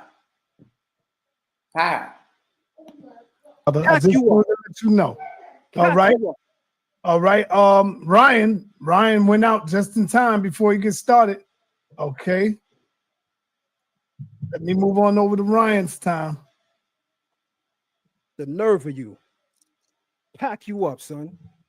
The nerve of you. Yeah, Ryan froze. Ryan will be back in a minute, y'all. He'll be back. This is where the Israelites say the Most High done stopped him. This ain't him or the Obama phone. The Most High working. With a bomb, Sonata. Insert Mortal Kombat. Fatality. Pack you all the way up. I don't want to give no bombs to nobody because I don't want to influence the people. This is between. No problem. You know what I'm saying? I'm just having fun. That's all. Yeah, I know. So, Ryan, you got 3 minutes in your rebuttal before you get to your last and final round. After your round, y'all will have, and it's up to y'all if y'all agree, you would have 10 minutes to question each other. Sure.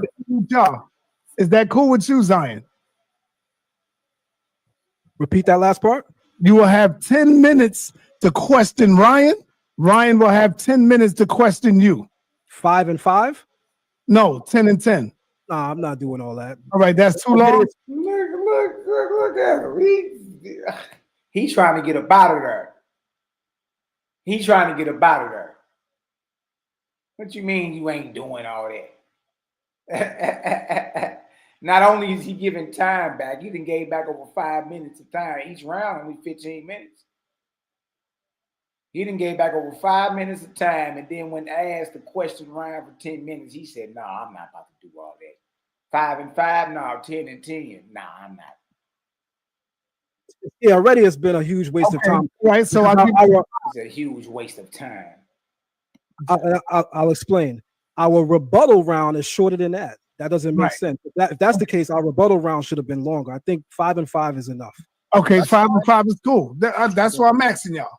Sure. You're going to find out that 5 minutes is going to go by like that. Trust me when I tell y'all. Well, because I went first, Ryan goes first. Yes. All right, Ryan, this is your 3 minutes rebuttal. Time will start when you're ready. Do you want to show your slides? Oh, yeah, I thought I was sharing already. All right. No, not yet. Now you are sharing. You have it? Yep. Time will start when you start talking. All right. Well, I guess Zion, I was going to say he still hasn't given us a number yet in 54 minutes, but he yielded 4 minutes of his time. So I guess in 50 minutes, he still hasn't given us a number of how many Israelites were supposedly in the transatlantic slave trade. He acts like I asked for a factual exact number. No, I didn't. I said, just give us an estimate. It can be an estimate, Zion. You know what an estimate is. You haven't given us a number in 50 minutes of this debate. It's one of the most important concepts of the debate. How many Israelites went into slavery? There were 12.5 million people in the transatlantic slave trade. So was it 1 Israelite or was it 1 million or 12 million? Because I show you 6 million people in Angola. I thought that was going to be part of the argument. In the beginning presentation, you showed there were Israelites in certain areas. I thought you were going to get into numbers because they kind of matter. Okay. Zion keeps mentioning that all. Man, look, claiming like he just was showing logs. That's not true. Look at this relief fragment of a Syrian soldier leading slaves or captives over water. And the one cat down here, like he even got thrown overboard. You see that?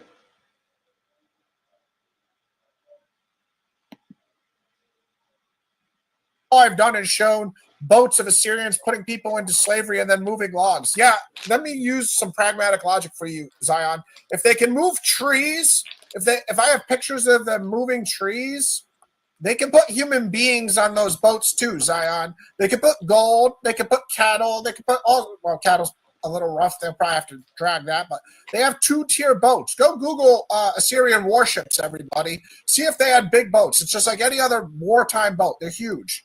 Again, Zion can't put 2 and 2 together. I guess that if you can transfer trees, you can transfer slaves, even though I'm showing you a relief of them transferring slaves, and the Assyrians were known for their brutality of having slaves. So I don't know why he doesn't think Deuteronomy 28:68 was fulfilled. when God literally told you he used the Assyrians as the rod of his anger. Again, the most important thing here is a Christian. John 1:16-17. For from his fullness we have all received grace upon grace. For the law was given through Moses, grace and truth came through Jesus Christ. The law and the prophets were until John. The good news of the kingdom of God is preached. Okay? 2 Peter 3:7. Heavens and earth now exist, are stored up for fire. We know that Christ came on the bottom here to cast a fire on earth, that it would already be kindled. I have a baptism to be baptized with, and how great is my distress until it is accomplished. Zion started appealing to George Floyd on the debate about who the biblical Israelites are in Deuteronomy 28:68. I don't know, Zion. I think you're just getting off your square a little bit. I apologize if I said anything personal to offend you, to put you in that position, but you're better than that. Eagle flying is mentioned about Assyria and Babylon, both, and all sorts of nations. To try to tie the eagle into America is again, low level scholarship. You're better than that. I don't know what the Josephus thing was. I'm trying to rebuttal what you said. The Bible is a source. If you're an Israelite, it gives the most in-depth Israelite history on earth. There's no other book that will tell you the history of the kings of Israel, the people of Israel, and the prophets of Israel better than the Bible. So for you to keep saying the Bible's not a source, well, then where do you learn about Israelites? Do you go to Josephus? You go to these famous Jewish teachers in the Middle Ages? All right. You got 15 minutes in your last and final round. Okay, let me reset my time here and just get a quick drink of water. All right. You start yelling and stuff, you lose your voice in these things. Time will start when you start talking. All right, bear with me. All right, go. All right, so this is a group of people that I thought we were going to get in depth about. This is the Igbo people, and watching Zion's channel, he'll tell you these are the people that he views as the most likely Israelites. And again, we need numbers. The population in Nigeria is around 30. All right, let me stop this time. 35 million, 38. Oh, man. I'll stop the time resume. Are you ready? Yeah. You have 14 minutes and 44 seconds. You just lost a few. All right, sorry about that. All right. Again, this is the Igbo. Their religious tradition is known by a few different names: Odani, Odanala, Omanala, Odanani, Omanana. I apologize, I'm butchering all those pronunciation-wise. They do have one creator deity called Chiuku, who would be great if they just left it there, because maybe Chiuku is referring to Yahweh. But we know from there they also have tons of minor deities, and these minor deities are like the Greek gods. They have specific roles. What do I mean by that? Well, I'm going to get into that. They're called Alusi and Arusi, and again, I'm butchering pronunciations here. But you see, they also believe in the Igbo culture in Nigeria about voodoo, Obia, Santeria, which voodoo and Santeria I know are borderline witchcraft, according to my beliefs. I'm sure people could sugarcoat it and try to clean it up. It's not something a Jew or a Christian should be practicing. So if there are Israelites amongst the Igbo, why is voodoo, Santeria, and all these other traditional African beliefs within their culture? Probably because not all the Igbo are Israelites. Maybe they're ethnic Israelites, or maybe they're not. Maybe they're practicing Jews. Maybe they're not. Maybe they're Christians. Some of them are Christians nowadays. There's also ancestor veneration. They wear masks. They believe the masks are visible and invisible. You'll see amongst the Igbo a ton of traditional African spirituality. Okay? Alusi, like I said, are the minor deities. They're worshipped in the Odanani, which is also synonymous with Omanana. And that's Zion can tell us Omanana is different, but he hasn't had enough time to do so in this debate. They also possibly believe in reincarnation, and they believe that people could be reincarnated within their own families.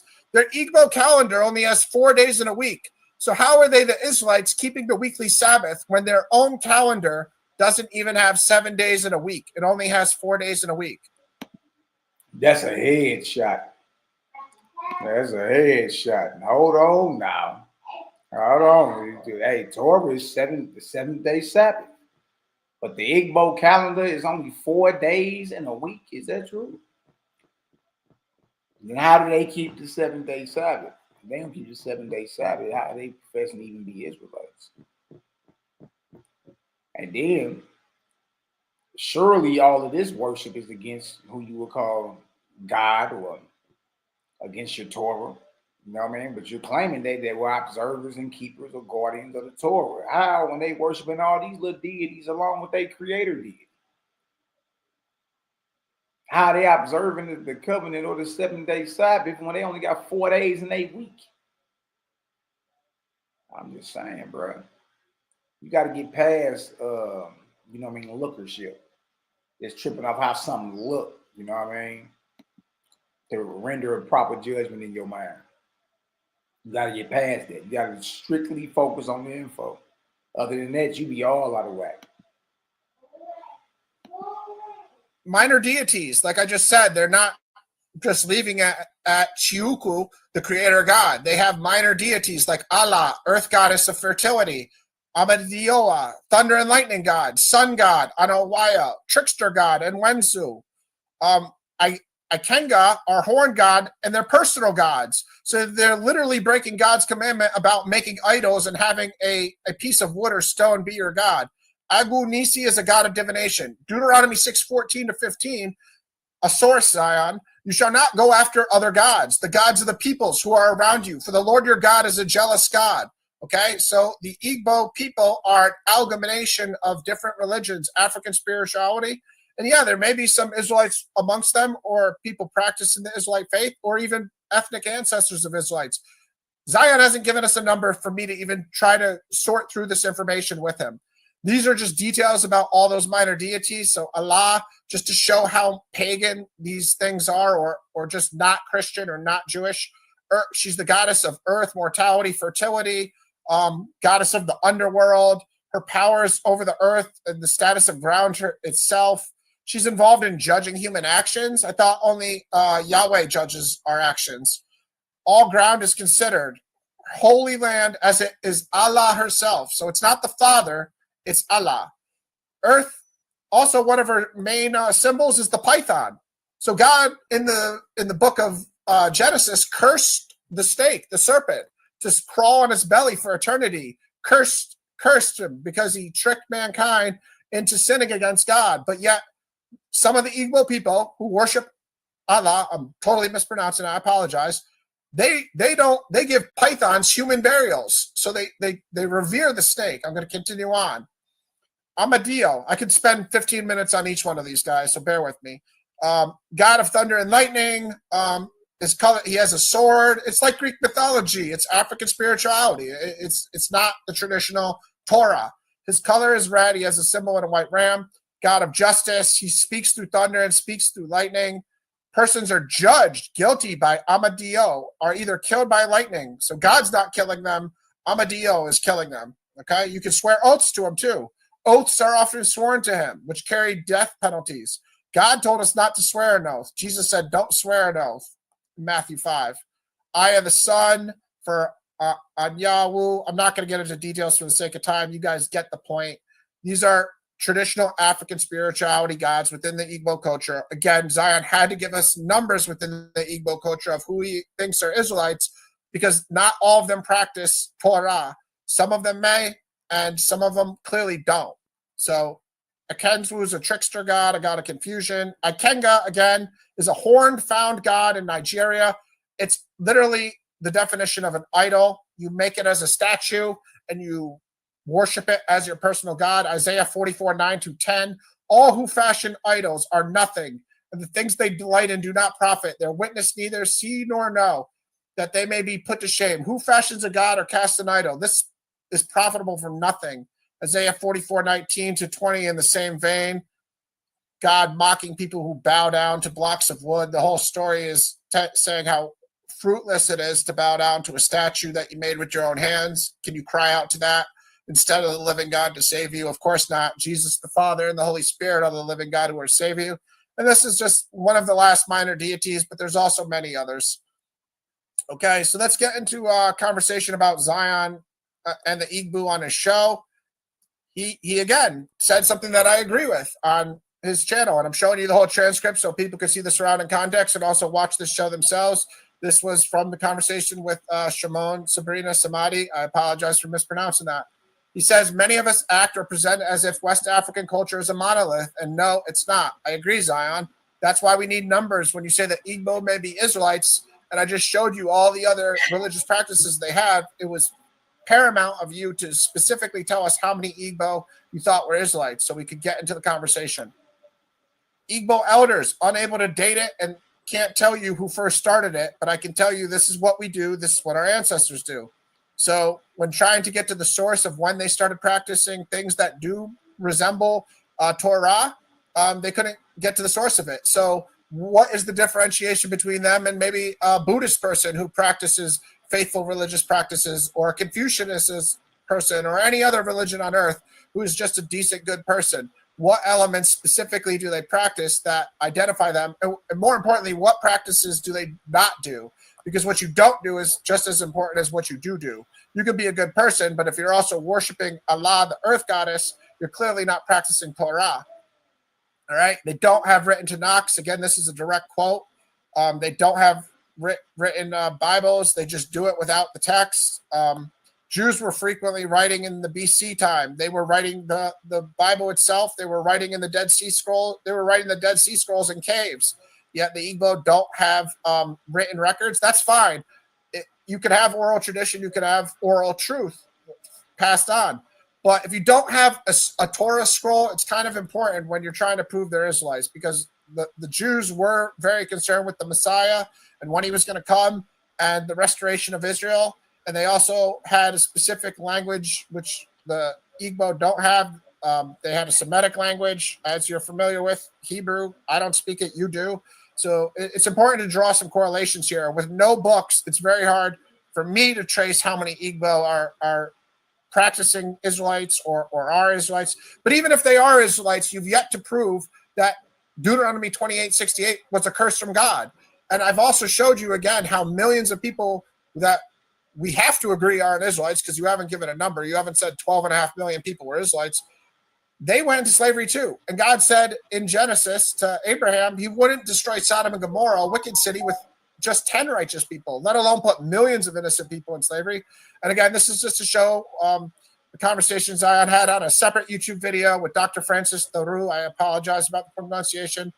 Zion said, I have to go in the book to find out the Torah, what you already live every day. If I'm getting you right, the culture in Igbo land is a daily practice, something that is done even without a book. And then Dr. Francis Thoreau said, absolutely. And then I will totally butcher this name, but a third gentleman said, without even a book. So they're acknowledging that the Igbo people who are identifying as Israelites today are acknowledging they don't have any written records. Okay? So I won't even get into this one. I just want to start asking some questions about the Igbo now. Do the Igbo who have a Messiah who will sit on the throne of David, as the Jewish people had, do they do animal sacrifices? And which animals? Do they celebrate Passover, the Day of Atonement, any other feast? Do they keep the weekly Sabbath? They only have a 4-day week. Do they keep a Sabbath somehow? Do they have a Levitical priesthood? What I saw was... Hey, these are valid questions. These are valid questions because the statement was made that, these people were observers of Torah. With or without the book. Okay, that means you still you even more thorough with it if you ain't even got no written record. You even more thorough with it because you got all that committed to memory. You see that? So these are valid questions.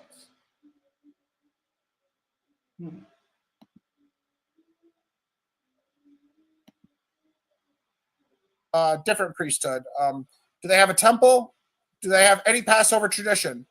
Do they have an oral origin story of being slaves in Egypt? Okay. Again, I already spoke about the Jews writing, and it's fine if the Igbo don't write things, but it does kind of make it hard to trace them as Israelites. Is there a Moses figure? In an oral tradition, you would think the Moses figure who led them out of Egypt would be prominent. Do they have a Moses figure? What about the prophet of Deuteronomy 18:18, which as Christians we believe Jesus fulfilled?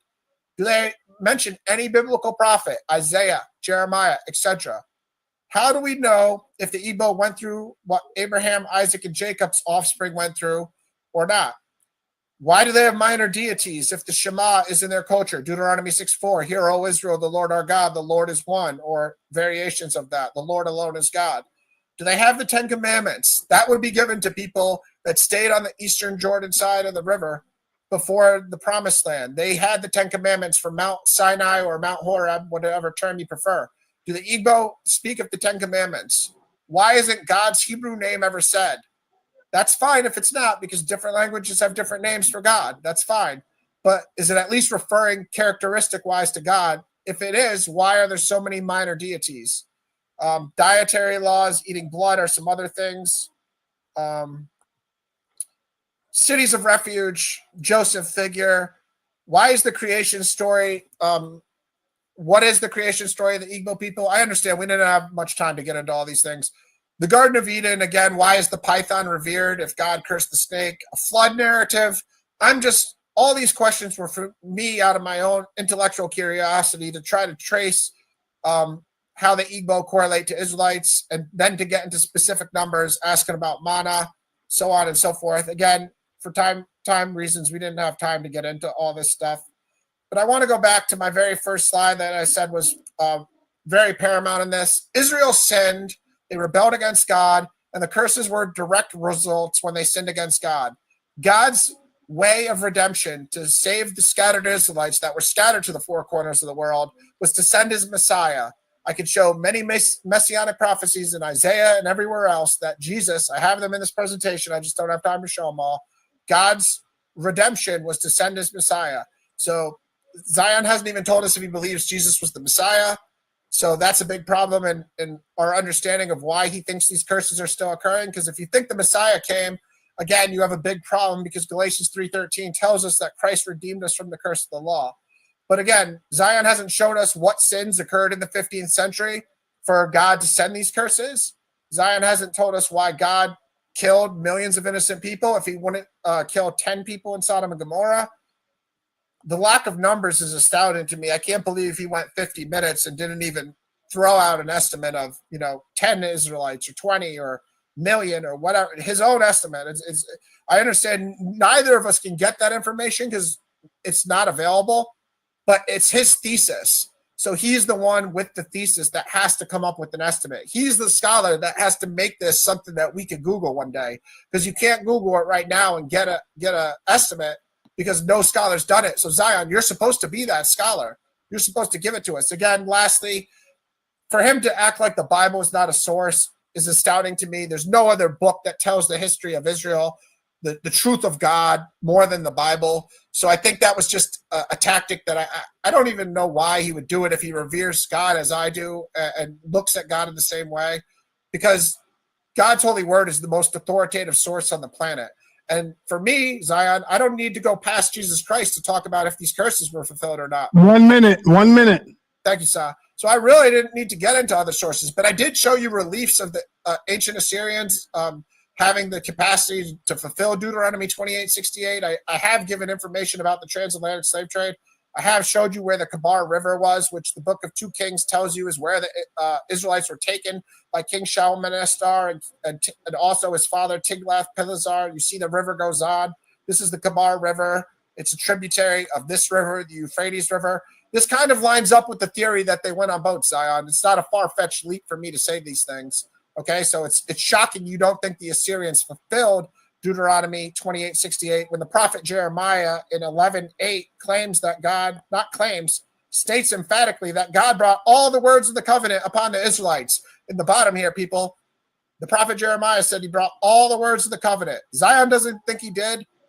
I agree with Jeremiah. I think he did bring all the words of the covenant. I apologize that any of this got personal in any way, Zion. It's just the nature of the debate, both ways. You are in the house of consciousness, God damn it. Time. All right. Peace. All right, man. Now we got through the first, second, and third round. We are now in the question and answer period. Zion, did you say that you wanted him to go first and you go last on these last ones? Because you started off, unmute yourself, brother. Because you started off the debate, so you will. Oh, wait, after 3 rounds. Who y'all got winning in the chat, man? After 3 rounds, we slowed it down. You did. We did everything we supposed to do. We slowed it down and really heard what was being said, right? Who y'all got? Man, these niggas outside got the jackhammer out.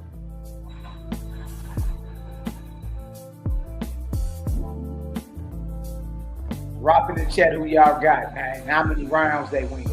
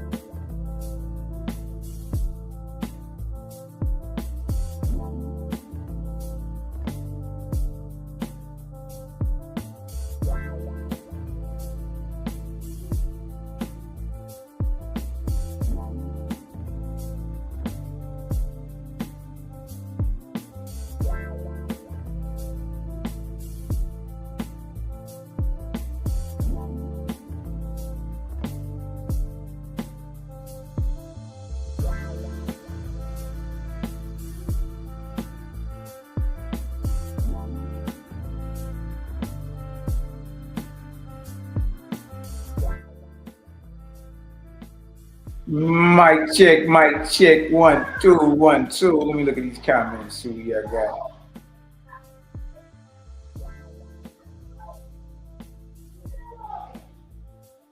Alright, Monster PTR me, Ryan. Smoking Lion Zion pack. PC, Ryan.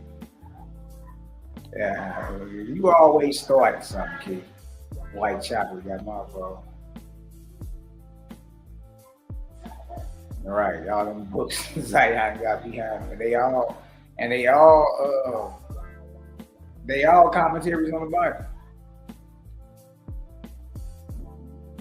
But stay spitting lies because the truth couldn't find you straight up. Of course. Yeah, man, Ryan kept us cool. He did that, bro. I'm live. I'm almost.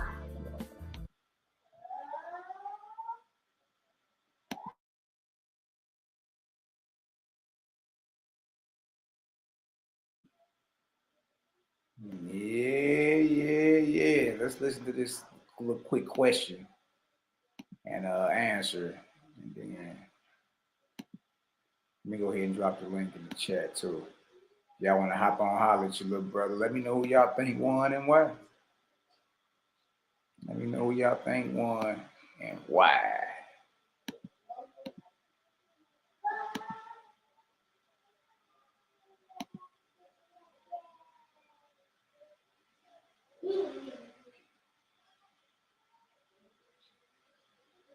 All right, let's listen.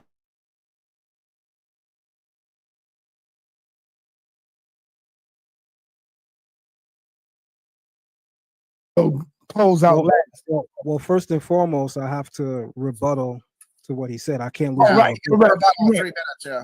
Correct, you're right. So you got to throw me 3 minutes, and I'm going to rebuttal what he said. Yes, sir. You got it. You're right. You got 3 minutes, Zion. You ready? Let me know when you're ready. I'm ready. I'm ready. Time will start when you're ready. You got a presentation you throwing up? PowerPoint?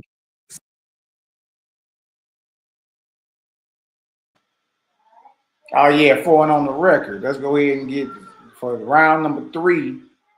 Zion Lex dropped 2 verses, Deuteronomy 28:50 and Deuteronomy 28:68.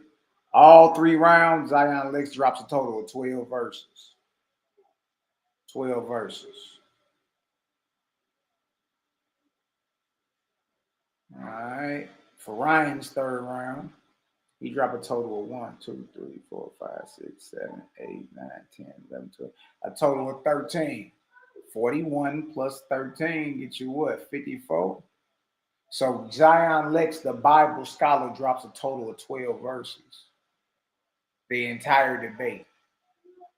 Ryan, the apologetic, drops a total of 54 Bible verses. 54. You know what I mean? That's crazy. And it's a biblical debate. You feel me? So again, this is the saddest debate I've ever participated in on your platform by far. And the people spoke already, by the way, in the debate. Your poll is up there. The numbers reflect who actually won the debate. I want to say this. There are some earthlings. I say earthlings because of their doctrines, and they're not even worthy of calling their name out. But there's some earthlings in the chat room that's saying that Zion said the Bible is not a source. That's silly.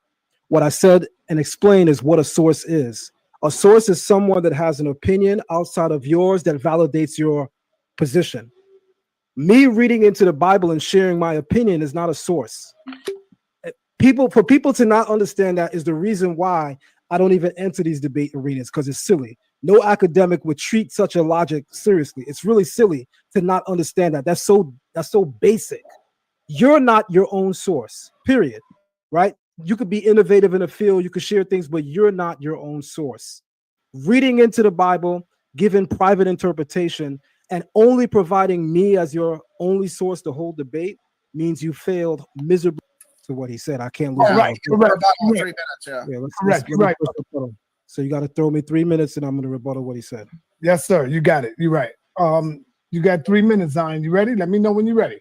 I'm ready. I'm ready. Time will start when you're ready. You got a presentation you throwing up? PowerPoint? So again, this is the saddest debate I've ever participated in on your platform by far. And the people spoke already, by the way, in the debate. Your poll is up there. He said it was the saddest debate. How you say that? You the Bible scholar and you ain't dropped number 12 rounds. You let the apologetics show up and drop 54 rounds in the top source in the debate, from the top source in the debate, which would be the Holy Bible. Why, Malachi? Look at the title. It's the transatlantic slave trade fulfillment of what? Deuteronomy 28. This is a biblical debate. The main source you should have been firing from, Zion, is Bible. What is it? You can't prove your position, or I'll prove your position in Bible dealing with Ryan. That's what it sounds like. Right? And you were sourcing yourself outside of some European rabbis. You were sourcing yourself the whole time. We reading off your website on Patreon. The numbers reflect who actually won the debate. I want to say this. there are some earthlings. I say earthlings because of their doctrines, and they're not even worthy of calling their name out. But there's some earthlings in the chat room that's saying that Zion said the Bible is not a source. That's silly. What I said and explained is what a source is. A source is someone that has an opinion outside of yours that validates your position. Me reading into the Bible and sharing my opinion is not a source. For people to not understand that is the reason why I don't even enter these debate arenas, because it's silly. No academic would treat. So you see how he just basically dismissed. He just dismissed the fact that dude outgunned him down. He totally dismissed it, like it ain't true. You feel me? Read into the Bible and sharing your opinion. And what the hell was you reading from the rabbis? Those were their opinions. When you read a rabbinical authority over certain biblical passages, that's them giving their opinion. You can't have that both ways. How the hell you gonna start off reading other men's opinions about the Bible and get mad when Ryan go into the Bible and shared with you his perspective, regardless of where it's at? I'm just saying you was very disingenuous. Arrogant as all hell too. Arrogant as all hell. And you, outside of the other men's opinions, these famous rabbis, you sourced yourself and got mad when he sourced you. Such a logic, seriously, it's really silly to not understand that. That's so basic. You're not your own source, period. Right? You're not your own source. What was he doing this whole time? Hold on. What was he doing this whole time? He was sourcing himself. He just said, you're not your own source. Then what the hell were you doing? I've learned Torah, I learned the Hebrew Torah Academy. What was you doing? Majority of your slides up there was off your Patreon website. All you've been doing is either quoting yourself or quoting the opinions of rabbis. And then turn around and just say it's so basic and low if you don't understand that. Nah, bruh. Ryan Apologetics whooped your ass. That's what happened. And you felt it from the jump. It was man down from the jump. Because you start acting real fidgety. And skin and teeth. You could be innovative in a field, you could share things, but you're not your own source. You're not your own source, but yet you quoted yourself majority of the day. Reading into the Bible, giving private interpretation, and only providing me as your only source to hold debate means you failed miserably and horribly. Nah, it's a biblical debate. He went in the Bible, and you ain't disproved nothing he said. The debate. You did not come ready for an actual debate, and you lost by a landslide. I have some more notes that I want to share. He criticizes Omenana. Omenana, by the way, refers to, in the Igbo tongue, what is done on the land. Because I know Ryan doesn't know this, the Hebrew word for culture, which reflects a person's behavior, their thinking, that's derek eretz. What is done on the land, the way of the land. It's the same thing as Omenana. So for him to not draw that comparison or correlation means that he's out of touch with Igbo tradition. He doesn't really know. No one is denying that there are facets of Igbo tradition that incorporate other belief systems, but that is explained within our tradition within the framing of what's called Tinok Shenishpa, which is the captive servant. When you are a captive person in exile and you have been forced, migrated in exile for several hundreds and thousands of years, you're going to lose major parts of your identity and major parts of your culture. You're going to adopt to said surrounding cultures. Even European Jews bear witness to that and attest to that in their own writings. That's why this is so silly. There's no European Jew that posits that there aren't facets of other religions that made their way into their system. It's so silly to point out the obvious. Oh, the Igbo, they worship this and they have this that's different. Is that the best you could do along with the kindergarten, 5th grade presentation? This is really... I'm saying, like, No, but you saying that they were observers and upholders and defenders of Torah. So no, that's a kill shot when he can go into their rites and ceremonies and what it is they practice on the land, culture and belief, and how many of the things are actually anti-Torah. So which one is it? Are they known they are Israelites because of the Torah they keep, or are we just talking about similar practices that all nations keep? What are we talking about? It's sad, and Sarnetta, with all due respect, never again, man. I personally will never again. Not unless it's somebody like a Jabari. Never again. This is ridiculous. And now, what you were saying, Sarnetta. Tom, this is the toughest environment to be. And then he's just real arrogant too against, but like sorry, he basically little local you on your own platform. Right? Like, come on with that. In, and we're busting pinatas. All right. Now we are in Naphtali. Just be patient. I got somebody for you. I got a powerful sister for you, Naphtali. Her name is Honey. So you just be patient, Naphtali. All right. We are in the 5-minute question and answer. Zion, you're supposed to be going last because you started off. Yes, I'm gonna go last, and he's gonna go first. Yes. And so, Ryan, you got 5 minutes to question Zion. When you feel that he have answered, remember this, y'all. When you feel that he have answered, Ryan, tell him, all right, God, I'm gonna move on. And then he got to be quiet and let you come on with the next question. Yeah, sorry to interrupt you. Is there a minimum or maximum amount of questions we're going to do in this time frame? If you can get whatever you can get out in 5 minutes. Yeah, I just don't want to interrupt any of his answers. So how long is our maximum response No, time? here it is. Let me say it again. When you feel that you have got a good enough answer from him, you can move on. Because remember, you got 5 minutes. It's your time. Yeah. You don't want him to go too long and waste your time. All you got to do is say, good, I'm good. And then ask the second question. He's going to have to stop. Same with Zion. Zion will ask you questions within 5 minutes. And if Zion feel that he had enough of hearing you, he can move on to his next question and you got to stop. Are you ready? Yeah, sure. All right. So when you ask your first question, the time will start when you complete your first question. All right. With all sincerity, Zion, you didn't give this information in your presentation. So just from my own understanding of why your thesis, can you please give us an estimate of how many Israelites were involved in the transatlantic slave trade total? 12 million. Interesting. So you think within this debate, you proved decisively that every person that went on a slave trip was an Israelite? I don't hold that position, nor have I ever stated it. I never said that every. Can I answer? I mean, how does this work?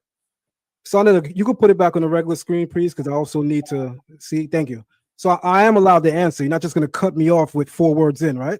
Yeah, go ahead. All right, thank you. So as the numbers reflect statistically, there were 12 million captured enslaved Africans brought to the shores of North, South America, and the Caribbeans. Many of them didn't even make it past the Middle Passage. That's the response. Then your question is? Okay, I'm fine with that answer. I asked you my first question, how many of the 12 million were Israelites? And you said all of them. Did you not? No, I never said all of them were Israelites. I even said nowhere did I ever posit the position that everyone that boarded the boat must be an Israelite. I never said that. Even in the source, which is me that you quoted, I said that right there. I said, I'm not the Israelite that believes that this is a monolith, that the culture is a monolith, or that all Israelites were captured. I never said that. There's no video you could pull that in. There's no source material. I don't believe that. I do believe that a great majority of the people that came through were Israelites. I don't believe everybody on the ship was an Israelite. All right, maybe I misheard your answer to my first question when I said how many of the 12.5 million.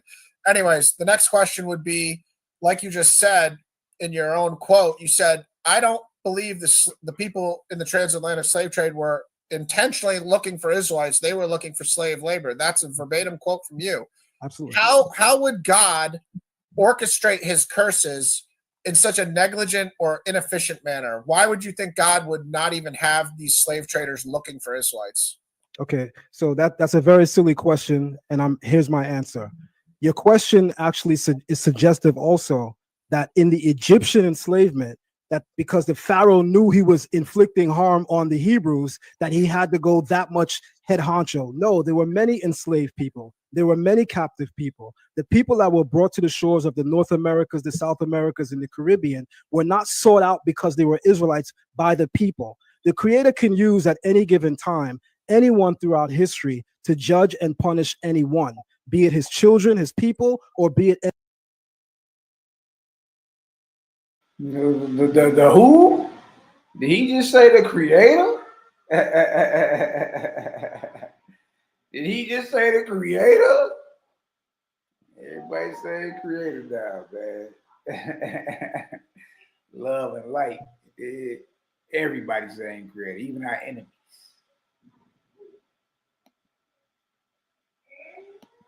any other surrounding nation. Those nations do not have to be implicit or acknowledging what the plan is. The Creator will use the intentions and even impossible the thinking of mankind forward towards the fulfillment of his will. That means you have free will to behave with what you want to do. So do I. They do not have to be in the know of what God's plan is. That's it. Well, I deduced from that you didn't answer if it was effective or not. Clearly, we'd probably both agree. I'm sure you would. That's been your logic the whole debate. It was not very effective for the people to not even know who they were targeting. Do you think Jesus redeemed us from the curse of the law, as Galatians 3:13 states? I have no commentary on that. The name of the debate is Deuteronomy 28:68 a fulfillment of the transatlantic slave trade? Look at that. I asked him a question about redeeming or Jesus saving you from the curse of the law. He said, I have no comment on that. Look at that. See, he giving back time. He ain't answering certain questions. He real arrogant, cocky, condescending, like all that shit, man. Like, dude don't want. And y'all thought this dude won this debate. It's crazy to me. Yeah, he don't even dump enough. He dropped 12. Ryan dropped 54 scriptures. Kept his cool. I'm just saying, man. And went to the main source in the debate. It's a biblical debate. That's crazy. Let me ask you another question then, if you don't want to take a stance on Jesus. Did God, in all the messianic prophecies, promise to curse his people once he sent his Messiah? State that again. In all the messianic prophecies that you've ever read in the Hebrew Bible, did God promise to curse his people when he sent his Messiah? Next question. That's a silly question. Well, you can't listen, the questions that I'm going to ask you. It ain't no silly question because Deuteronomy 28:68 is a curse, buddy. It's a curse. And if Jesus canceled out all the curses, then how is the slave trade popping up 1,500 years after the death and bloodshed of Jesus, according to the biblical narrative? Those questions are valid questions. You just don't want to answer. Really? You are relative towards the topic. Very relevant. Because I don't deem it's relative, and I don't have to answer your question. Subjective. I'm going to explain to you why. You also have the right to not answer my question if you don't believe it's relative. I don't believe it's relative. I'm not answering it. Yeah, I don't want to interrupt you. It's just the 5-minute that goes so fast. I'm trying to just get my points out. So for me, why it's relevant is because I believe Jesus was my Messiah, and I believe the Bible teaches in Galatians 3:13 and several dozen other verses, Christ redeemed us from the curse of the law. So when you didn't want to take a stance on Jesus, that was fine. I was asking you in a general sense, when God sends his Messiah, was Israel still going to be cursed? For you to say that's not relevant, it's very relevant. I just asked you about Jesus. I moved on, and I asked you about if your question was on topic of the debate, then I would address it. I'm not going to waste the round me responding to you by addressing things. You're talking about Christ in the New Testament, right? I'm talking about a curse in the Old Testament. Okay. Yes, it is on topic. That's what I'm saying, bro. You wasn't even prepared. It was on topic. You know what I mean? And he asked you certain questions you not answering. Like, what is that? Like Cal said, it wasn't even close when you slow it down. I really don't need to see no more. I mean, It is what it is. You dig? It is what it is over these ways, man. That's crazy though. That the biblical scholar ain't using the Bible for a source. That's crazy to me.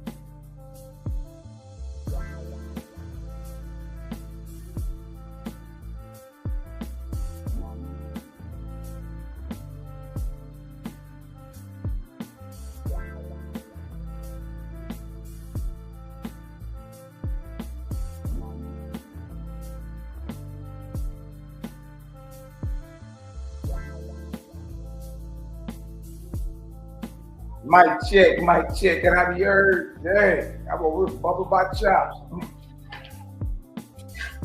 Drop a 3,000 if I can be heard, man. What y'all think? I mean, just based off it being a Bible debate, the fact that Ryan went into the scriptures 54 times and Zion Lex went to 12. And then just that alone, dude, lose. But then when you get to everything else, like the ad homs and all that, like Ryan kept his cool. He ain't even talked sideways to Zion. Zion was talking sideways to him all the whole night. They told him he was doing horribly great. Sonnet, this is a waste of time. All Zion Lex did was just quote himself off his own Patreon website. And then he quoted famous European rabbis. Early went to the scripture. You know what I mean? Ryan, on the other hand, went to the scripture like 54 times. You know what I mean? Went to the script like 54 times. Pulled up and showed that the Syrians did have the capability, and they was on them waters, transporting large objects of art, not just bodies. He showed the Assyrian relief of a slave ship. Logs being transferred. You dig? And then he went to the Bible. You don't trip off the Apocrypha, 2nd Ezra 13, 2 Kings 17 going to the same rivers. And it said he brought the king of Assyria, brought them over the water. Why how you get all these millions of Israelites over the water? Huh? How do you get that all over the water? They got to get on some type of ship, some type of boat. You know what I mean? So, nah, man, to me, Ryan killed it. Just to be honest with you, Zion Lex was all out of character. He wasn't even like, that's why even Brian said, he said, you better than that. Like, what is you acting like all that for? You feel me? He was trying to play on the biasness of the crowd. This is a black power platform. You know what I mean? But nah, dude kept his cool. He had more scriptures. I mean, he broke certain things down that made more sense than dude. And then dude was disingenuous because he kept saying that he ain't bring no source. It's a biblical debate. The main source, both of y'all supposed to be firing out of his Bible. You know what I mean?